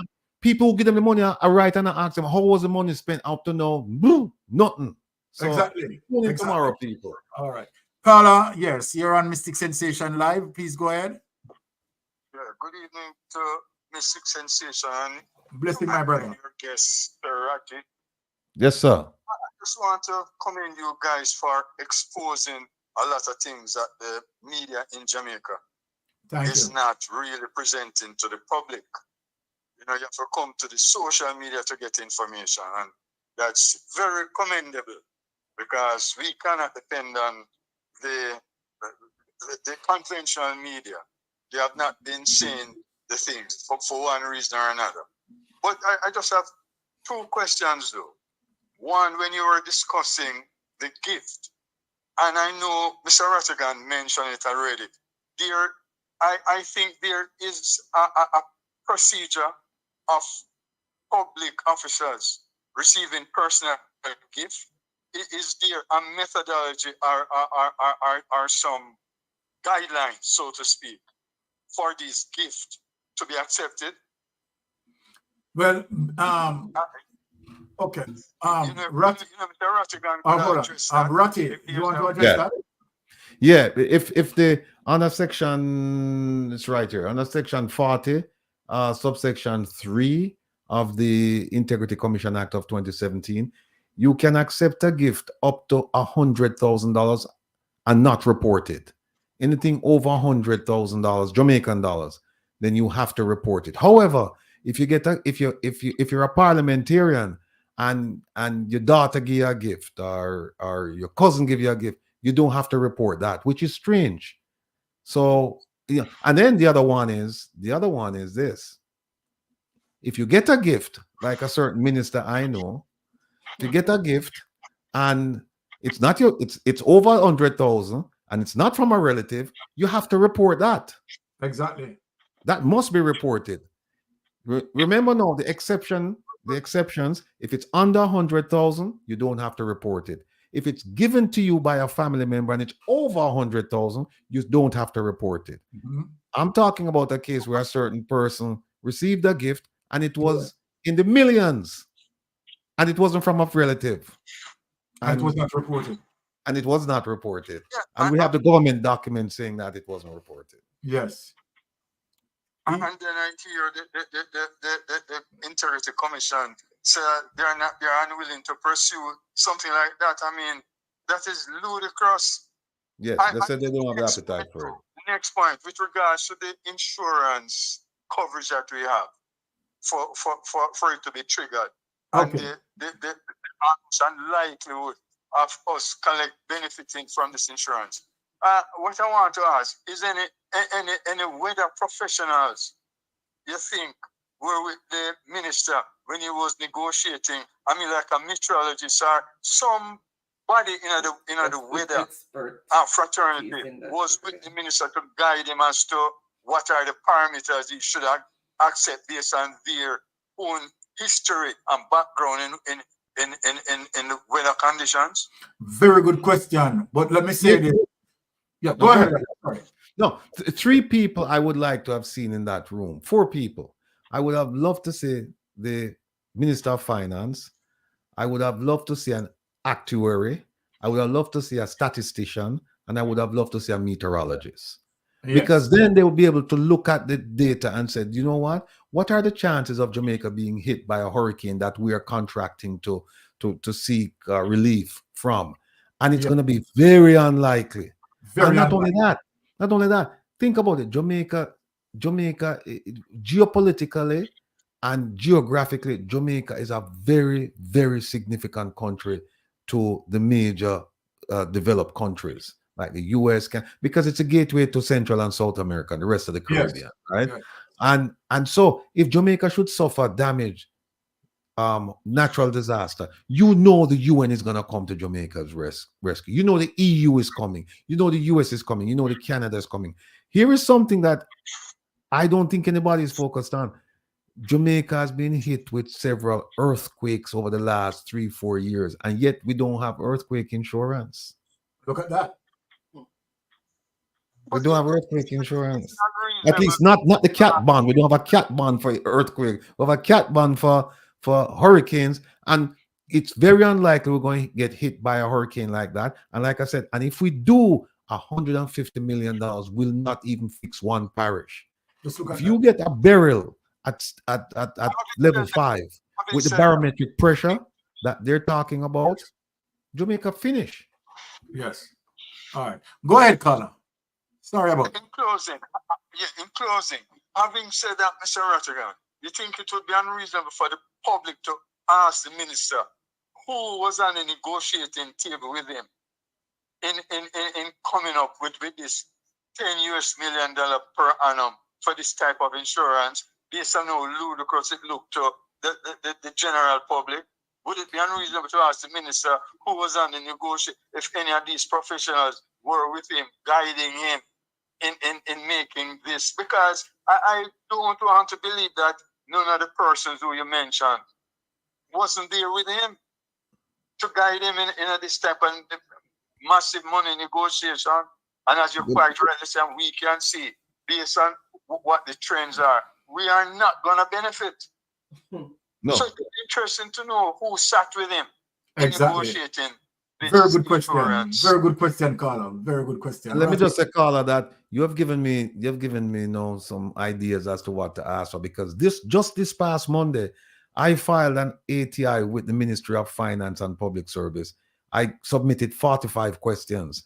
This wasn't one of the questions I asked them. So tomorrow I'm going to be filing. Over the weekend I'm going to be filing another ATI asking them this question. But big up to the ministry, because they responded the same day and they said, "Hey, we receive it and we're going to get it to you within the time frame." So within the next 25 days or so, I fully expect to get an answer, and then I'll share it with the entire public.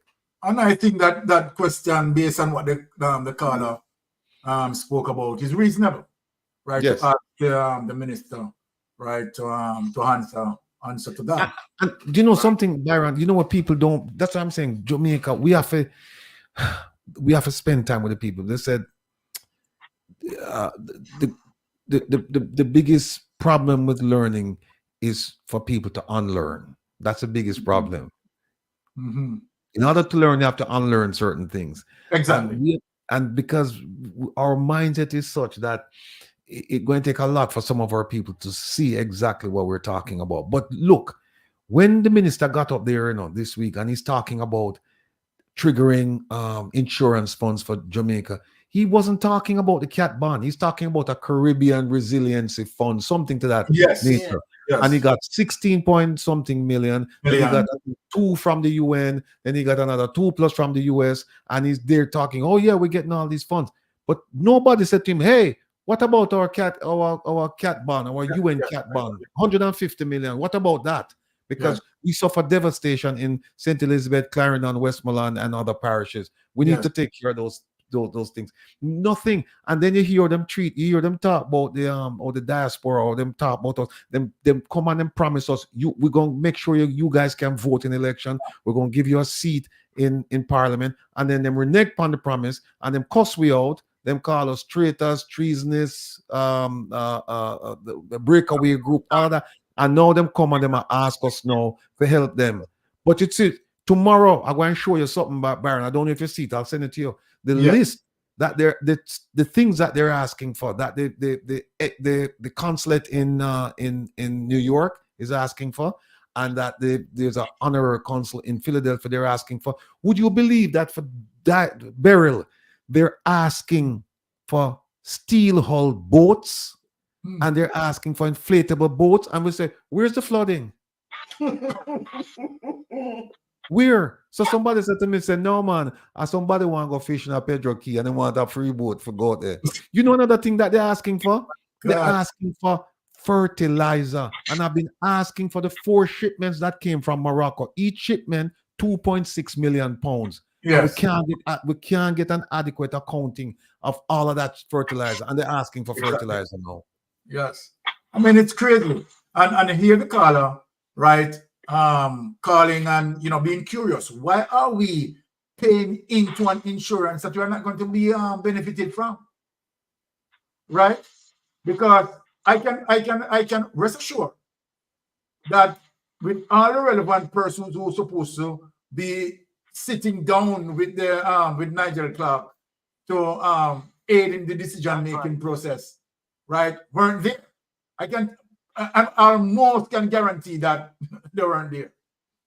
Right? This government just have a way in doing things, unorthodox. People need to understand, Byron. They need to understand that insurance is a business. Yes. And what happened is that this is not even an insurance company, It's 15 investors. And what do investors do? They invest. And why do they invest? To make money. Nobody invests for lose. So they took a chance. All of this is risk.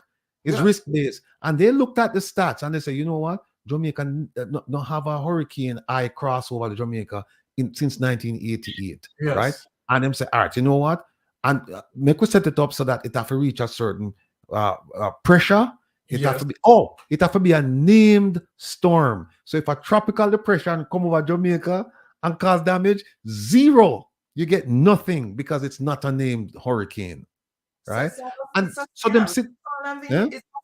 Of course, yeah, that's exactly what it is. And so you notice him don't come out when you hear him talk about funds when him trigger for help the relief. You don't hear him talk about the World Bank cat bond. You don't hear him talk about it because you know why? We're getting 0. We're not getting anything, people. If you don't believe me, go and read Bloomberg, right? Go and read Bloomberg magazine. They'll tell you, they said the investors, they're breathing a sigh of relief because they won't have to come up with any money to pay for any relief in Jamaica because burial did not meet the threshold. But is there a way that we can back out of that agreement? Well, good question.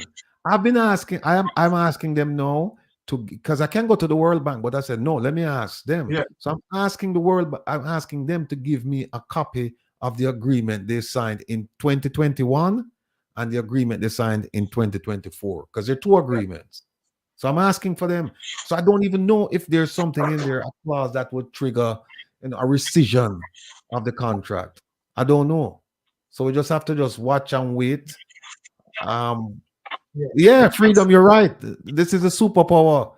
Yeah, this is a superpower. They're giving away Jamaica big money right now, like Tagota style, and I'm going to take $10 million, 10 million plus US dollars a year, and I'm going to give out that $10 million to a company, and I'm not going to get anything. Not going to get anything. Yes. It's not worth it.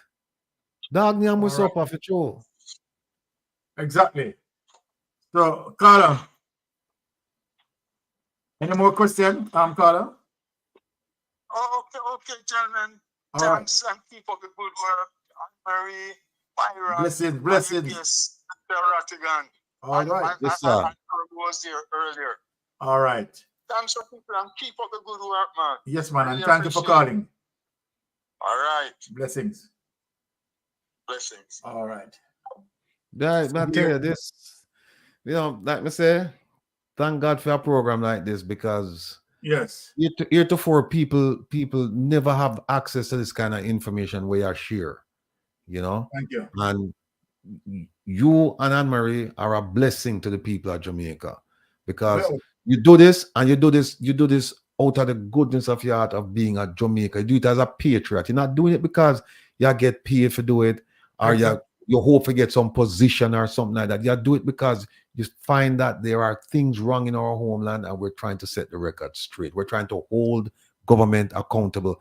And for all of you who say, oh, Ratigana a PNP because I'm hold the government accountable, I can assure you, if the PNP were in power and I was doing this, you'd hear say Ratigana labor right. So that's why Ratigana care, because the care in power, we're going to hold them accountable. That's what we are going to do. Well, Ratty, I am not taking all the blessings, because you yourself, right, is a lion that leading us. And you have done a lot, right? And you have pushing the energy, right? And so that energy permeated all over, which also give us strength and energy to push on. So let me tell you something. You are my inspiration. I used to watch your program. Yeah. I used to watch, and I admire what you did. So some of the things that you see I'm doing, I have copied them from you. So my thanks to you. Yeah. And that is how two blades sharpen, because we rub against each other, right? True. So yeah. So I want to say, Ratigan, big thanks for passing through. Really appreciate that. And that's up, brother. That's up. All right, guidance. So all right, take care. So remember, guys, tomorrow Reason with Ratigan at 3 p.m. New York time. Exactly. And 1 p.m. Jamaica time. And also No, not 1 p.m. Jamaica time. It's 3 p.m. Jamaica. No, sorry, 2 p.m. Jamaica time. 2 p.m. So 1 hour difference. Yes. Okay, 2 p.m. Jamaica 2 p.m. Jamaica time, 3 p.m. New York time. And remember, people, go over, support Ratty, right? Because, of course, I'll be tuning in as well. So, Ratty, come on, we anticipate your program. We always anticipate your program. Man. Well, it'll be nice tomorrow. It'll be nice because we broke down the thing, But since we ain't even said that, we must whisper the name of the eight. I tell you, no, leave it to Mystic. Mystic mention the name of the eight. All right. Take care, Virgin. I'm Marie. Pick up yourself. Take care. All right. Good night, everyone. And to all the people in the chat, we want to say a big thanks to you for spending your time with Mystic Sensation. We really appreciate that. Okay. Right. Let me just remind about the 26th coming up in Toronto. Please, guys, remember support. Come out in your numbers. Who can't be there, tune in online, because the numbers count, as I always say. All right. July 26th in Toronto. Let me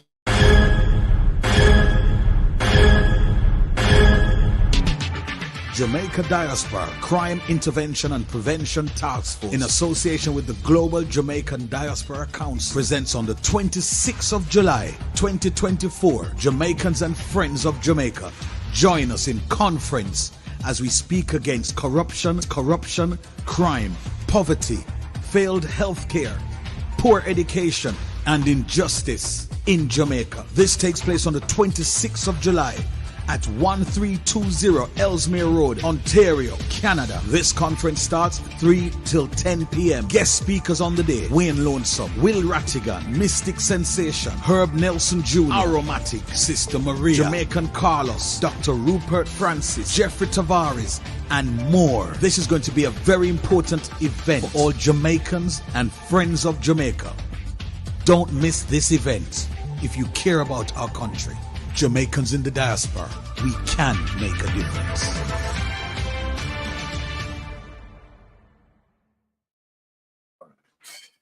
Okay, guys, so I'm going to thank everyone for tuning in tonight. Unfortunately, we will not be having Jeopardy because we're gone way over the time. So, fortunately, we won't be having Jeopardy tonight, but next week, hopefully. We are not going to miss it.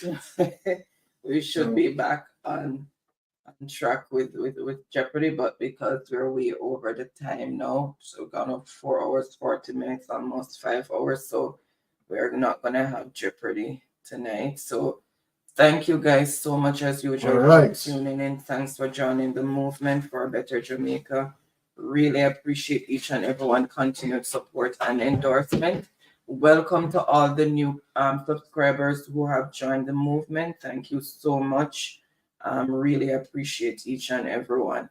So we're not gonna be delaying much longer. So I'm just gonna say safe travel on the gravel until Tuesday.